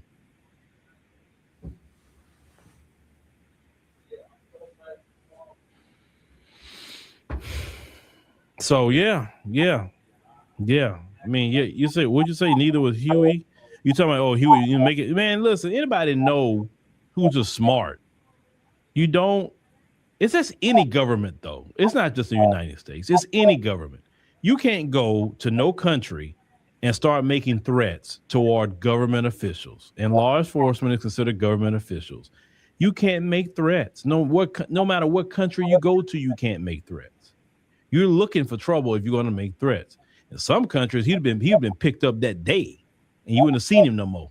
In some countries, you know what I'm saying? So that's just not a wise thing to do in any country you go to. Even the scriptures tell you to obey the governing authorities because they carry the sword. I mean, the Bible tells you that. Basically, watch your mouth. Do what you're told. Within reason. The only time you should break a law, unless that law supersede, try to make you commit sin. Then you say, I'm not following that law because no, it's not. I'm not going to hell for you. But other than that, you're supposed to obey the governing authorities. Period. And you're right, Eric. It's a way to do things. It's a way to address things. It's a way. You understand what I'm saying? Like, okay, if everything, you see everything is an issue right now Well, why don't you know what I would tell those other groups? Okay, you're upset about what Trump is doing. Then I'll pull out that those exit polls, and I'll say, listen, this is the problem right here. You politically side with the people that's rounding you up. So now you got a midterm. You know, I got a piece of paper somewhere around here, some piece of paper. I don't know. Ain't got nothing on there that I'm worried about. Well, no, I'm not gonna put that paper. Anyway, not that paper. But you need to get your behind registered to vote. Don't be out here crying. Get yourself registered to vote. Those of you who are citizens, all of you need to be registered to vote, and then you need to come out in the midterms and vote against that party that's putting you in this situation. You need to come out here and do it. Don't look at me. You go do it politically. You help put them in office. Let's call it what it is. Let's be real. If the Latino community would have voted, let's say 75, 80% for Harris, they wouldn't be in this situation. I'm just being 100 with you. They wouldn't be in this situation. You know what I've heard a lot of them say? Oh, I thought he was just going to deport the criminals. I didn't think he was going to be just messing with everybody. That's what a lot of them said. And I've seen a lot of them say that. So they're shocked at what he's doing. I'm like, you don't ever. Latinos, if you're here and you're listening, let me talk to you for a minute, Latinos. Let me talk to you. I'm going to talk to you because I'm going to do a whole lot more than Paul Birdsong will do for you. I'm going to educate you. You never believe what they tell you. Remember that you don't remember nothing I ever said. If they're breathing, they're lying. They don't honor no word. They don't honor their word. They don't honor a treaty. They don't honor agreements. They don't honor anything. They'll sign an agreement with you today and tomorrow violate it. Prime example, they are Native Americans who are being picked up by ICE. Now, Native Americans are supposed to be sovereign on their own situation, and yet they're being picked up too. There's Native Americans, card-carrying Native Americans as in ICE facilities. That's been going on too. And they made an agreement with them, right? They don't honor anything. If you make any kind of agreement and believe them, you might as well go make an agreement with Satan himself. At least you know what you're dealing with when you deal with Satan. You understand? So you believe them. And like I said, half of you think you're white, half of you do. And you find out real quick, you're not white. You will never be white, period. And they're showing you a lot better than they're telling you that you're not white. Black folks forever told you that you're not white. We told you, but you didn't want to listen. Now the white people are showing you right now a good lesson about you're not white. So I'm a firm believer of data and numbers. So I can't wait for the midterms to happen because I want to see the Latino numbers, the Asian numbers. The white people gonna vote how they vote. I don't even look at white people. Listen, if you're waiting on white people to do what's right, it ain't happening. It's just not happening. It's against their culture. For any white person that do what's right, they are ridiculed. They have taken the lives of white people trying to do what's right in this country. That is history. Every time a white person want to do the right thing, they have more fury against them, the white person, than even a black person who tried to do what's right with black people. So what I say to you other groups who are dealing with the issues with ICE, or maybe your family dealing with it, or you want to listen to black people finally and follow our political lead and do what we say, it's not so much we're going to benefit from you, it's more so you're benefiting. Are you ready to switch over to leadership? Latinos, if black people and Latinos vote the same way and Asians vote the same way, literally, they won't be in office for nothing. They couldn't get in office for nothing. looking at the numbers combined, we outnumber them. We outnumber them. No, who's another one? East Indians that's here. All these different groups that's here. It's not them. You'd never be accepted into the club. Look at Vivek Ramaswamy. He thought he was going to get into the club, and they showed him real quick. We don't want no Indians here. He found that out real quick, didn't he? But all as long as he was talking bad about Black Americans, he was good. He was real good, Vivek Ramaswamy. Shabaka and Lady Shay, hold it down for a second because I'm talking to my godmother. Just I'm gonna let the clip play on. I'm gonna try to stop the clip before it ends. I guess I could stop it there because the hell with Barcelona. But give your thoughts on this real quick. That's one I can't get up there and do it. I can't get up and move the thing. I'll do it. Just talk. I don't have any. I don't really have any. Hell, can't call a I think Uncle Phil just. I think Uncle Phil just be giving out some shit for no goddamn. Chairman Paul Birdsong. She was the one.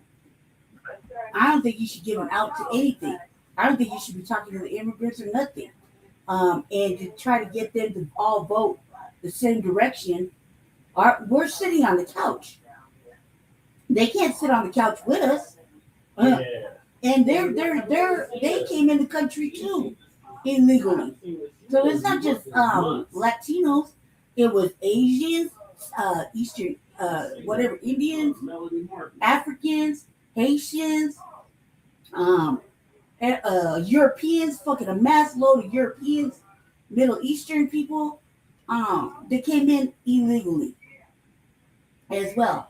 That lady wouldn't have got shot or messed up if them fucking white people weren't in the way, impeding justice, basically. You're not supposed to be obstructing any of these agencies. Stay out the fucking way. And what bothers me the most is that, like on the parade, there's motherfuckers like Uncle Phil talking about, maybe we should go stand over there and stand against ICE, and old girl died and she died. That was something that she did. There was white on white crime in the first place, and she did that. Nowhere in history can you just pull off from the police or any agency that's trying to stop you.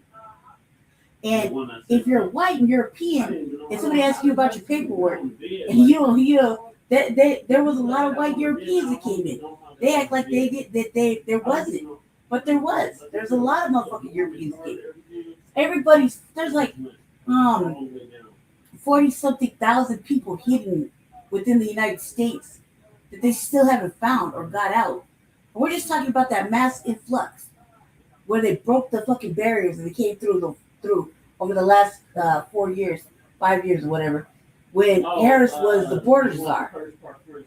She was nowhere around the whole time the fucking shit was wide open. They sent all those people over from that side of the border, and what happened? Sanctuary cities, alleged sanctuary cities, opened up and let these people come in and gave them all the freebies, goodies, placate.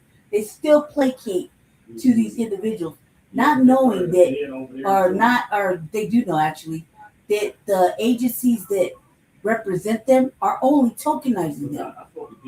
They're still taking away from Black people, and our council, our state house, our government here that's locally and statewide, they only care about these individuals, right? Because it benefits them too.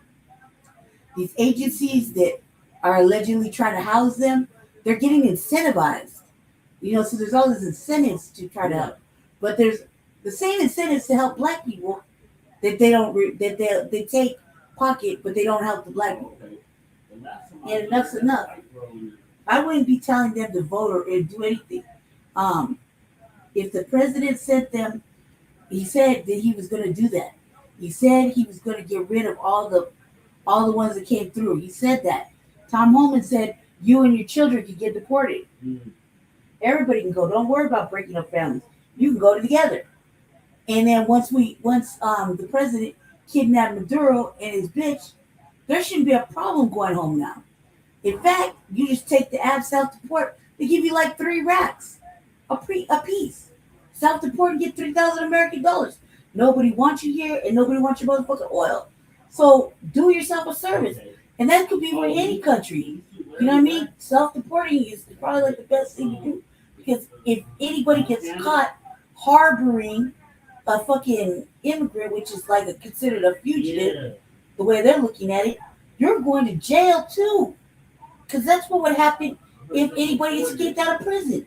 You're harboring, like if my cousin escaped from jail or whatever, escaped from prison, and I'm keeping him in my basement, and they kick in the door talking about, I know he's here. And I'm like, he ain't here, you ain't got no warrant. They fucking bomb rush past, and they find him in the basement kicking it. I'm going to jail for harboring a fugitive and lying. You know what I mean? They know what's going on with the Somalis. Like, that's another issue. They're already in trouble. They got in trouble when they fucking try to go through the airport with millions of dollars in cash. You know what I mean? So there's a lot of things going on out there that doesn't necessarily have to do with black people. It shouldn't have to do with anything with black people. In fact, the more we sit it out, the less we get in trouble for it, the less we get blamed for it, the less they can say, oh, well, black people were there, they did it. You know what I mean? Black people were involved in throwing things at ICE and causing fires. No, just like that shit in California when it started rioting, or all that protesting that was going on in California. Talk about, these are my people, my relatives. You're scaring them. They're afraid to go to school. They're afraid to go to work. Hey, you wouldn't have to be afraid to go to school or work if you did the right shit. You know what I mean? But you want us to be worried about you having fear in your heart. Look, black people don't got no sanctuary. They're talking about the $5 Indians getting picked up because they look like Mexicans. Well, that's a problem they've always had. You know what I mean? They've always had that because they're not the original Native Americans or the original indigenous Americans. They're just flying on their fucking honey wheat skin or whatever they're coasting on. You know what I mean? They're not the real ones, but they get picked up and getting confused for being some sort of Hispanic. And they don't know. Well, first of all, how the fuck they get out of the res? Shouldn't they be on the reservation? What are they doing outside of the reservation? Question mark. You know what I mean? And everybody's in ICE detention.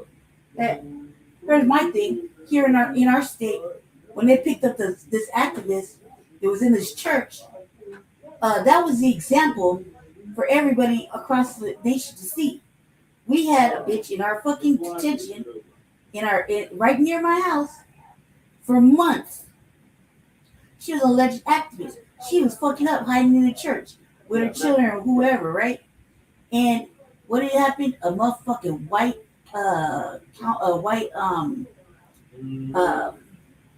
politician put in a fucking private bill and worked with her motherfucking immigration lawyers and all that shit. That they rate that these activists that have a 501(c) raise money for, so that she could have legal defense, and they pushed that bill through and pushed her through, and she got out.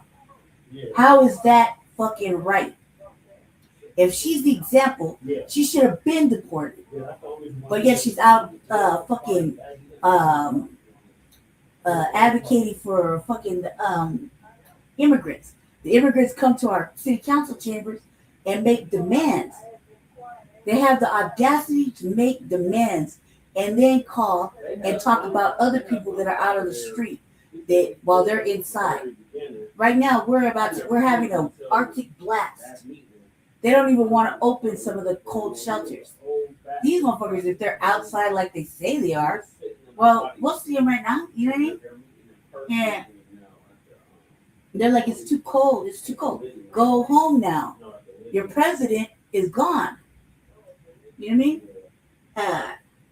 Right now, at least he's waiting for trial. You ain't got nobody else there. It shouldn't be that bad.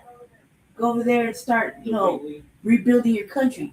Fuck it. Take all these other people with you. And Dude, $3,000 American dollars in a country like that is a good deal. That's enough to start over. That's enough to take your family home. You know what I mean? I mean, it's not right. It's not fair to the citizens of the city to not be able to have proper care or be able to take their kids to school because they're flooded with illegal aliens talking about they just want to work and, you know, the rent's too high and can you help us out? And, you know, there's people with children outside. You should be lucky you got to keep your children because black people never get to keep their children. You should be lucky, you know. But these activists or whatever that we actively work with, or we should work with like, you know, kind of in passing, you know, are a hindrance to black people, which is their job, I guess. The job is to do whatever the fuck they're doing, right? But to stand in the way of people that they know that are doing the right thing, which is trying to get the most vulnerable off the street and housed, which is black people, elders, children, the disabled, the sick, the most vulnerable. Why stand in the way and call people names and shit? You know what I mean? We don't need, like, they said they were going to bring the military here. They said they were going to bring ICE here. People are acting all scared. We're scared to go outside. Look, you had your shit together, you wouldn't be scared. You wouldn't be worried at all. You'd be outside fucking selling fucking whatever, stealing, doing whatever you do to fucking make a living like you've been doing way before you got here. You know what I mean? And if it's so bad, why don't you migrate to another state? You know what I mean? This one that's more warmer and suitable for you. You know what I mean? That's important. Yeah. Shabaka, are you there?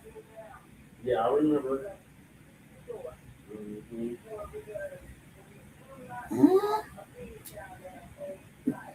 Yeah. Hold on, y'all. Let me see if let me see. Hold on, Jesse's on the phone and he kind of just walked away. And I don't know how to run the program like how you got it set up right now. So just give me 1 second. Jesse. Hold on. I changed. Put the clip on. Okay. Is Shabaka still there? Not answering. Shabaka, are you still there? Oh, he dropped off. He must have to go. Yeah, Bobby Jendo too. Yep. Yep, to hell with him as well. Emerson. Yeah. Invasion. Yeah, Invasion. Yep. All right, this is from Big Ant. Birdsong reporting for At the Community Defense Duty. Listen, 2 things that I need to run by you. Thing number 1 is, a lot of people are saying that we should not stand up against ICE because we're standing for people that aren't us. And Black Panthers only stand for black people. That is a lie. Huey P. Newton said that we are internationalists and we stand with all oppressed people no matter what color they are. That's the founder of the Blacc Panther Party that said that. So everybody who's running around talking about Black Panthers don't stand up for people other than black people don't know a thing about the Blacc Panther Party. That's thing number 1. No ICE agent ever run up on me. I guarantee you they won't. I put a hole in their chest the size of a window. Safe line repair, safe line replace. That's what's gonna happen. They touch me. Unarmed woman was killed by ICE. If you think you're about to come and brutalize the people while we're standing here, we're trying to find out. Our interactions with the police and ICE, and we hold them accountable. We patrol the community and we hold them accountable. The Black Panther Party for Self-Defense, we're the same Panther Party from back in the day, but we're a little more aggressive now, you dig? Carry bigger guns and we don't take no places where there are a lot of immigrants at. I think that the community around them needs to take special care to them and needs to start escorting them to and from everywhere to make sure that they're safe. Because them ICE agents ain't gonna act like that if it's a bunch of people standing outside with assault rifles and shotguns.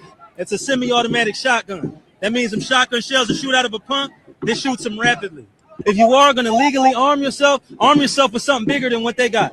those who serve in the public, they should be fearful of the public. They should be fearful that the public is going to be dissatisfied with their job that they're doing, not feeling like they're tyrants, not feeling like they're bullies because they got guns and body armor and walkie-talkies. That makes them immune to whatever the people would do. I think you want to correct the ideology of the pig and the mentality of the slave catcher. You meet them with equal force. All power to the mother. I'm going to try to make this video as calmly as possible. My name is Maisha Newton. My father's name was Walter Newton. He was the brother of Huey Percy Newton, who started the Blacc Panther Party in Oakland, California. Okay, my handle name is Maisha 415 Newton. I got birth certificate paperwork and a whole bunch of Newtons who are ready to listen. This goes out to the Blacc Panther Party, the new United Blacc Panther Party, whoever's out there protesting with these Somalians. I'm about to get a cease and desist order against you, and I'm about to sue you because you guys are. You are not going to defame my uncle's name like that. We're not doing that. See you in court. Yo, it's Big Ant, the spokesman, man. We back. Another edition of Urban Politicians TV, UP TV. Make sure you stay on your pivot at all times, man.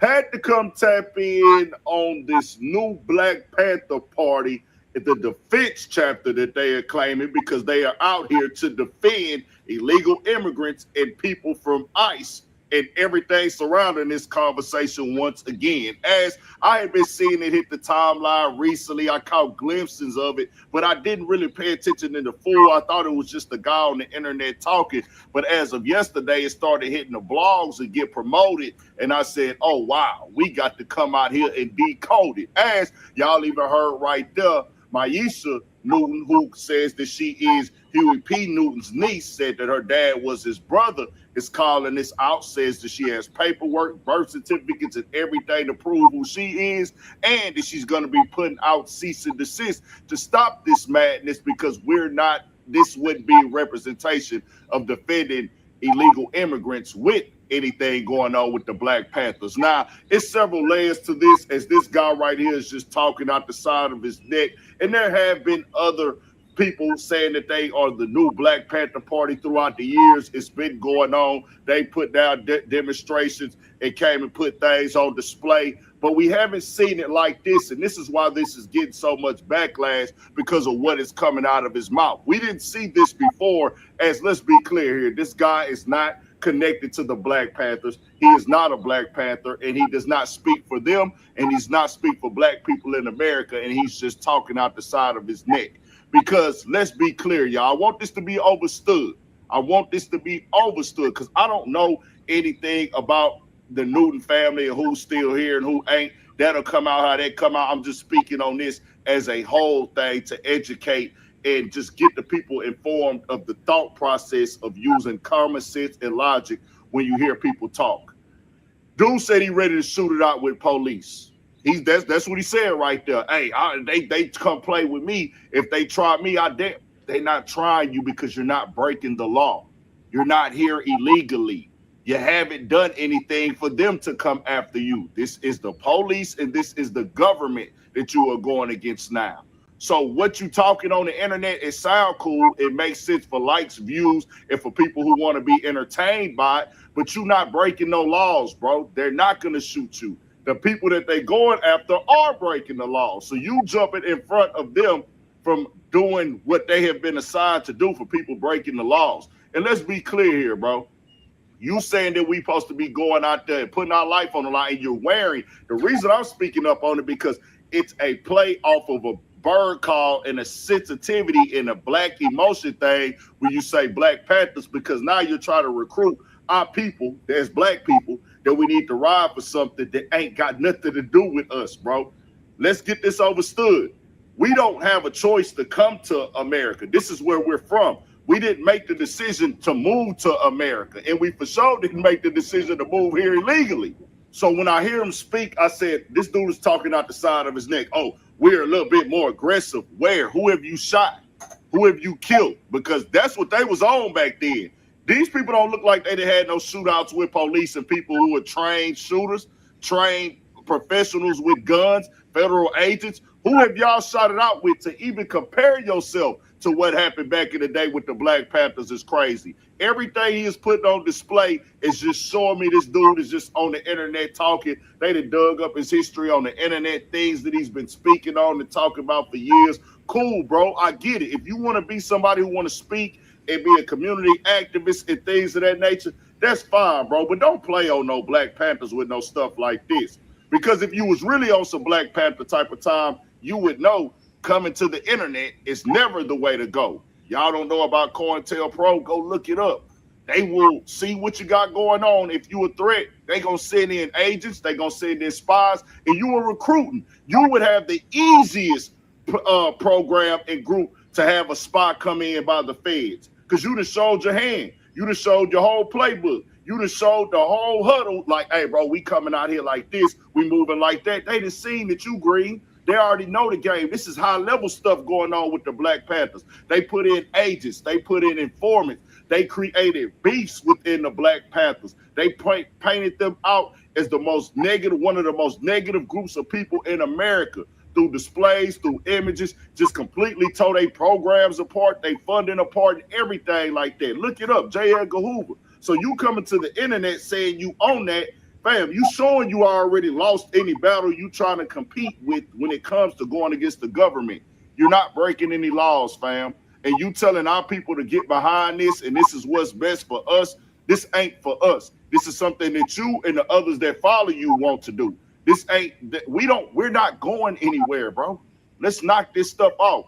Black people who in America, who are Black Americans from America, they told us 10 years ago when Trump got in office the first time, oh, y'all finna get kicked out the country. Oh, y'all finna go back into slavery. Where is it at, y'all? Where we at? We still here. We not going nowhere because a lot of us was already here before Europeans and colonizers and all of them came up over here. Then the ones that came through the transatlantic slave trade, they've been over here half a millennium. They built the country. We didn't come over here by choice. We didn't say, let's move to America for a better life. This is our original homeland that we fought in every war for. We contributed to every part of the economy. We accept everybody in. We support everybody. We don't discriminate. We don't sit up there and keep our dollars from circulating through every community in this economy. We gave it all of our culture and we created a culture here. So what are we talking about now? You want our people to get out here and put their life on the line for people who came over here and you ain't did no type of scale, fam. You could be out here defending and protecting people who done killed, who done raped, who done stole, who done took life, who doing fraud and everything like that. That's not every illegal immigrant that's over here. They are breaking the law because they told themselves, I'm going to come into America illegally, but they might not have broke any laws over here as far as the day-to-day lifestyle, but they chose to break the law by coming over here. That's their choice. You want to jump over here and that? These dudes ain't got no real plan, man. They just on the internet talking because it sound good, it look good, clicks, views, analytics, go viral and die trying type of mindset. It is what it is, bro. We not doing that. I'm not finna put my life on the line and tell my people to put their life on the line, come out here with guns. People ain't been in no shootouts. Y'all ain't been in no shootouts with no police, bro. So people that know how to, federal agents who train it out, how to snipe you from down the street. The Black Panthers was really with that. You're not really with that. You just on the internet talking, man. You want to come put a demonstration out here talking about you gonna shoot and kill to defend people that ain't finna defend you at all. They trying to not be seen. That's what's crazy. These illegal immigrants, they don't want to be on the internet. They don't want to be seen. They came over here quiet. They try to keep it that way because they know they over here breaking the laws and trying to stay out the way. But y'all tell me what y'all think. And y'all make sure y'all tap into the Urban Politicians TV Patreon. I got a live stream I'm about to upload on there going deeper into this conversation and others, Mr. Tendernism and other things trending. And I also got 3 other videos on there now, exclusive on Patreon. Tap into it. I had a link in the description for it. More videos and everything coming. 1,000 for shit show. Stay on your. I knew. So this is going to be the last topic. This one? There's one more topic after this one. I don't think we've been on for almost Nobody's here. 5 hours. Nobody's here. All right, well, we'll just close it out after this. All right. Okay, so I don't know about this angry man, or whatever. But back to urban politicians. Sorry. Jesse was on the phone with his godmother. Talk about that real quick. There's so much to say. I would say tune into the RVA later and I'll get into that. Because in case if y'all remember, that I do the educational course on the RVA.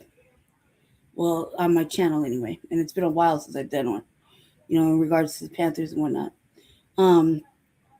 So I have a little insight. But the thing is that because it's cosplaying or whatever, the cosplayer, I think that makes it even worse is that like you gotta come over to the RVA because I have different videos than Jesse does, that most people I really saw or paid attention to. So and that'll be going live sometime today. In regards to him, dude's obviously running around free. President Trump said we didn't even want any homegrown terrorism. Some things like that when you're threatening these kind of motherfucking agents, especially when they've already been hurt or fucked up a little bit or whatever. It's a big thing that President Trump said ain't nobody gonna put hands on on any of our agents or military, without consequence. So, and that was months back. You know what I mean? So it's not like it changed. It's a serious thing, and the thing is, like, he should have got the memo. Not to mention, ain't no motherfucking self-respecting FBA out there on that side of the world gonna take their motherfucking ass out there and put their ass on the line for some motherfucking immigrants that we've been complaining about for fucking at least 3 years of breaking our infrastructure and taking being put into our black communities and taking up everything, getting everything before us. We've been complaining about them for fucking years. You know what I mean? It's illegal to harbor any of them. Why stand in the fucking way? Just because you don't like how it's being done. Well, the only reason it's being done so aggressive looking is because motherfuckers like to scream and fucking throw themselves around and cry and fucking do the most. Then you got the white people throwing shit and acting stupid and following them and trying to dox them. Look, this whole mask thing, that's propaganda. If you know anything about getting in trouble or having seen anything like raid or fucking been picked up by a task force, like I always give the example of the gang task force here. You know what I mean? They come pick you up because they think you're a gang member. Here they come masked up, mask, gloves. All you see is a vest. You never know who the fuck they are. They got sunglasses on, gloves. You barely see a piece of skin. You know what I mean? And they're walking around trying to fucking figure it all out. They break in your crib. They do the most. Those are the police issued fucking task force. So this is like nothing different. ICE is just another agency like any other fucking military or police task force. Anything like that. Same shit, just different reasoning. And when they say, oh, well, you're just picking up, you're just profiling. Look, they're lucky it's just the ones that they're finding right now randomly. They could be start picking up all these white people and off-white fucking Europeans, you know what I mean? Because they snuck into Asians, Indians, not Muslims, excuse me, forgive me, Middle Eastern, anybody and everybody. A lot of people came through. A lot of people came through on that Biden Express. A lot of motherfuckers came through. And, so harboring them in the fucking city is a major no-no. You're literally obstructing fucking justice. You're literally harboring a fugitive. Regardless if he's a fugitive or not, they don't know until they fucking pull him over and ask him questions and get to the meat of things. We shouldn't even be worried about it.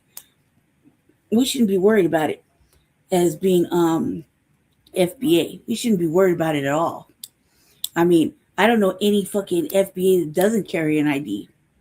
We all have to carry an ID. We've been told we've had to carry an ID. We've had to carry our license. You know what I mean? I don't know anybody who doesn't carry an ID and a fucking debit card or ID and a prepaid debit card with their name on it. That's 2 forms of ID, right? And as soon as they see you and they figure it out, because now they're using their little cameras to figure out that you're a regular fucking person, they just mosey on their way.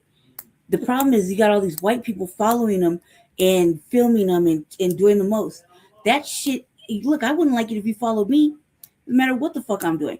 I've been looking and spying on motherfuckers all the time. I don't like it if you follow me. I'm gonna stop and make sure you see that I stopped, and so you can pull up and talk shit, so I can pull up and talk shit, right? Because I don't like motherfuckers driving behind me thinking they're gonna try to scare me or something, because that's what it feels like. Especially when I'm on some old fucking nighttime Avengers shit. You hear me? So I'm just saying. I'm just pointing that out. What he's saying is he's trying to put us in danger. First of all, we shouldn't get off the couch for nothing that isn't tangible. And it doesn't benefit us to get off the couch and fucking go protest about this shit. It baffles me how, like, during the parade, all these black Democrats could go ahead and say, oh, well, we need to go and stand with them. No, the fuck we don't. No, we don't. Not at all. Not even a little bit. Because I don't know about them, but I'm not getting shot for no immigrant. It's like I'm not going to die for no off-brand. See what I'm saying? I'm not going to do that. Unless you have something to do with me and I feel some kind of way about you, I'm not going to take no motherfucking bullet for you. You know what I mean? And you're not. These people have been known not to be reciprocal in any of our movements, fucking thoughts, any of that. They've been known to be thoroughly against Black Americans, foundational Black Americans, known to be thoroughly anti-Black wherever the fuck they go. So no, why would we do that? That's fucking ridiculous. So, you know, I suggest not jumping off the motherfucking ledge for individuals that doesn't matter. Like, people know it, right now at this state age, people know who like Malik Zulu Shabazz is. People know who are like the Panther 48. People know who certain Panthers are that do educational courses online or that are outside or whatever. Until it behooves us, until we have to, or we'll get off the couch. But until then, there's nothing tangible or a real reason to get off the couch, no matter what the fuck they say.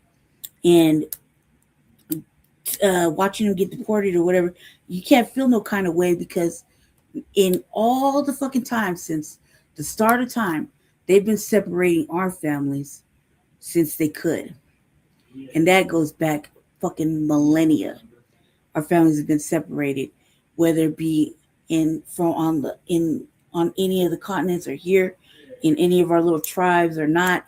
They've been separating us from the start of fucking time.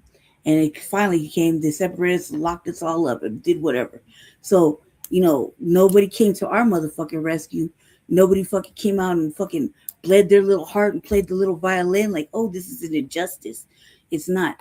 And during the George Floyd shit, don't let it get twisted. They were only out there for photo ops. They were only out there to act like they were allies, when in reality, they could give 2 fucks less about us. Because if they did care, like, I'll give you a perfect example. The lady in House District 8, Lindsay Gilchrist, if she really gave a fuck, she wouldn't try to colonize over there in Africa. She would give money back to the little place where she did photo ops with the little children in Africa. She never gave money back. She said she came back over here and developed a whole motherfucking corporate company that feeds money into her campaign. And she wouldn't have, if she really mattered, she would try to fucking help us get reparations. But no, we ain't seen her since before she got elected. And that's only because she came and used the Black community to put her in position. That's what they do. That's all they do.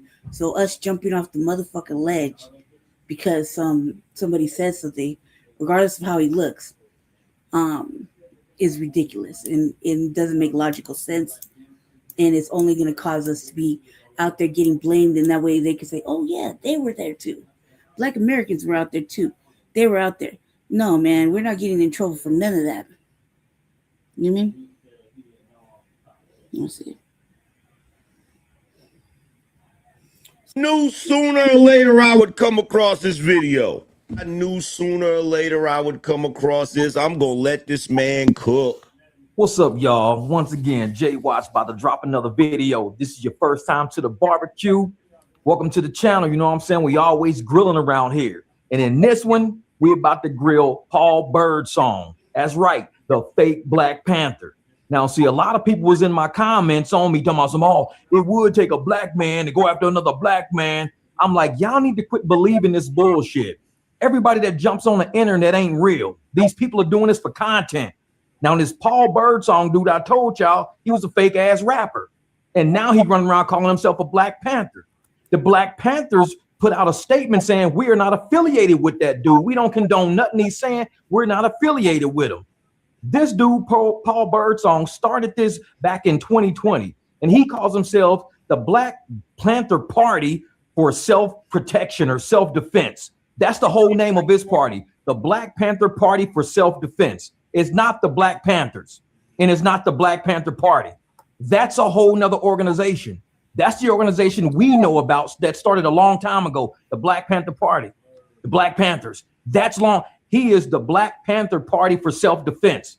And he claims that the people from the Blacc Panther Party met up with him, called him in order to start this group. That's what he's claiming. Nobody can confirm that. The Black Panthers don't even want to confirm that. Yet I told people this dude has been doing cosplay. He's been a fake ass rapper. He was a fake ass Pyru Blood up in Michigan. He goes around doing all this fake shit, making people believe he's something that he's not. He's got a personality disorder, probably.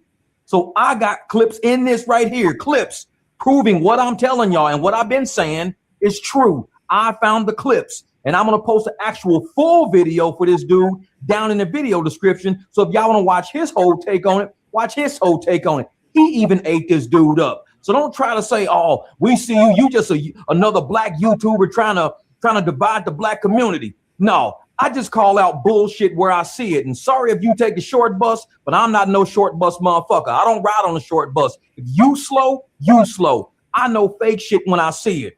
The Black Panthers do not talk like how that dude was talking. He was talking like he was some kind of thug in cosplay. And that's exactly what he was. Won't no ICE agent ever run up on me. I guarantee you they won't. I put a hole in their chest the size of a window. We're gonna end it. I'll end it after this because Jesse told me he's just on the phone. So I'll end it after this one, and then y'all can come on y'all can watch the RVA later. Yeah, because hold on a second. I had to get out of my little nest where I was sitting. Forgive me, this chair is high, like really tall. So he's talking to his godmother. So I'm gonna let it play because I don't know about this thing, so I don't know about this this podcast right here. So I'm just gonna let it play and let's see what happens. But most of this information we already know, being that we follow the new black media, and we've heard there's been a couple of new nuances and new changes and stuff that nobody's had a chance to really cover. But I'm gonna cover it on the RVA amongst other little interesting things that I always cover. So don't you worry about it. Safe line repair, safe line replace. That's what's gonna happen. They touch me. Unarmed woman was killed by ICE. If you think you're about to come and brutalize the people while we're standing here, fuck around and find out. Our interactions with the police and ICE, and we hold them accountable. We hold them accountable. The Blacc Panther Party for self-defense, we're the same Panther Party from back in the day, but we're a little more aggressive now, you dig? Carry bigger guns and we don't take no shit. Remember, he called himself the Blacc Panther Party for self-defense. You got to hear it, go here. There was a reason why he said that, because he is not allowed to call himself the Blacc Panther Party. He knows what he's doing. I wanted to see, was Paul Birdsong a blood? Now, this is Moorish World TV. I will put his link and everything in the description below. You got to hear this guy's whole take. No, like this motherfucker's retarded to. Oh my God, I hate Morris too. I hate Taco Bay. That motherfucker's a grifter too. Like his word can't be trusted. That motherfucker's a grifter. He just caught himself doing a motherfucking. Did y'all see Morris TV? Him trying to call out our boy Black Alpha. Yeah. Check that out. This nasty, ugly ass motherfucking turtle found himself talking about our fucking number one activist, certified fucking B1 salute, Black Alpha Network. Caught himself calling him all kind of other stuff, like just talking shit. And I'm like, I was like, the audacity, because some grifters just never learn. I typed that in the comments because I couldn't fucking believe it. I was like, you that thirsty? You know what I mean? Like, you just doing a lot of motherfucking grifting and questioning and shit. And how dare fucking the turtle get involved and decide he want to speak on this too?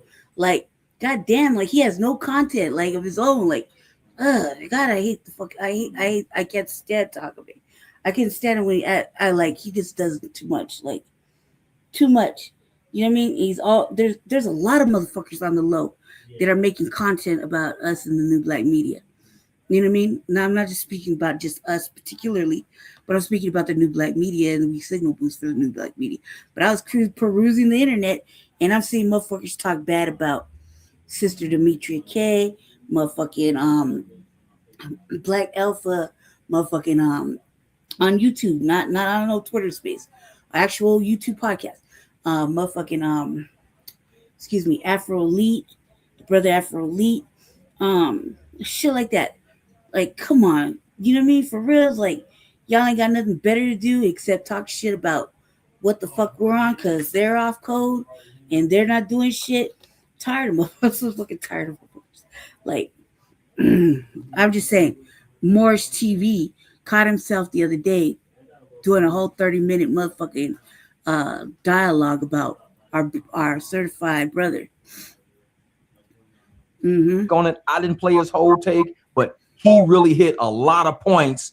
And I hope you slow people catch up. There's a lot going on right now on the internet, and if you're not quick enough, they're gonna fool you. This is what he says in an article. He says also, he said, I came from gangs. And originally that was what my music, my graffiti, my beats, and my life consisted of. As I became an activist, I got deeper and deeper into activism, my life. My life, my music, and my graffiti changed. I now use my talents to enlighten and liberate my people while simultaneously defending my people and our culture from oppression and vultures. All power to the people. Let me stop right there real quick. Now you can see in a lot of his current stuff, he's saying power to the people, no power to the pigs. He's still saying the same shit he used to say when he was a rapper. He's painting graffiti all over the place up in Lansing, Michigan. He's acting like he's a Pyru blood all in Michigan. And the whole time the Pyru bloods don't even know this dude. He brought up that he was a gang. But when asked about his affiliation with gangs, here's what he said. Ever a gang member called me fake gangster, fake this, fake that from my past. And, you know, I don't care. You know, my goal is not to prove to anybody that I was ever a gang member or that I was ever a thug or what I was locked up for, wasn't locked up for. You know, my goal is to protect my people. Stop right there. And that's when his fake ass knew shit started catching up to him. He started hearing people say, hey, man, we heard you used to be a blood. Was you a real blood? Man, I ain't got to prove I was blood. I wasn't no blood. I wasn't this. I wasn't that. He was trying to run from it. Wait till I'm telling you on. Shit, that wouldn't happen with any of us motherfuckers. That's exactly who vouched for you, who, you know, who put you on, who speak for you, you know what I mean? And follow that line of fucking succession. Like, nah. And then false flagging is like a major violation. Like, So, you know what I mean? And not to say anything, I don't know how the Slavs operate their shit, but I know how we operate, and that's a major no-no. you doing too much. You know what I mean? Like somebody would have gave you a couple proper life checks. You wouldn't be just out there just running your motherfucking mouth, making shit fucking hot and odd and fucking dangerous for us. You know what I mean? On Moore's TV, he digs into his ass, but I'm gonna let you listen to a little bit more of it because he still ate his ass up in my little clip. No one asked him in this article, was he a gang member? He claimed that he was in the gang. But now when people ask him, well, what set you was a part of? What blood or Pyru set that you was a part of? Now, it appears that Paul was some kind of way affiliated with the Pyrus. But hold, not so fast. And I was like, this motherfucker. It appears that he has self-appointed himself a Pyru, and it appears that he started this in Lansing, Michigan. Yes, you heard that right. He self-appointed himself as a gang member. He just made up a gang on the fly. I'm going to be a part of Pyru. Never contacted anybody in the Pyrus. He decided when in Lansing, I'm going to start a new gang. I'm going to start a new branch of the Pyrus. Nobody even knew. This dude did it. Then he claimed he didn't do it. Police was asked about it. The police didn't even know it was a gang in Lansing. It's becoming more and more fluid every week. Chief Green says the department is monitoring the situation. I can't validate that there's any type of gang there, but certainly what has been posted is alarming. We showed a video to the chief of an interview we did 2 weeks ago with a protester. He talked about protesters in Portland being taken in unmarked vehicles by agents. But during the interview, he talks about gangs in Lansing. You come try to snatch one of us, the rest of us gonna blast them. You better do that while we not with each other. And then you come to Sandhurst with the Pyrus and the gangster disciples is linked up at and try to snatch somebody over there. I dare you. Look, you see old boy looking at it like, right? You see that man watching it. Make sure you get this in the Sandhurst. That's Sandhurst. Come over there and try to take somebody. I dare you. I dare you.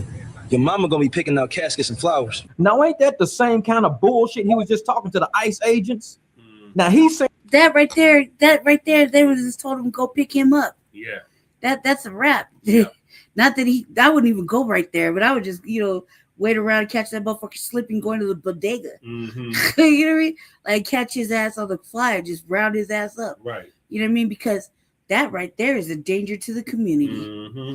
You know what I mean? Not to the Slavs, but just in general. Right. You know what I mean? Just like the nemesis. Yeah, and he's over there fucking. He's just straight snitching. That's straight snitching.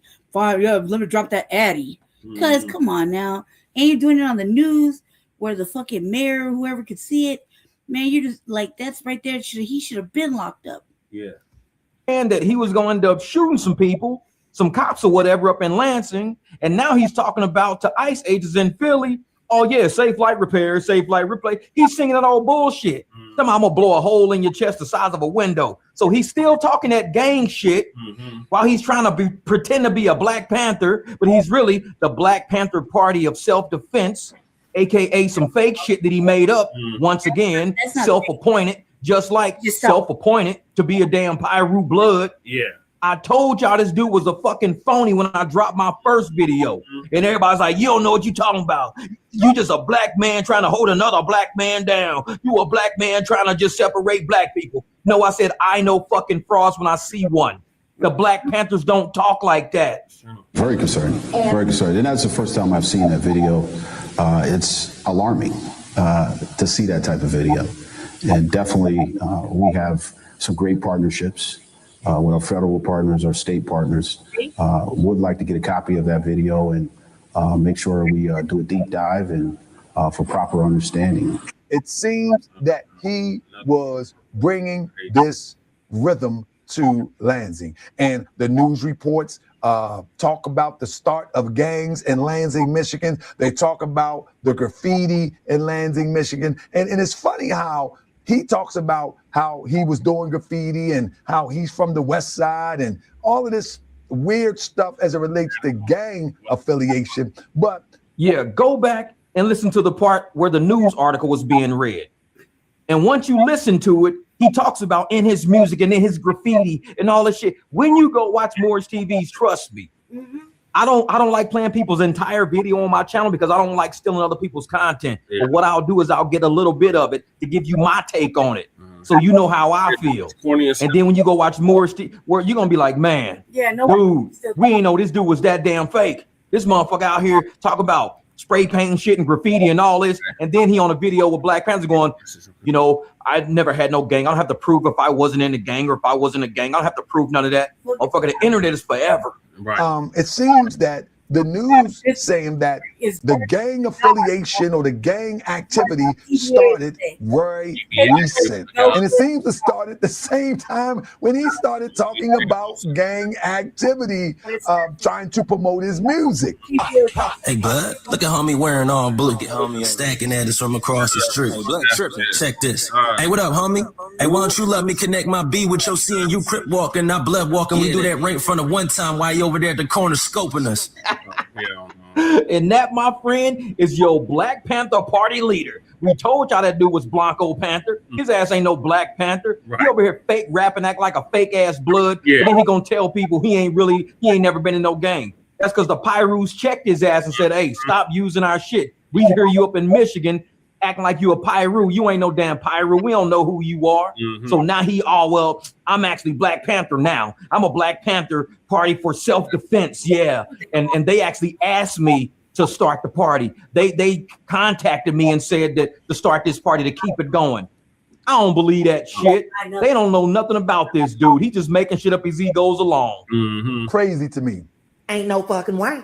Then when you look at all of the background that comes with him saying that he is a part of a gang or he's a blood and he's a Pyru, he's throwing up hand signals, he's throwing up the rag, the flag, and he's even trying to do the blood walk, if that's what you call it. I mean, he's all over the place with it. But let's get serious. But it seems they don't have no fucking walk. They have a bounce. Crips have a sea walk. Shit, even Target don't know what the fuck he talking about either. Oh my God. Seems that he was the one to bring it to Lansing, and once it was in Lansing, Michigan, it seemed like he tucked his tail and ran. But before he tucked his tail and ran, he also was an activist, and this activist that in this activism, if you will, that he was participating in was We the Free People of Lansing. Paul Birdsong has been doing an excellent job making sure our voices are heard. So you hear that weak ass cheerleading shit in the background? It was all Paul Birdsong. Their bullshit walk is the Mexican hat dance. It's just a slide. It's stupid. They're not like us. Not at all. Not like us. Like they could never be as tight as a Loke. Right.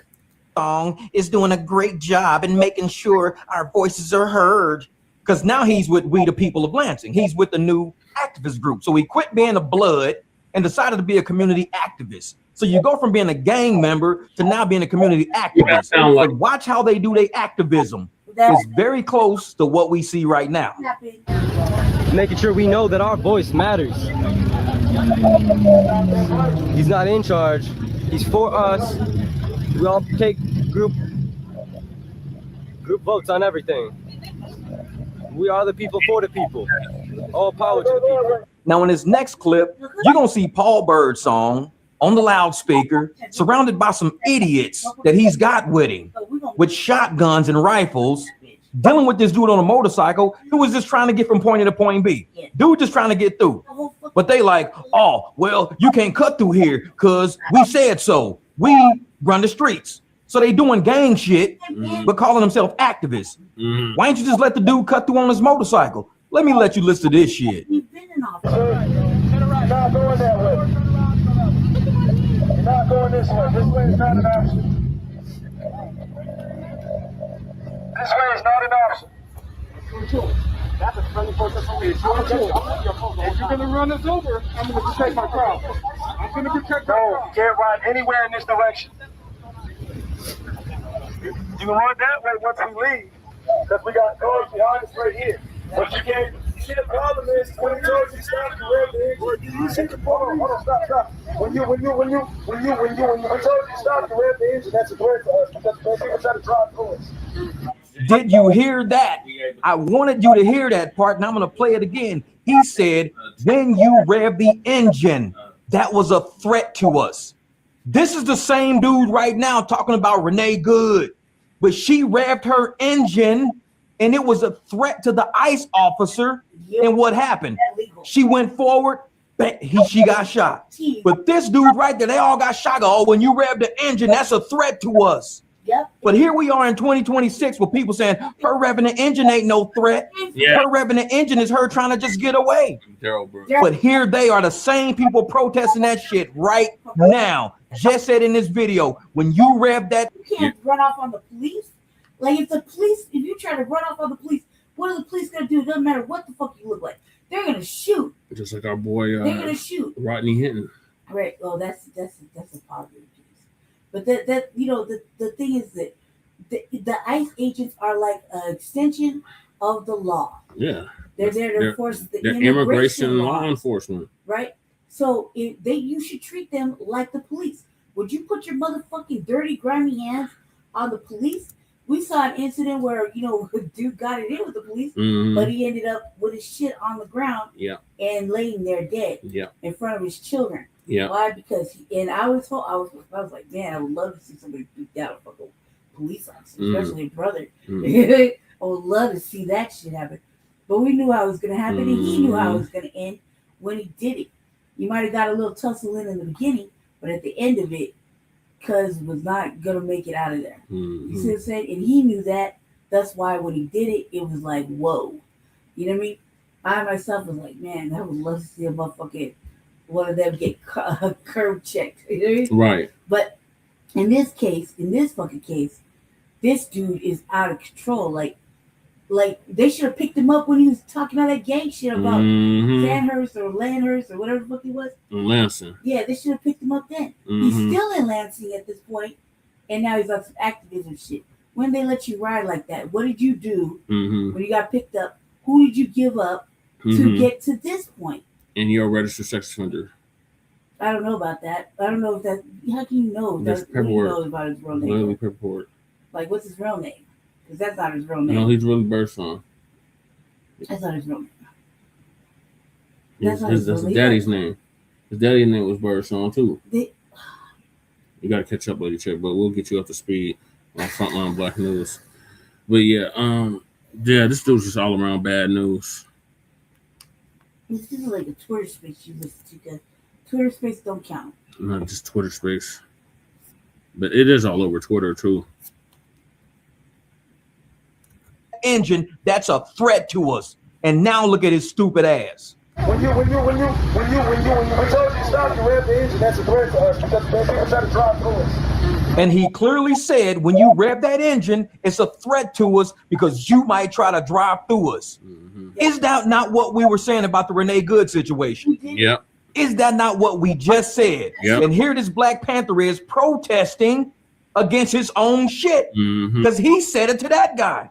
You revving your engine, you're threatening us. We gonna kill you because you might run through us. And now his ass is more power to the people, no power to the pigs. Man, fuck that dude. He fake as shit. So at the end of the day, all of this stuff is all over the place, So yes, it appears that he was demonstrating some type of blood pyro behavior. Is it authentic? It doesn't seem that way. Could I be wrong? Of course I could be wrong. When you look at his track record, most people that has gang affiliation, and I don't want to be stereotypical because I have friends that travel in those circles, so I don't want to be superficial, nor do I want to be stereotypical. But most people that travel in those circles, they normally have some form of criminal record. They normally have some type of infractions that is easy to find. With this guy, I can find nothing. I mean, I can find traffic violations. It reminds me of Tariq Nasheed. Oh my God. Oh my God. Here we go. So there you have it. You got a fake ass thug who ain't even a real gangster. Then he lies and said he wasn't even in a gang. Now he's running around the streets telling people, don't rev your engine because we might shoot you because we don't know what you're going to do. You're threatening us. Now he's the Blacc Panther Party for self-defense. And we're going to shoot police officers and we're going to kill ICE and blow holes in ICE. This dude ain't got shit but traffic tickets. Walking around pumping his chest out like he all tough shit. Look at our rifles. Look at our rifles. I'm like, bro, they got drones. They got snipers. You walking around with a rifle, you get shot from 300-400 feet away and not even know it's coming. Man, and you got idiots on this internet believing that that dude was for real. And I'm sitting there dropping videos going, he's fake as shit. I had to go find videos to prove he was fake. I ain't even know this shit existed. I had to go find proof that he was fake because I said, he's fake. Black Panthers don't act like that. He's Blanco Panther. He ain't even real. And everybody like, oh, you just a black man holding a black man down. You won't know. You just trying to divide black people. I said, no, I know fake shit. Right. I know fake shit. I'm not slow. I'm not on the short bus. Right. I'm 52 years old. I'm pretty hip to what the fuck is going on around me. Right. So when I see some fake shit going on, I'm going to call it out. And a lot of you slow motherfuckers in my comments, oh, you don't know him. He Black Panther. He this, he that. I'm like, no, the hell he ain't. You motherfuckers, man. Wake up. Wait, y'all very slow. Welcome to the barbecue. Hopefully I'll speed your ass up some. Shout out to all the true believers out there dropping them blessings in our comments when all these fake creators using this against y'all religion. This is for you. Now this for the guy got you. See you at the barbecue, and I got a spot for you. So don't bust a block or two. What else is you gotta do? Just pull up to the potluck, cause I got a pot too. And I got a lot of crew, and I got a lot to do. These chickens sitting simmer now, so I'm about to throttle through. The latest model you would do is still kind of follow you, but nobody's stopping you. I'm preaching that gospel. My pop was still popping through. The cops are still watching through. The prophets on the block will shout loud like the guy got you. They spitting the rituals and giving the signals. Religion getting spiritual, we getting residuals. The prophecy cyclical and poverty cyclical. See, dad leave kids read, mamas need miracles, and I'm getting sick of you. The hood and went digital. These cameras all around, so it's easier getting you. The fiction that you spitting getting seriously critical. It's trash, like your ass on a menstrual. The coke got the bench you. The clan wanna lynch you. The evidence of penance hella strong with the stench too.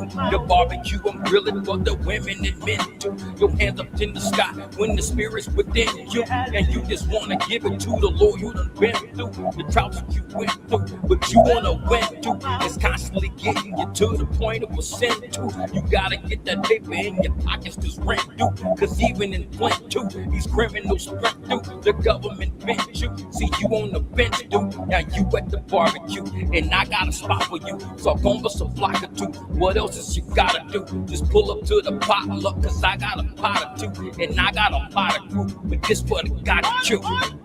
We the other true. For all my people out there that's true believers, you know what I'm saying? Out there spreading that energy, spreading the word out there. I might not do it. These fake creators out there, they trying to do it to use it against you. I'm saying don't give up. Stay a guy got you if that's what you are, you know what I'm saying? Don't even be ashamed of believing in the Lord. Don't be ashamed of that. Do what you do. Don't worry about us. We just out here creating content, having a good time. But do not let nobody use that against you. You gotta peep that out for yourself, you know what I'm saying? We at the barbecue, and this is how we get down. Okay, guys, look, come through. God was coming. It was coming through. People watching my stuff. We the other truth. It get hot in that kitchen, boy. But you still gotta cook. And guess what? People gonna be coming with plates out. And they gotta be fed. You the chef, dog. Keep cooking. Well, on my way.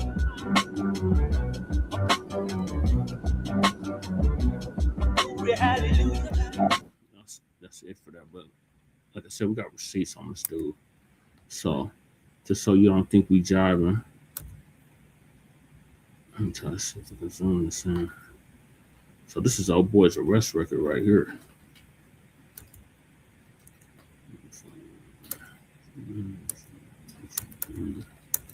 Damn, it's real hard to see, but this mug is a registered sex offender. up bigger. Where'd you get that from? Twitter. Blacc, imagine. I'm trying to see if we can pull this shit up. East Lansing Police. Dominic.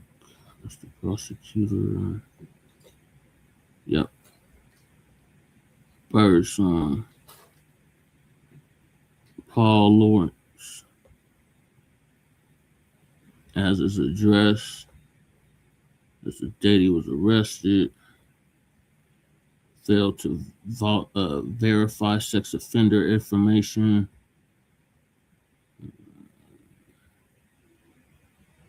These are all this stuff he was charged with when he was in Lansing. How old was he? Born issued. Let's see, he was born in. They got his date of birth blocked out. Offense date 10/14/2009. Entry date 10/26/2010. Let's see. Yeah, so he's a registered sex offender, y'all. That's it? That's it. Wouldn't that be bad enough? That's all you big trouble for. In Lansing. This is his arrest record in Lansing.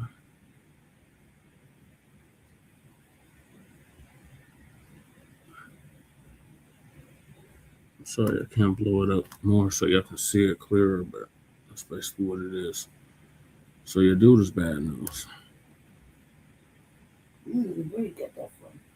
I told you, Twitter. Where did they get it from? They actually did the research. This is straight public record. Docket 54 bdistrictcourt.com. This is his arrest record from Lansing, Michigan. So yeah. That can't be the only thing he had for 2019. Not 2019, 2009. 2009, Jesus Christ. That can't be the only thing he has. In Lansing, Michigan. Right, so. So again, dude's bad news. Don't represent the Panthers. They don't say what he did or who he did it with. I can't read all of that. It's really small, fine print. Bad news bears. Trying to blow it up, but yeah, there was a fake blood, fake Panther, fake every goddamn thing. Okay, here it is. He was charged in Philadelphia. Let me show y'all what he was charged with in Philadelphia.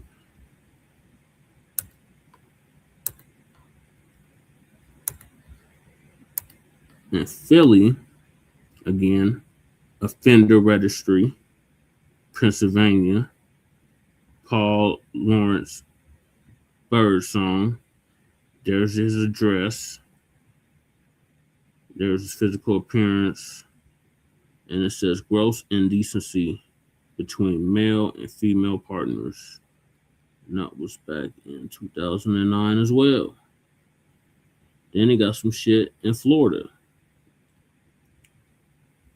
So yeah, dude got a rap sheet a mile long of fucked up shit. So bad news. That's why he was busy too. 29. Where you was Lansing and then where? Florida. Yep. She's like, oh Lord, just and that's it though. Nothing reached it. See, we definitely know it's a Panther because they would never let that in. Right. They would never let that in. Remember, they would never accept membership of that. We had somebody that did get accepted membership that used to be on our platform. Yeah. I'm not gonna say his name, but he used to do the Pink Booty Chronicles.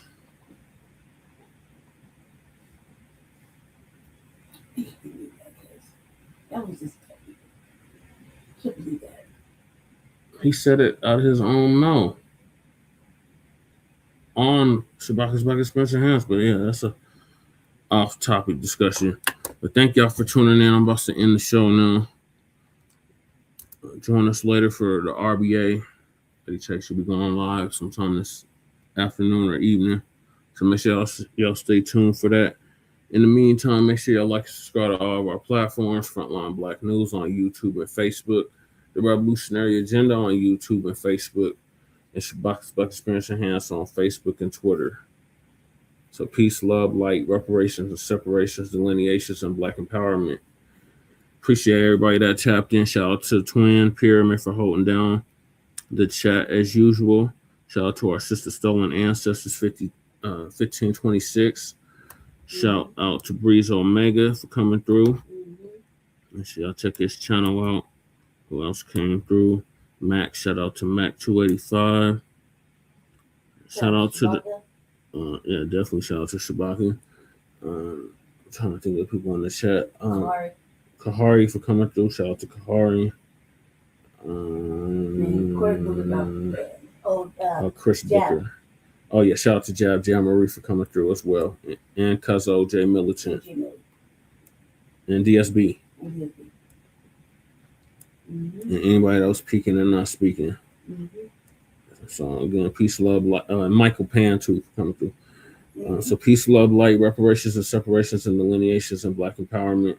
Chan Krumah and Lady Chase signing out from the Mile High Income and Illegal Morgan Flooded City. Go Broncos. We'll see y'all later for the RBA, and we'll see y'all tomorrow for Frontline Black News. Peace.